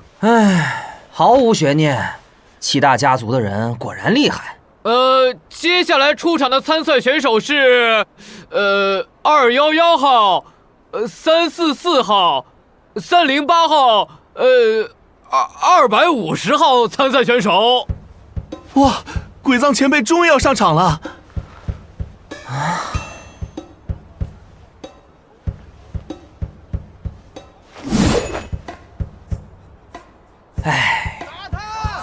让一个武功几乎等于0的雪特人上台参赛，那不是只有等着收尸的份儿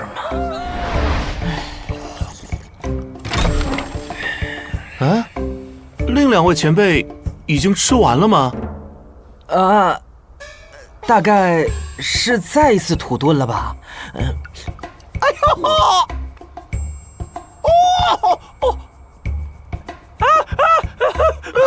忍者果然是忍常人所不能忍啊！喂，你这做老大的，不是要同甘共苦吗？我当初说的是同甘共处，所以老四有难。我们最应该做的就是在这里干杯吃菜，这样才不违誓言。干杯！我鄙视你这下流作为，但这一次，我私下同意你的观点。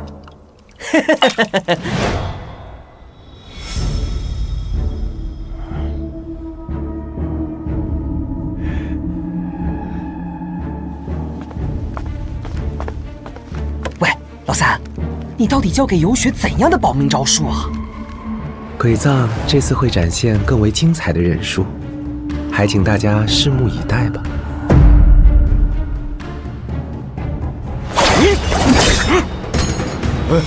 杀呀！挑错对手了！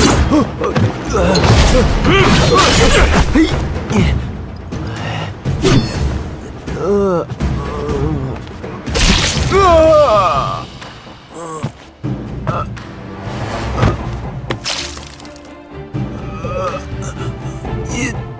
道刀法。奇怪，我的刀明明没有碰到他，他为什么会？啊！鬼藏前辈被杀了，他怎么会被杀了呢？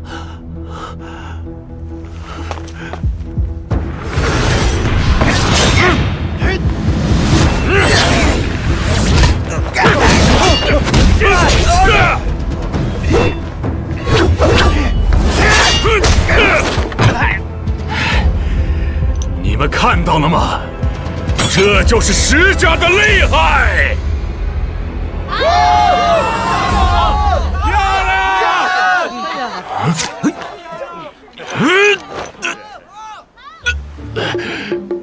你这卑鄙！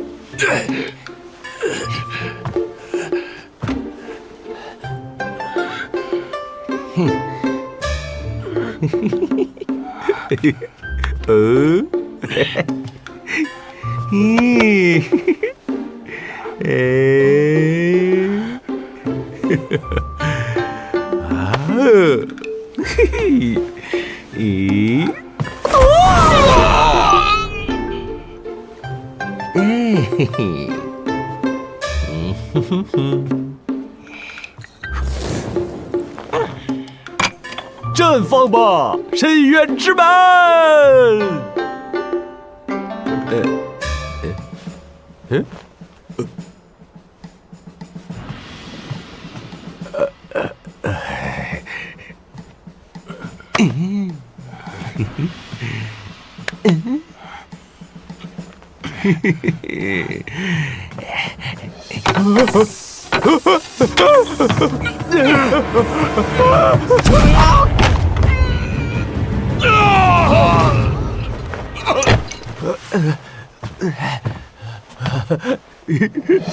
我赢了！这场比赛的胜利者是我。这下你们见识到我的厉害了吧？这样也算比武招亲，简直是来骗婚的！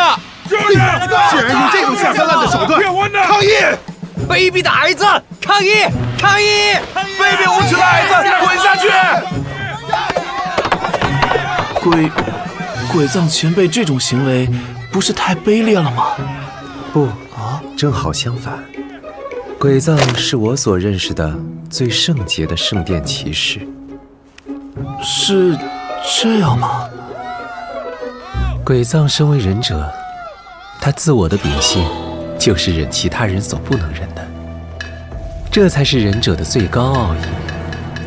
原来鬼藏前辈是这么的了不起。让我们一起为鬼藏勇于牺牲的伟大精神衷心的祈祷吧。老大，你这是要去哪里啊？你们就继续赞美鬼藏吧，我去四处逛一下。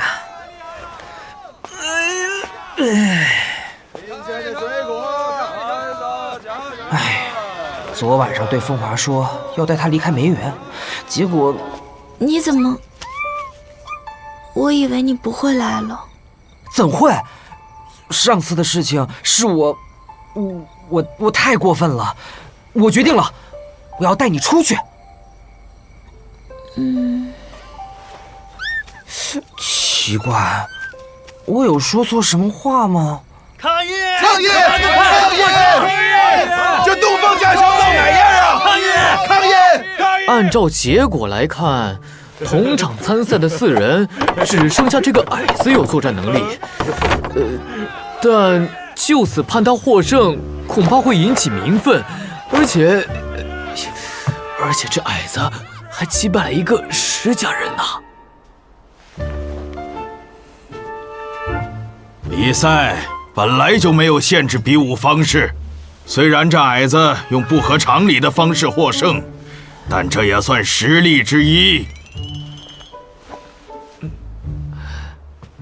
我宣布，本场比赛获胜者250。不是，下去！上去了！大家请稍安勿躁，本次比赛规则：倒地不动者算输。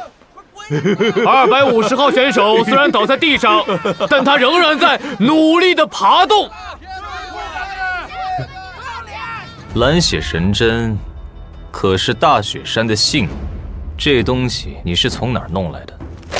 花二哥果然是内行啊！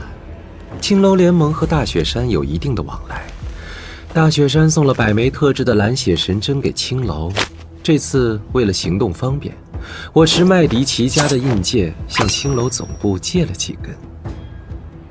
哼，东方玄虎也一定看出这个针的来头不小了。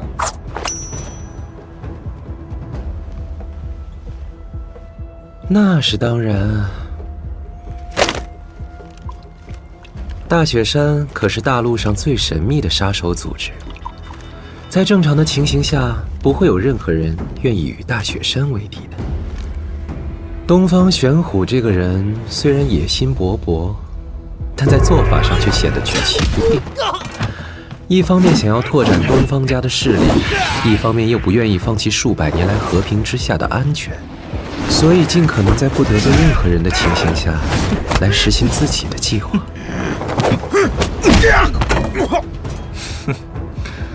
所以你早就料定他不愿开罪大雪山，从而会判雪特胖子获胜。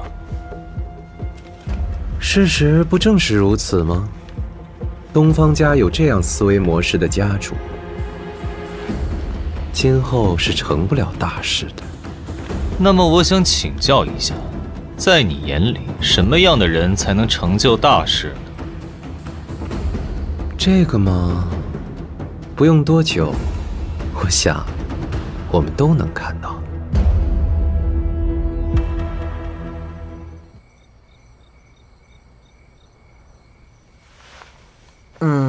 那个，风华，我上次说要带你离开梅园之后，你为何突然消失了？对不起，柳大哥，我……哎，风华，你怎么了？别怕，发生任何事我都会保护你的。啊！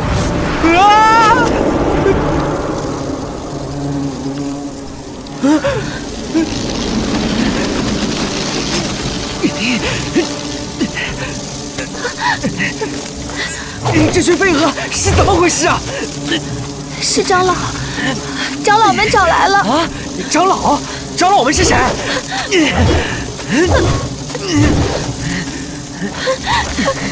刘大哥，你快走，不然你也会消失的。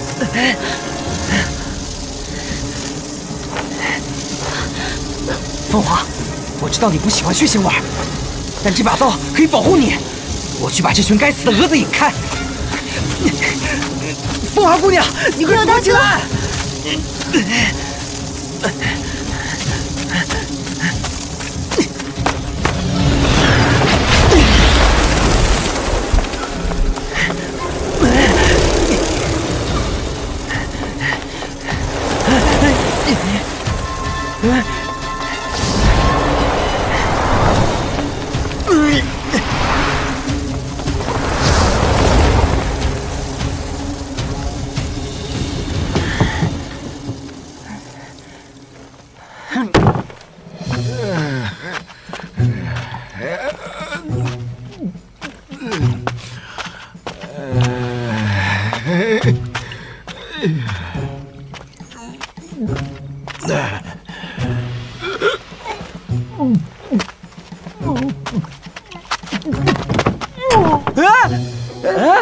老头，你干嘛？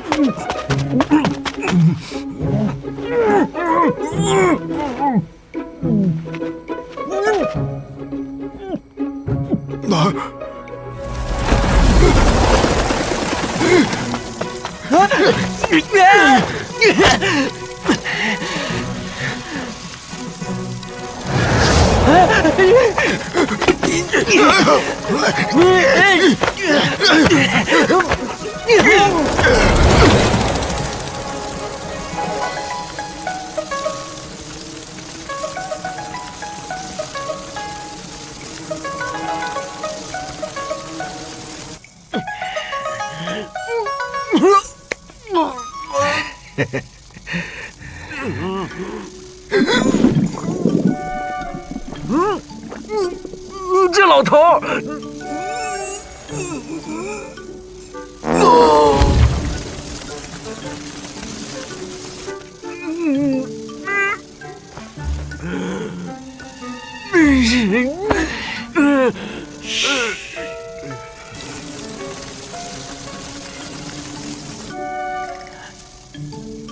哎呀，小兄弟，刚才真是多亏你了，不然我这把老骨头可惨喽。哎呀，小兄弟，外面那群扑棱蛾子是咋回事啊？我哪知道？你这臭老头儿，你，快把你的臭脚拿开！哎，不好意思啊，小兄弟，你说这群扑棱蛾子啥时候飞走啊？他们要是再不飞走，我就要被你的臭脚给带走了。小兄弟，我倒是有一个方法可以解围。那你快说呀！被那群蛾子咬死，也比被你这臭脚熏死强。小兄弟，你可曾听闻过飞蛾扑火？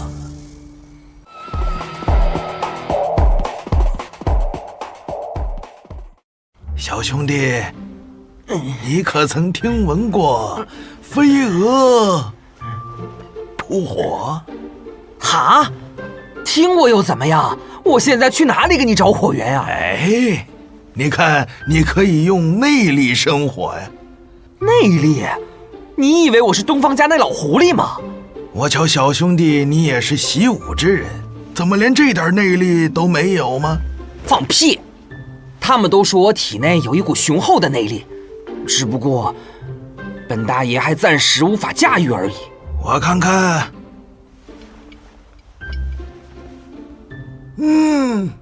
还真是。去！你一臭老头装什么绝世高手？还不快点想办法离开这里啊！来，小兄弟，拿住我的鞋。你等本大爷出去。哎呀，小兄弟，这个时候就别斤斤计较了，再不快点儿，老头子我可要落在这缸里了。臭老头，你要是敢耍我，我拿起来了，然后干什么？然后你要根据我的口诀进行呼吸吐纳，来，全身放松，不要用硬劲和蛮力，要用丹田进行呼吸。很好，很好。继续吸气，不要松掉这口气。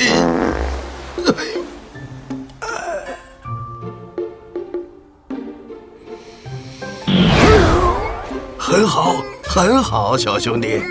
接下来吐气时要让下腹部凸起，一呼一吸，下腹部要有明显的凹凸膨胀。很好，很好。吸气，吐气，吸气。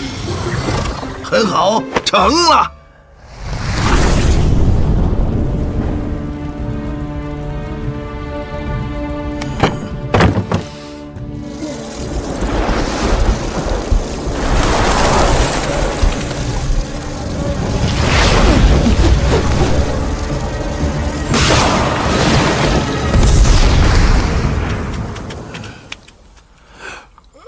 怎么样，小兄弟，我的方法管用吧？小兄弟，既然咱们平安脱险了，那老头子我就先走了。刚刚我是怎么做到的？想知道？那咱们有缘再见。在场的16位少侠都是通过预选赛的强者，接下来的比武中，我们将进行1对1武斗，由我来宣读号码、来历、姓名。另外，本次比武新增一条规则：倒地装死者即刻失去比赛资格。10号来自石家的石村忠，而他的对手是146号来自白家的白池。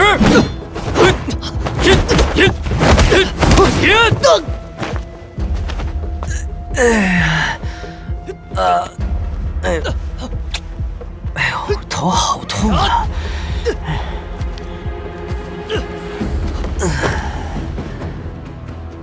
哎，若红小弟也没睡好啊？若红小弟一夜没睡，一直在梅园练剑，不像某人心里只有娇花。战况如何了？本轮获胜者10号选手中土石家的石村忠。大哥，倘若今后想在江湖上闯出名堂，是必须正面对抗擂台上这些人的。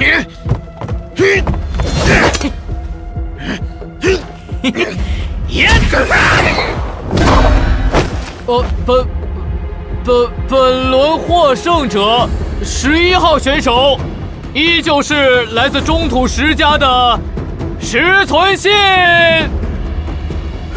相比石家的大太保，我感觉每次都能瞬间结束比赛的6太保更厉害呀。这样看来，这次招亲大会的获胜者非他莫属了。哼，你们懂什么呀？这6大家族的人为了帮主力参赛者降低负担，所以才会派多人参加。到时同一家族的人相遇了，肯定会有一方主动认输的。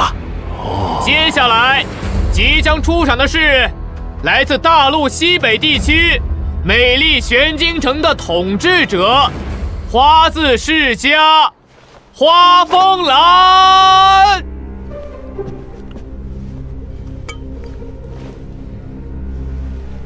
而他的对手是同样也是来自花家的代表花鹏。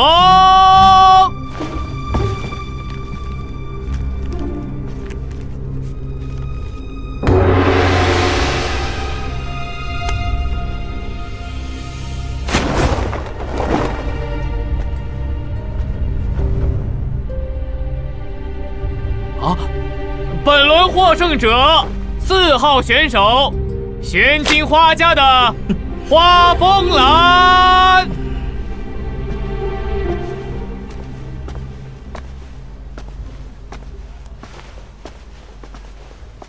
怎么样？我说的对吧？也就是说，这次招亲大会表面上是看重武功修为的个人赛，实则是一场7大家族的实力竞赛呀。现在登场的是，来自遥远海外岛国的上人，麦迪奇家的座上客天草太郎。滚下去！滚下去！别比了，什么玩意儿啊！滚下去！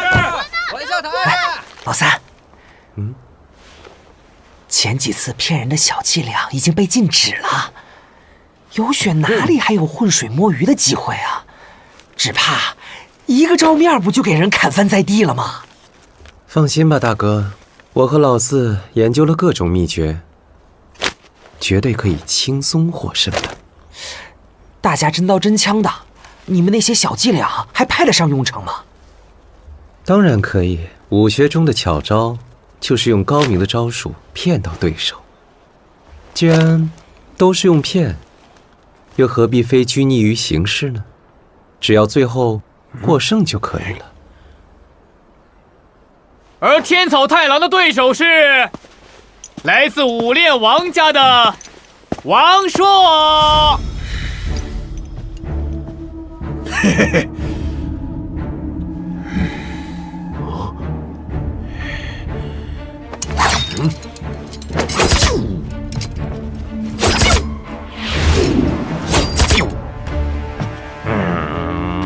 小妹王亮八尺眼，百顷阴煞显威灵，天下凶神速速上我身！先上头，再上手，上完前胸，上背后，天下凶神速速上我身，上我身！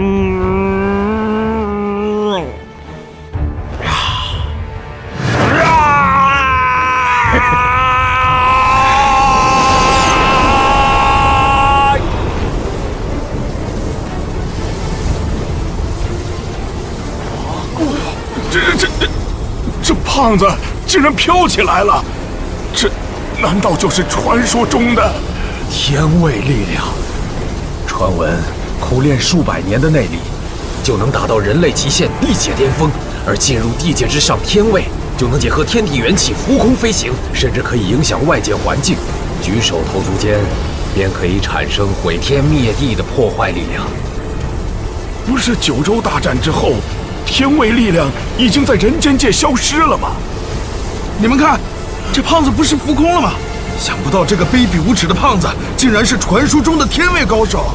没想到九州大战以后，天位力量竟然以这种方式第一次再现人间。愚蠢的凡人呐，感受痛！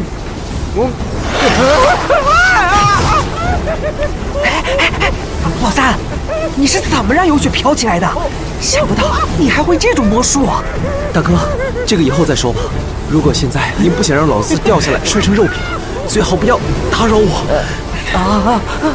生龙气旋乃是龙族武学，你这娘娘腔还真是什么都会。唉，早知道这招这么累人，还不如直接让这胖子投降认输了。三哥，我求求你放过我吧，我实在是受不了了。你看看我这一身，又是内伤又是外伤的。今天的16强赛肯定会更加激烈，说不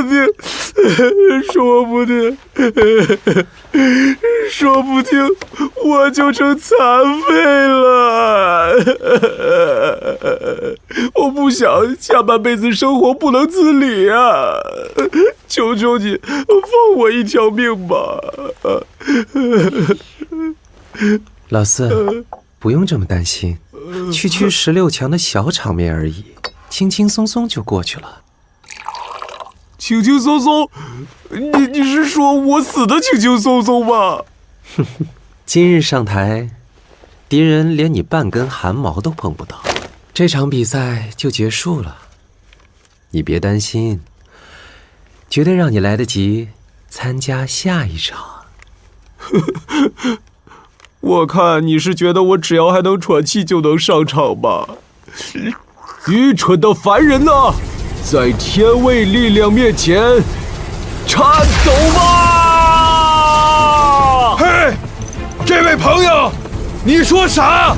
俺听不清啊！我说，在天位力量面前颤抖吧！啥？你说天天吃西瓜？我说，在天位力量面前颤抖吧！啥？随着雷鸣，一同消失吧！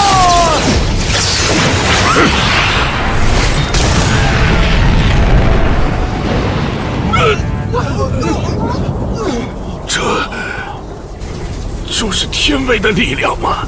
想不到这个胖子才是本次招亲的黑马呀！麦迪奇家竟然派出天位高手参加比武，真是出乎意料啊！哎，老三，那大叔不会死了吧？这也是不得已而为之的事情。本来还打算用这招对付石家那3个人的，要怪只能怪他倒霉了。哼，是吗？娘娘腔，你还是先仔细看看擂台再说吧。不会吧？刚才那招的威力可是连石存中都不见得能接得住的。想不到你也有失算的时候。哦，竟然能扛住本座的一击，不错，不错。是不是该轮到俺了？哦，你能碰到本座，就算你赢。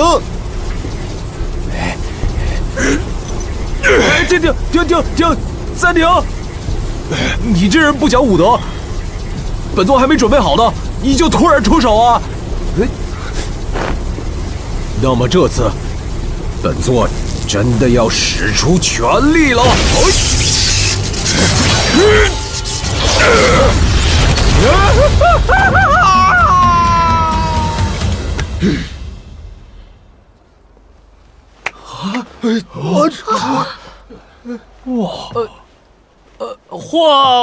或胜者，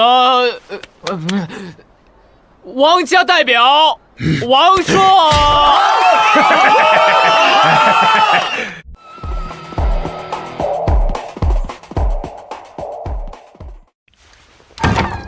哎，幽许怎么样了？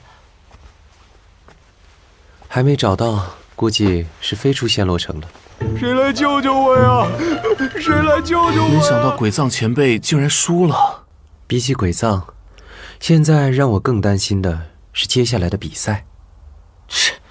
有什么好担心的？打来打去，不就还是那群人吗？眼下老四已经输掉比赛，大哥和若红小弟要做好万全的准备。你们输了，就全盘皆输了。喂，老三，你这么吓唬我们干什么呀？大哥，骄傲轻敌乃是大忌。我就这些三脚猫的功夫，我能怎么办？你和花老二倒是本事大，你们去参加比武不就好了？干嘛还要本大爷上场？娘娘腔，这也在你的计划之中吗？三哥，对不起，都是因为小人的事才害得你们吵架。若红小弟，这并不是你的错。接下来的8强赛，或许大哥能凭武力侥幸赢得对手，但若能让大哥学会看清自我，克制浮躁之心，才会有所成长。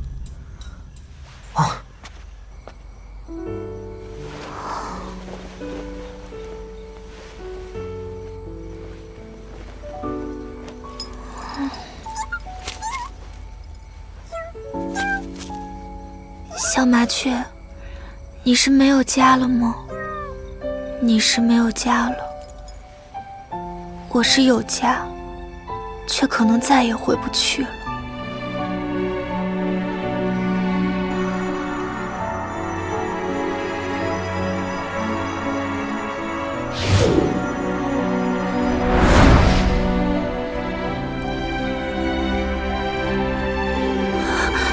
怎会？天地元气库竟然被人打开了！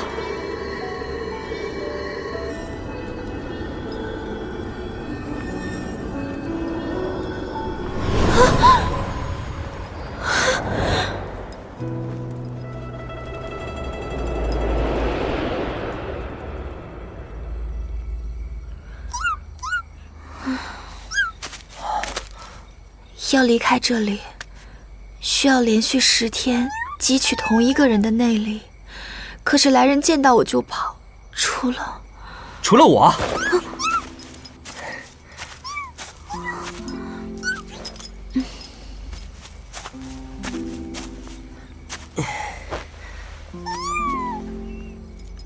刘大哥，昨晚的事情真是对不起，你没受伤真是太好了。嘿，就凭一群飞蛾，怎么可能伤到本大爷？风华，昨晚的飞蛾，还有你口中说的什么长老，到底是什么呀？刘大哥，这些风华不能说。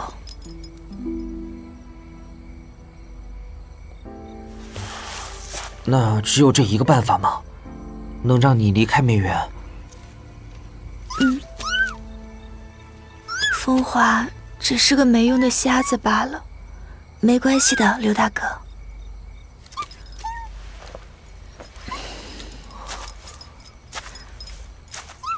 现在有你和小麻雀常来看，我其实已经很知足了。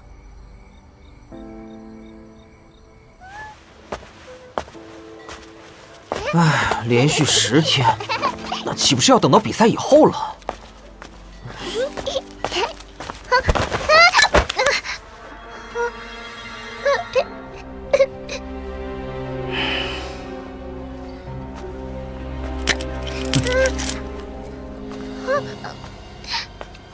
喂，给这丫头道歉！把手拿开！哼，正好呢，本大爷心情郁闷得很，有个靶子发泄一下也不错。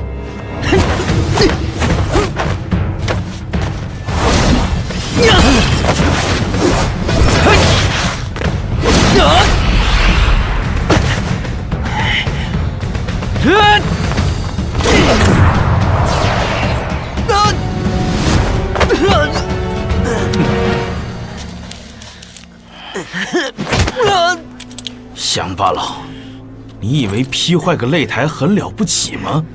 下次记得少管闲事儿。嫌你个烂黄瓜！拿开你的脏手！这里到处都是老鼠聚集的地方，充满贫穷、落后，还有蟑螂。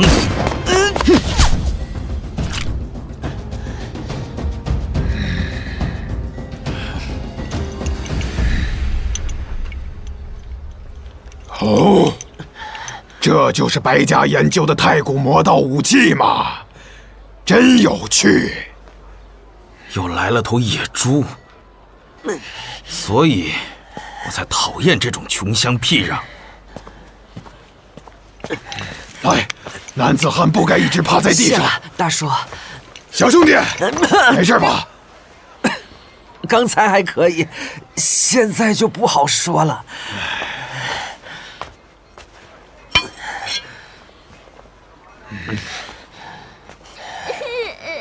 别放在心上，白家的激进派平常都是这么嚣张跋扈，俺也看不顺眼。总有一天，我要让这些人对本大爷恭恭敬敬的。小兄弟有志气啊！大叔，刚才真的多谢你了。作为回礼，我请你去大喝一顿，怎么样？啊，抱歉了，小兄弟，等下次再跟你喝个痛快。还真是个自来熟的大叔啊！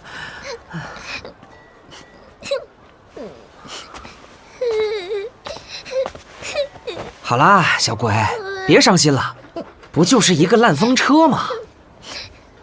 这是我阿娘刚给我买的生日礼物。好了好了，算本大爷倒霉。走，我再给你买一个去。啊！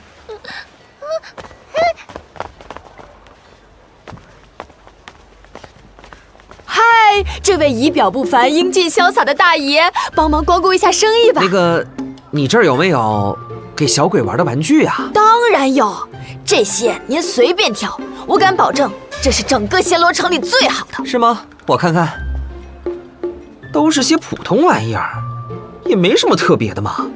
喂，小鬼，你想要哪个啊？好好，那就这个。哦，大爷，您可真有眼光。这个风车可是百年古物，当年三贤者中的星贤者就是用它找来。一个烂玩具还敢扯什么来头？本大爷的钱可不是那么好骗的。5个铜币，爱要不要？这，您还真是慷慨。给。谢谢大哥哥。啊，对了，这位大爷，看您柔情满面的，肯定有心上人了吧？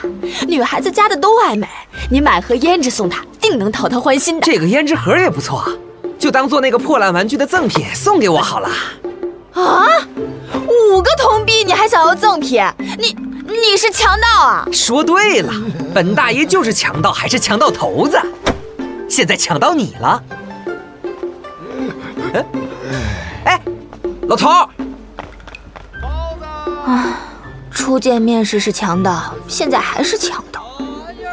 袋子里的钱就是本大爷的全部家当了，爱要不要？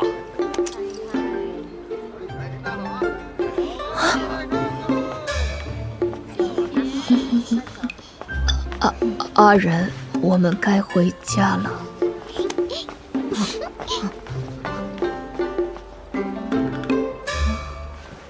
太古魔道院的科研产物被当成地摊货，这下就快要变成笑话王国了。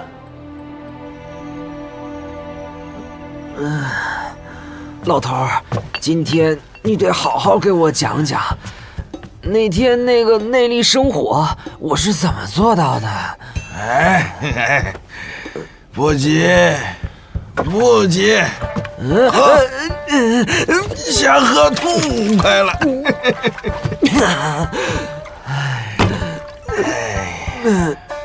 急，我急呀！哎呀，老头啊，外面的世界好难啊！原来在山里一直以为自己还挺厉害的，没想到出来混得这么窝囊。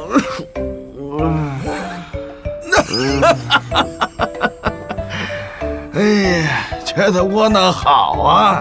你说说，你为啥觉得自己混得窝囊？来暹罗之前，本大爷以为自己是这个，结果呢，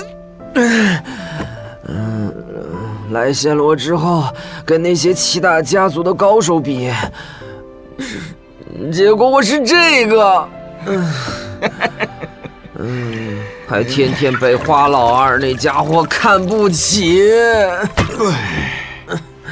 去他的花老二！小兄弟，你那种打法当然不行。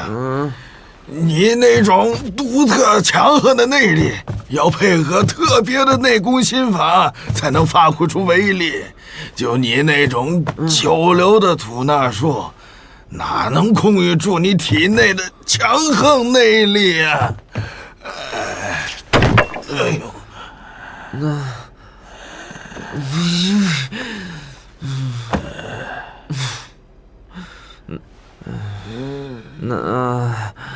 那该怎么办？练呀！想办法找到配得上你内力的内功心法。然后啊，你要一步一步修炼对内力的控制，不依赖于刀本身，而是把内力做到收发自如。当你的内力可以自由用在身体的任何地方，然后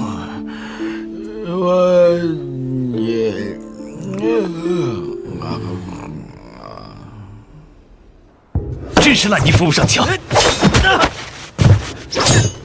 跟我学了这么多天剑法，到现在打个喽啰还这么吃力。不是所有人生下来就是天才的。若红小弟比初次相遇时进步甚多呀。况且，若红小弟的对手可是大雪山的精英杀手，一时间难以应付也是情有可原的。哼，其他家族的选手皆是一招结束战斗，再看看我们这边的三个废物，一个只会用蛮力的猴子，一个装神弄鬼、侮辱武道的胖子，还有一个愚不可及的木头。哎，对了，三哥，您不是一直跟那个青楼联盟有联系吗？那为什么不拜托青楼的人给我们放放水啊？这个嘛，听说青楼这次本来没打算参与招亲的，一个大雪山的杀手为何会代替青楼参赛？这其中的渊源恐怕就不得而知了。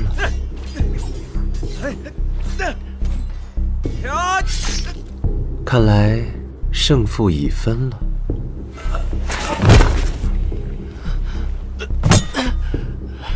哼，16强都赢得这么艰难，到了8强，还不一刀就被人给宰了。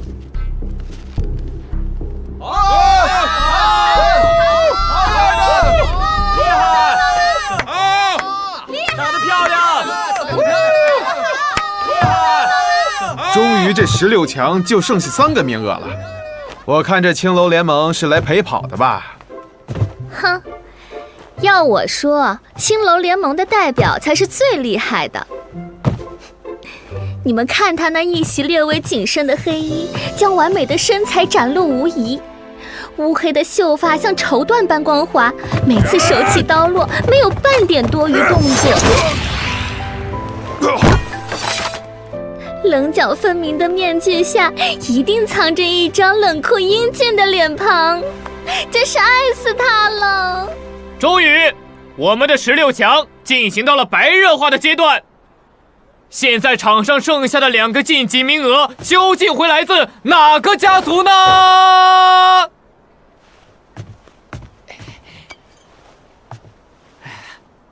是来自青楼联盟的神秘杀手，还是来自中土皇城的十字世家的石存和呢？让我们拭目以待。看来大哥的对手就是那稷下白家的白夜行了，真是个棘手的对手。有什么棘手的？都是些废物。对，有什么棘手的？看本大爷打了他们妈都不认识。你这是哪儿来的自信？凭你耗尽内力站着晕倒吗？你睁眼看看，凭你那点功夫，场上这7大家族的高手，哪个是你能打赢的？二哥对大哥还是要有点信心啊。老七，加油啊！要是输了，义父肯定饶不了你的呀。哼，对付这种小喽啰，我怎么可能会输？哼！大雪山的杀手早已修炼得百毒不侵，凭你区区蛇毒，根本就是班门弄斧。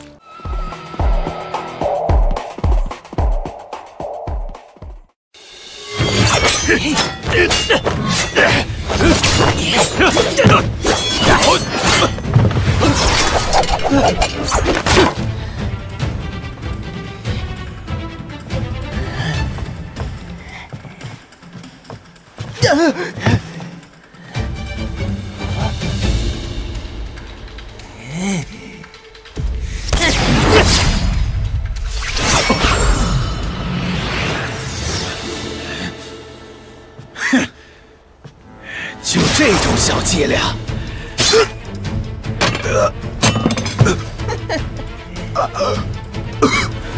这就是义父送给老七的秘密武器吗？有意思。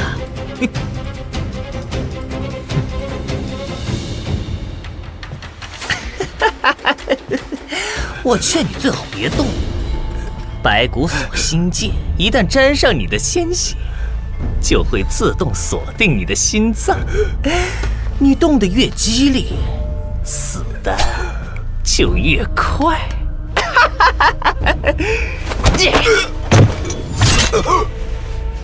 叫啊！刚才那股劲儿呢？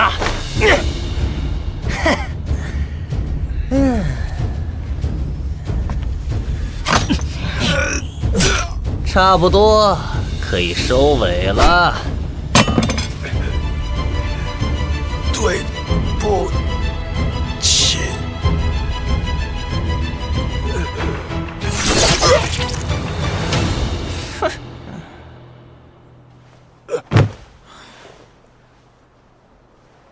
获胜者，12号选手，来自中土十家的石存和。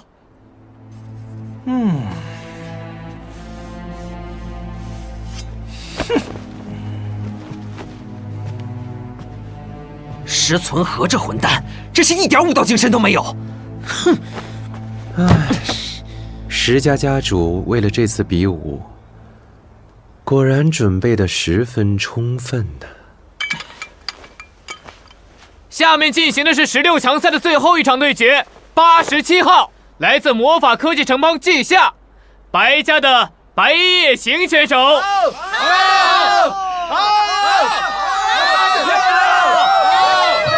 而他的对手是183号，财力号称7大宗门之冠，麦迪奇家的兰斯洛选手。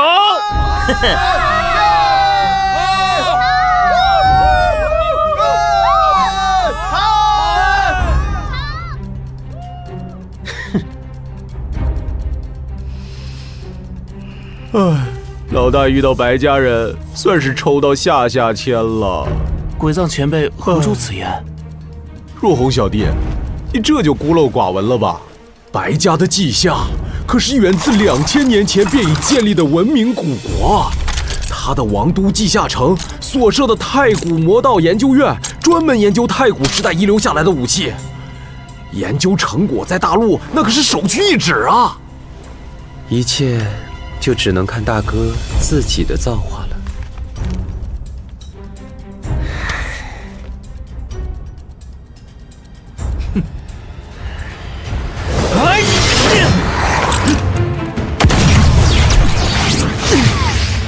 第一发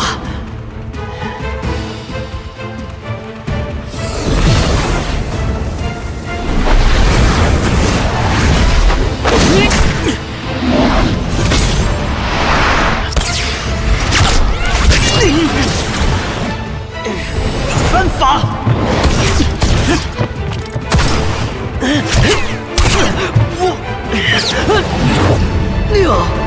什么？大哥，您莫非与白家那位已经动过手了？怎么了？那家伙除了他手里的那把奇怪武器，也没什么了不起的嘛。唉，大哥能在他那把火铳下平安归来，你这体质也算是胜过常人了。火虫是个什么动物啊？打在我身上可疼了。这个嘛，以大哥您的聪明才智，恐怕一时半会儿很难理解。哦，老三，你什么意思啊？不过嘛，6发，只要你能躲过那把火铳发射出的6发子弹，大哥，您就有机会。就有机会打赢他。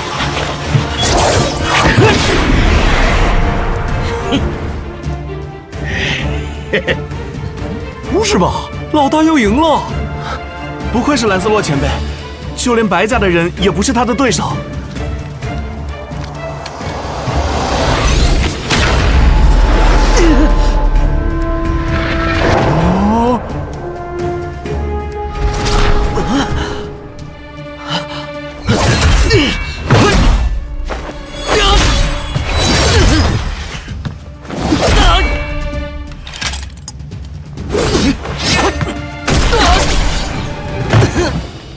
这白家人手里拿的什么武器，竟然能把麦迪奇家人的刀劲都给吸收了？就是啊，这麦迪奇家的选手可是一刀劈烂过擂台的呀！哎呀，这白夜行竟然还藏了这一手，老大这次可糟了。这是魔法，可是我记得这次规则是不允许使用魔法的呀。唉，稷下的女王自白家丽雅继位以来，就分裂成了善用白魔法的和平主义派，以及提倡开发太古魔道武器，从而称霸世界的激进派。激进派为首的正是白家旁系的白天行与白夜行。三哥的意思是，白夜行刚才使用的不是魔法，而是太古魔道的武器。准确地说，白夜行用的是经过白家几千年来研究改良过的武器。毕竟太古魔道武器威力过于巨大，随随便便的一件就可以轻易地毁灭一座城市了。哼，娘娘腔，你还真是见多识广。花二哥过奖了，当务之急，你我二人还是做好随时保全大哥性命的准备吧。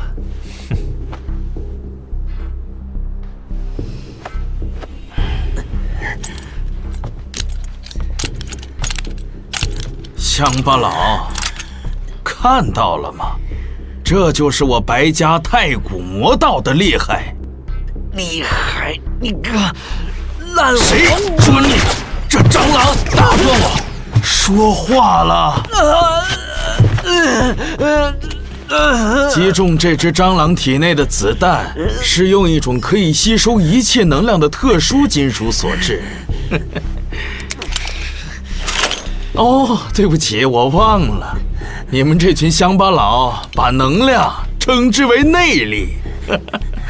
这枚戒指是我最杰出的作品，它可以幻化成吸收一切能量的防御装置，就凭这只蟑螂的攻击，是不能将它击破的。哼，蟑螂的生命力果然不可小觑。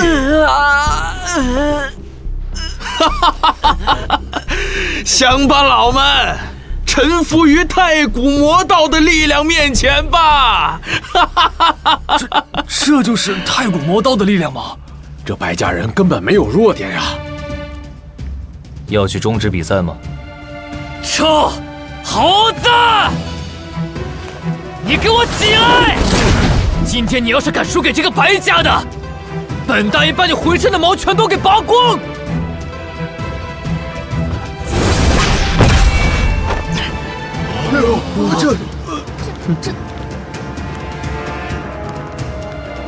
看来不需要我们出手。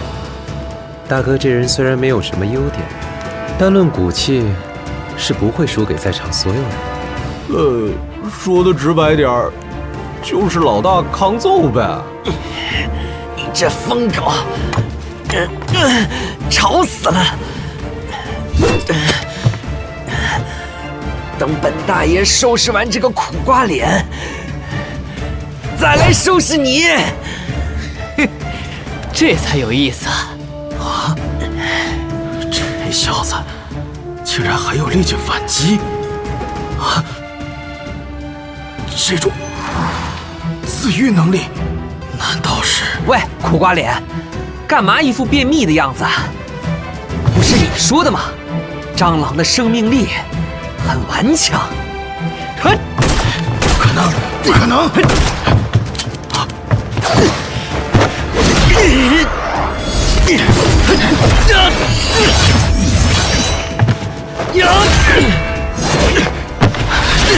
这小子会我白家的以太不灭体，难道是那个贱人？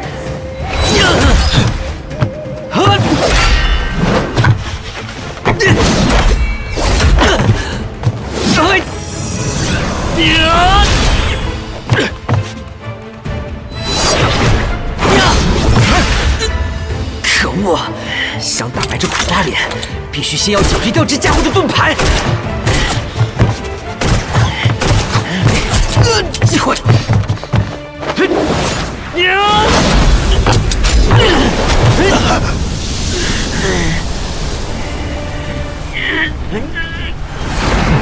开什么玩笑！禁止太爷院外私自研发太古魔道，这也是没办法的事情。女王今日通过国会刚颁发的命令。大哥，我不甘心。现在时机还未到，我们还需要忍耐。不，只要让那群乡巴佬知道太古魔道的厉害，国会自然就会同意我们继续研发。说的没错，眼下就有一个向世人展示太古魔道的好机会。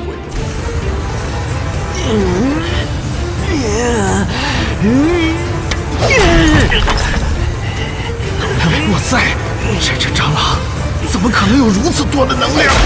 苦瓜脸，还有什么新花样？接下来你就死了！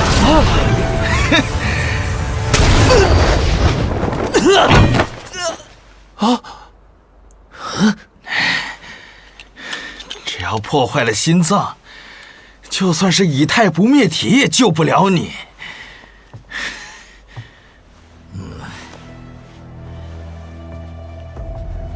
获胜者87号白家白。喂，苦瓜脸，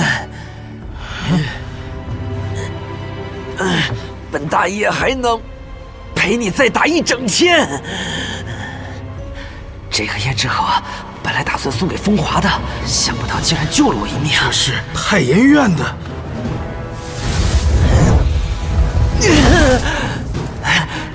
内力终于耗光了。跟你这苦瓜脸打，还需要用内力吗？你这该死的蟑螂！怎么办？还有什么办法能打败这苦瓜脸？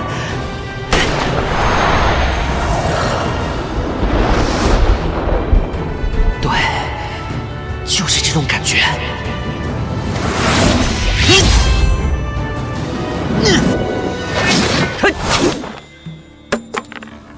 这个招式好像是王大侠教给我的剑招，但又有些不一样。进反，区一只蟑螂也敢看不起我！迄今为止，遇到强敌，总会有人助我脱险。这次，本大爷想靠自己的双手赢下去。这种畅快淋漓的感觉，就像大河之水得天上，千奔流，不复回。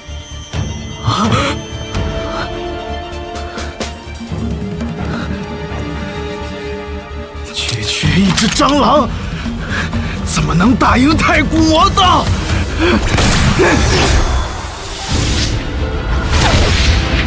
稷下客，武炼图，将进酒，杯莫清。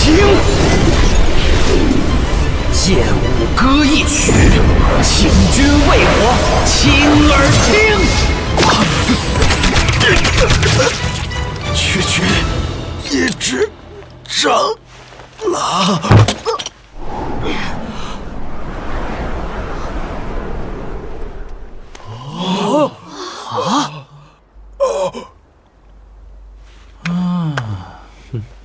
总是这个样子，天才也好，白痴也罢，和非常理的家伙在一起，事情总是不照计划来。这朵莲花，它使的是青莲剑歌。青莲剑歌，那是什么玩意儿？这人到底是谁？为什么会是那个人的绝学？你一会儿去。本轮获胜者183号选手麦迪奇家的兰斯洛。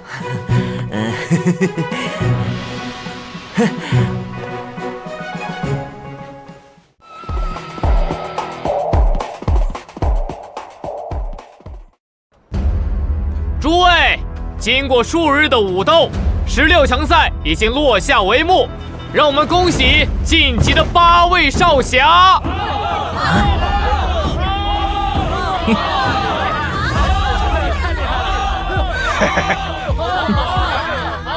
接下来的8强赛，我们将会在7日后举行。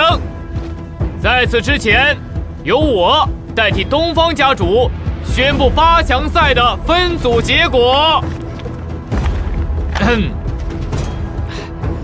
8强赛登场的第1位是在本次比武中每场均是瞬间结束战斗的少侠石家的石存信，而他的对手是每场比武都会带给我们不一样惊喜的来自麦迪奇家的兰斯洛少侠。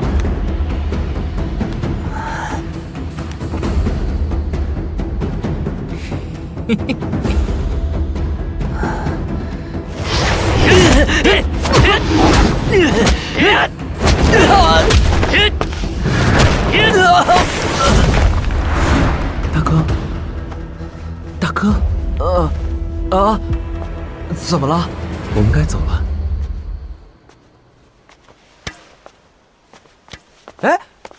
分组已经结束了吗？若红小弟要和谁打？花风兰。对于若红小弟来说，分组的结果已经算是上签了。至于大哥嘛，我教何老四小伎俩，在石存信面前恐怕不会管用。不如大哥这7日就陪着若红小弟一同跟着花二哥学习剑法吧。切，娘娘腔，能教的我都教了，剩下的就只能靠他们自己了。用不着，本大爷会用自己的方式变强。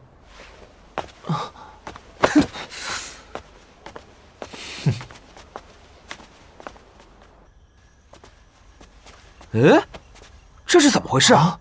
怎么这么多帖子啊？我懒得解释了。托阁下的福，我们现在变成暹罗城中的名人了。2位还立即有了饭局。方才东方家送来请帖，说东方玄虎想请你们吃个饭，亲近亲近。不会吧？那家伙要请我们吃饭？像我这样的小人物怎么配去啊？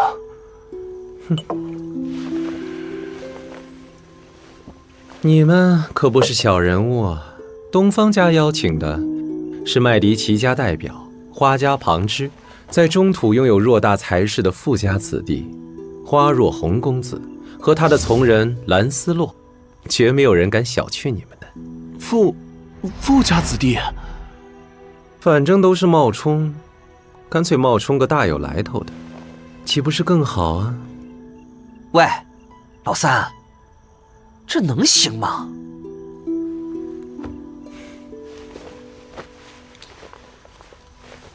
这枚落英银印，你拿着。若是对方查问身世，就亮出印鉴；问起家里状况，就一律胡扯。若被问起为何会使青莲剑歌，到时就仰天大笑，再找机会告辞开溜。说到这个，我就奇怪，那个青莲鬼歌到底是个什么东西啊？为什么一堆人要问我？前辈不知道吗？那绝招是李……快走吧，时间不多了，别让人多等。那好吧，正好本大爷也饿了。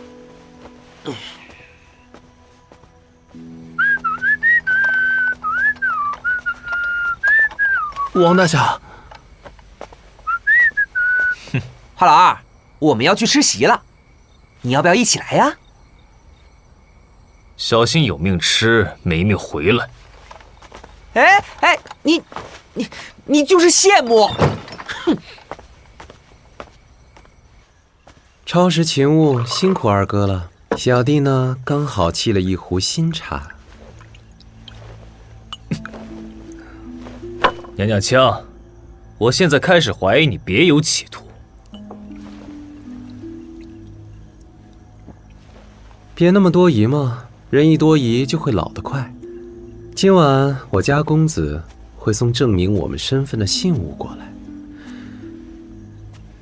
到时候麻烦二哥顺手帮忙收一下吧。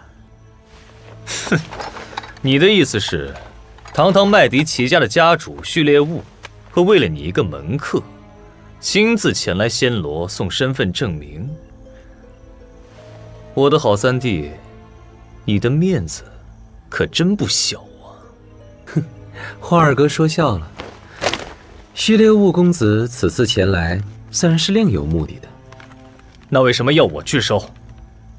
你与我家公子是旧识，几年不见，二位一起叙叙旧，岂不美哉？另外呢，到时候公子爷还会赠送您一个惊喜的。惊喜？切！唉，祈祷今晚能安然度过了。麦地奇家上品门客花若红到。哇，这就是东方家招待客人的地方吗？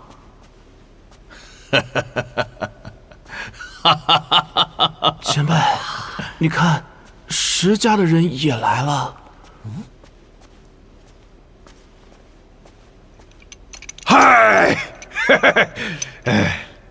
久闻东方先生大名，今日有幸得见，晚生。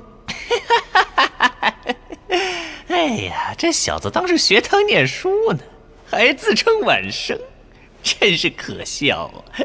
俺也不懂什么礼仪，东方家主不照样也邀请俺来了吗？哈哈哈哈！花仙子温文有礼，必是麦地齐家的高才。你父亲花奇玉，老夫慕名已久，他在中土的丝绸生意做得有声有色，再有这么出色的儿子，真是花家之幸啊，麦地齐家之幸。多谢东方前辈称赞。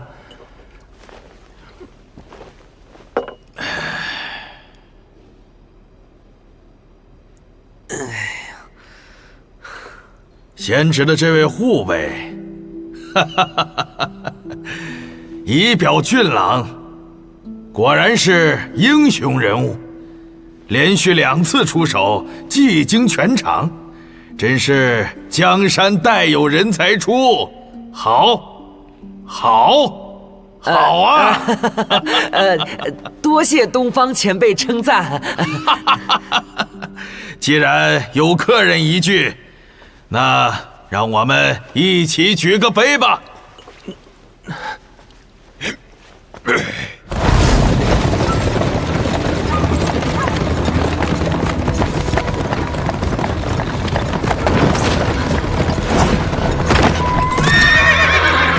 大胆贼人，竟敢拦截九龙御车！我最讨厌和废物说话，快把东西交出来，别浪费时间。惊扰了主人，你是死罪！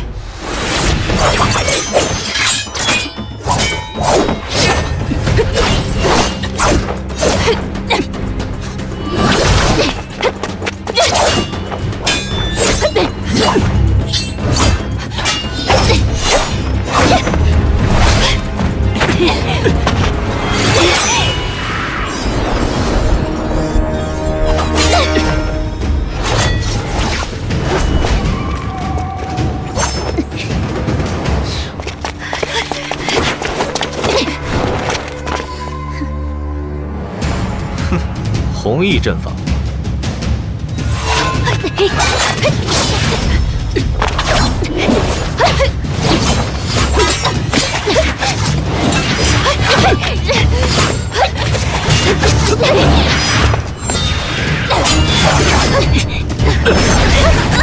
能破我衣衫，果然是好阵。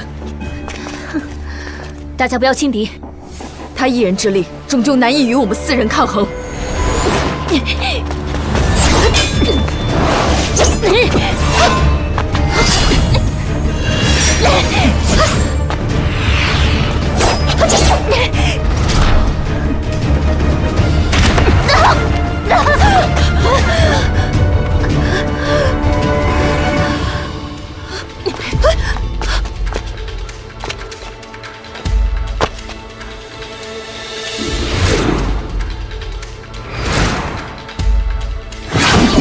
我兴致到了，就此收手吧。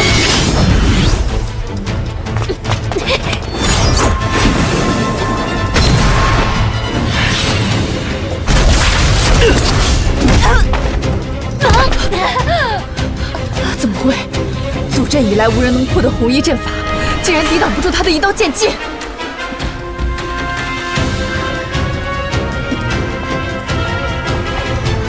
是他，我们不是他的对手，你们快走！小辈们，我看你们活得不耐烦了。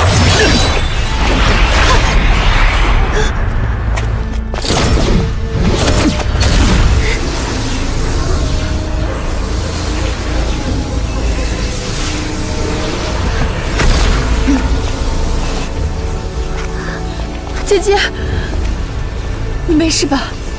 若非家主出手相救，恐怕今晚我就要命丧于此了。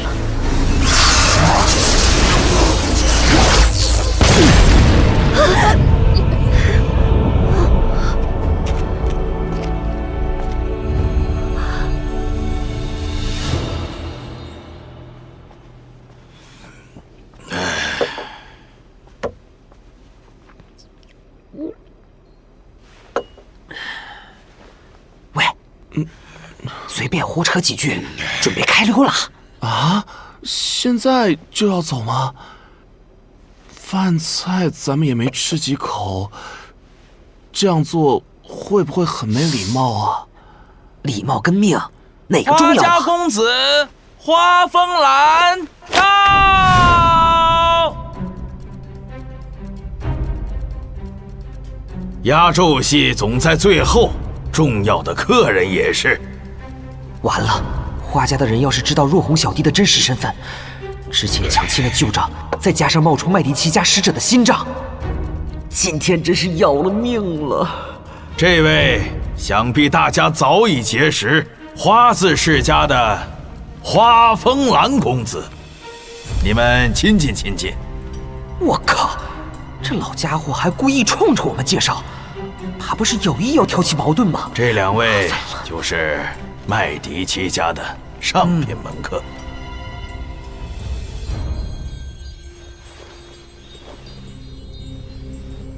五师兄，分别数年，您的面色康健如昔呀。几年不见，你穿衣服的品味又变了。当然，这套衣服可是稷下的无忌公子赠送于我的，据说传自西面大海对岸的国度，简称西装。我觉得这和我很配，以后都穿这东西了。这么好看的衣服，那么俗的车子就不配我了。上个月我向无忌公子重金订购，托他们太古魔道研究院弄辆机械车给我，以后出门就更风光了。九龙玉车可是你麦迪奇家的象征，说换就换，一点都不可惜吗？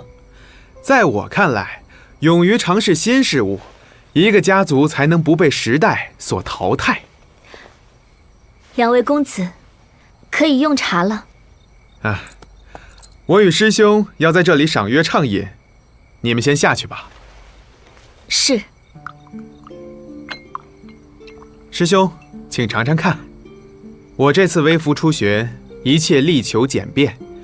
虽然没有金龙台那么好，但仓促之间也只能做到这个程度了。乘着九龙车，四大护法随行，足以轻易踏平半个暹罗城的武力，也叫做轻装简便吗？可是，足以轻易踏平半个暹罗城的武力，却连师兄您的一剑都接不了。五师兄果真万夫莫敌呀！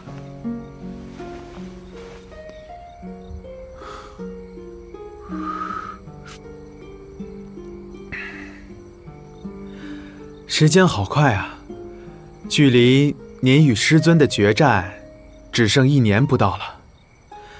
您这样的实力，届时决战一定很精彩，让我好生期待呢。姐姐，她就是那种奇特的银发，普天之下除了月行者陆游，就只剩下那个人了。初次交手时，想必他是用了某种压抑武功的秘诀，才会在红衣镇里吃到苦头。能接下他的剑招，普天之下，除了家主也为数不多了。哼，说起来，我也算做了不少帮你对付石家的事情。我不喜欢被人利用，要是换了别人，早就死在我的剑下了。真的是多谢五师兄了。本来我亲赴此地是为了让石家摔得鸡毛鸭血，但现在既然有五师兄在，我就不用花这多余心思，这就又可以去游山玩水了。哼，不必谢我，要谢就去谢你的好部下吧。部下？哪一个？一个和你有同样笑容，叫做元武郎的娘娘腔。这个人是谁呀？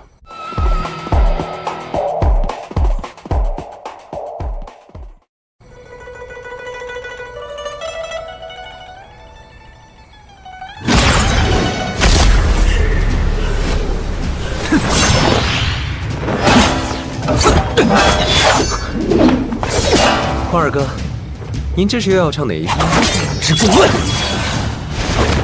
花儿哥，有账回去再算吧。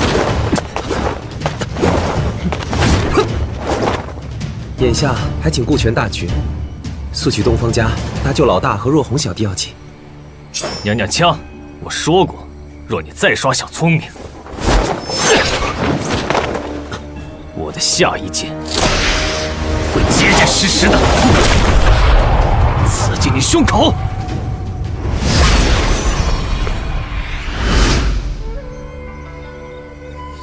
在下花风兰，两位幸会了。久仰久仰。麦迪奇家做事一向大排场，两位这般寒酸，不像是贵派一贯作风。我瞧花公子面生得很，不知在我们花家怎么称呼啊？哎，东方前辈，这年头卑鄙小人很多，随便蒙个脸、送张拜帖就胡吹自己身份。您老人家宅心仁厚，可别被这些招摇撞骗的江湖骗子给骗了呀！不会吧？麦迪奇家那是何等威名，怎会有人胆敢冒充？花仙子，你说呢？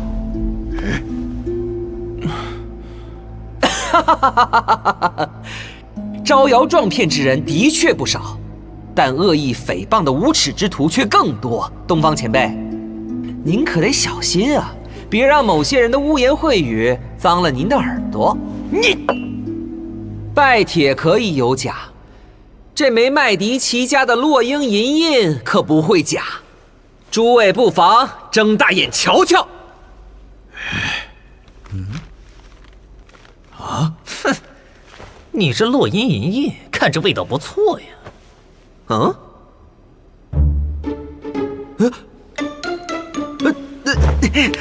怎么会这样？那枚印记跑哪儿去了？这位贤侄，你这是在戏弄老夫吗？我不是。落英银印在我这里。果然是落英银印不假，只是银印上也没写名字，何能证明主人是谁？就是，说不定是你们偷的。偷？偷你个烂黄瓜！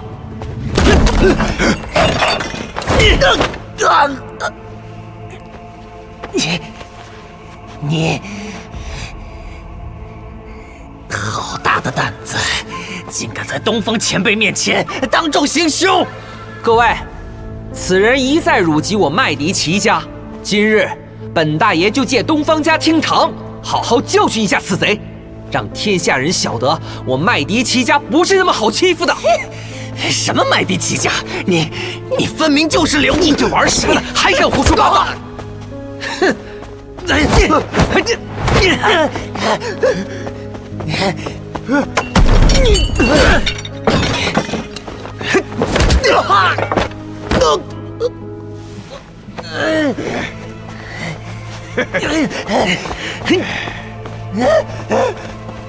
这小子真是麦迪奇家代表，想在暹罗城浑水摸鱼，我东方家的便宜也没那么好占。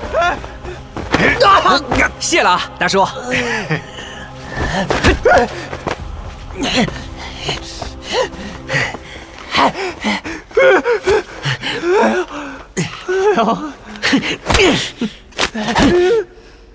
花公子，我的拳头可不长眼。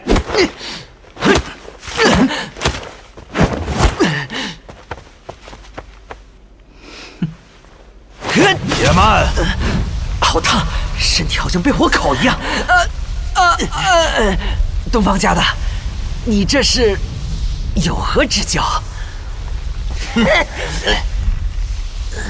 方才老夫收到序列物的亲笔信件，信中表示会有使者持正式信物参赛。若你拿得出证明，老夫便信你是麦迪奇家的使者。那枚银戒指就是信物，你还想让本大爷再拿出什么？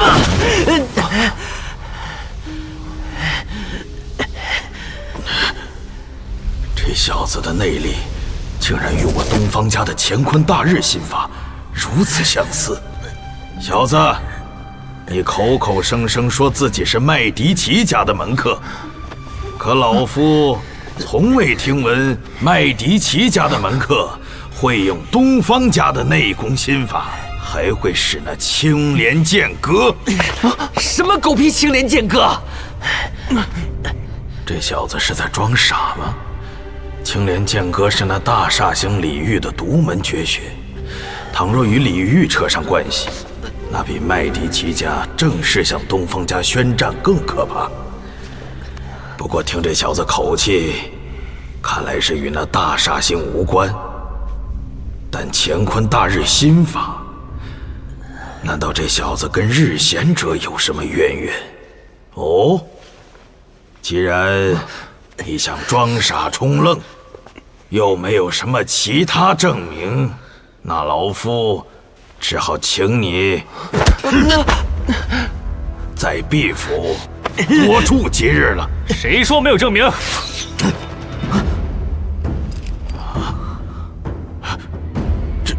这是落英金印。没错，这个证明够吗？王大侠，糟了，贵藏前辈嘱咐过，在外面要喊花大侠的。王大侠，王佑君，你怎么才来啊？啊！白夜寺骑士的银骑士王佑君，此人是花风流也罢，王佑君也罢，他拿出落英金印，就代表着序列物亲临，这面子要给。啊哈哈哈！王大侠久仰大名，今日得见银骑士风采，真是让毕府蓬荜生辉呀！哼，不敢当。东方家主过誉了，那边两个小子还不过来赔罪？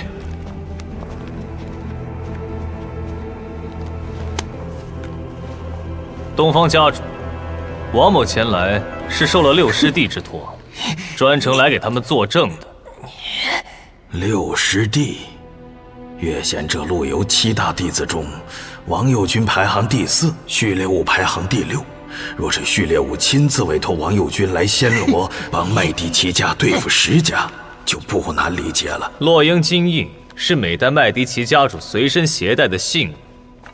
我六师弟多年来从不离身，如今他托付给了王某，这个够不够证明他们身份？够了，够了！哎，看来序列物公子果然和王大侠您情同手足啊！今日是老夫失态，还请王大侠和2位贤侄不要见怪。既然误会消除，还请3位赏脸，一起共进晚宴。东方家主的好意，王某心领了。看来这2位小友已经惹了不少麻烦，今日就不多叨扰了。告辞。告辞告辞。哎呀，王佑君，等等等等。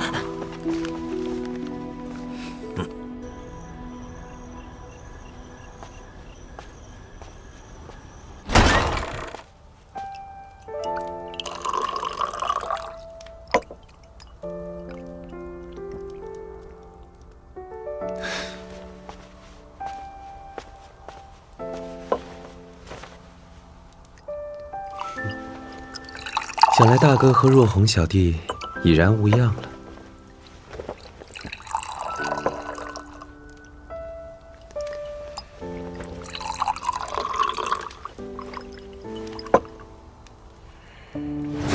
花二哥，我这条剑命，你随时都可以取走。只是您此刻再不前往东方家搭救若红小弟，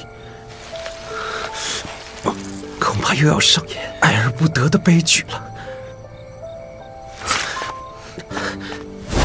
花二哥，我会备好美酒，等你凯旋归来，到时会给你一个满意答复。蓝斯洛老大与若红小弟的性命，就在你手里了。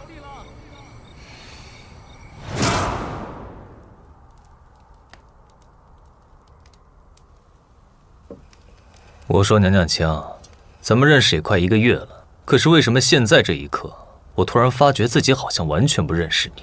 哼，人与人之间的相处，又有谁能完全了解另一个人呢？像这种熟人忽然变成陌生人的例子，花儿哥想必不陌生吧？哼，你这人实在有趣，就这么杀掉太可惜了。要是耳朵突然清净了，我反而会有点不习惯了吧。序列物那小子说，不久前有人抢了他手下的信物，还拦截了东方家举办招亲的情报。对于此事，你有没有什么话想补充的？元五郎，初次见面，往后请您多多指教。哼，初次见面嘛，新朋友。也许现在你我用的未必都是真名，但那又有何妨，是吧，花儿哥？哼，不过新朋友啊，既然麦迪奇家的身份已经穿帮了，这一次你对自己的身份有什么解释呢？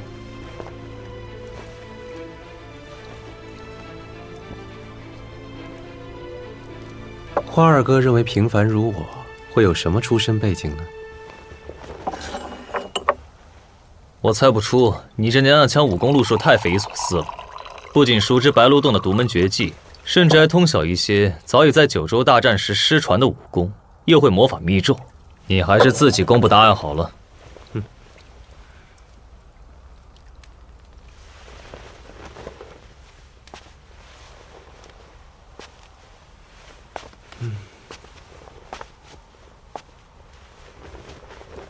其实我就是。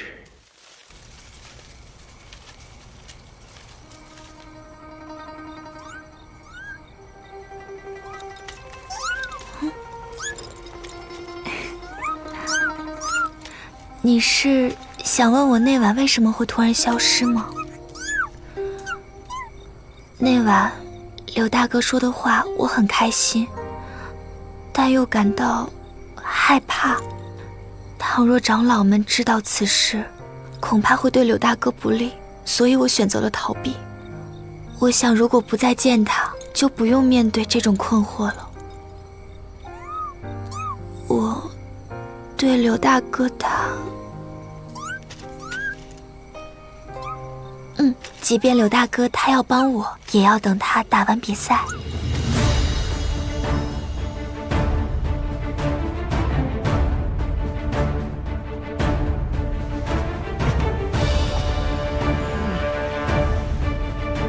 老夫宣布，比武招亲8强赛正式开始。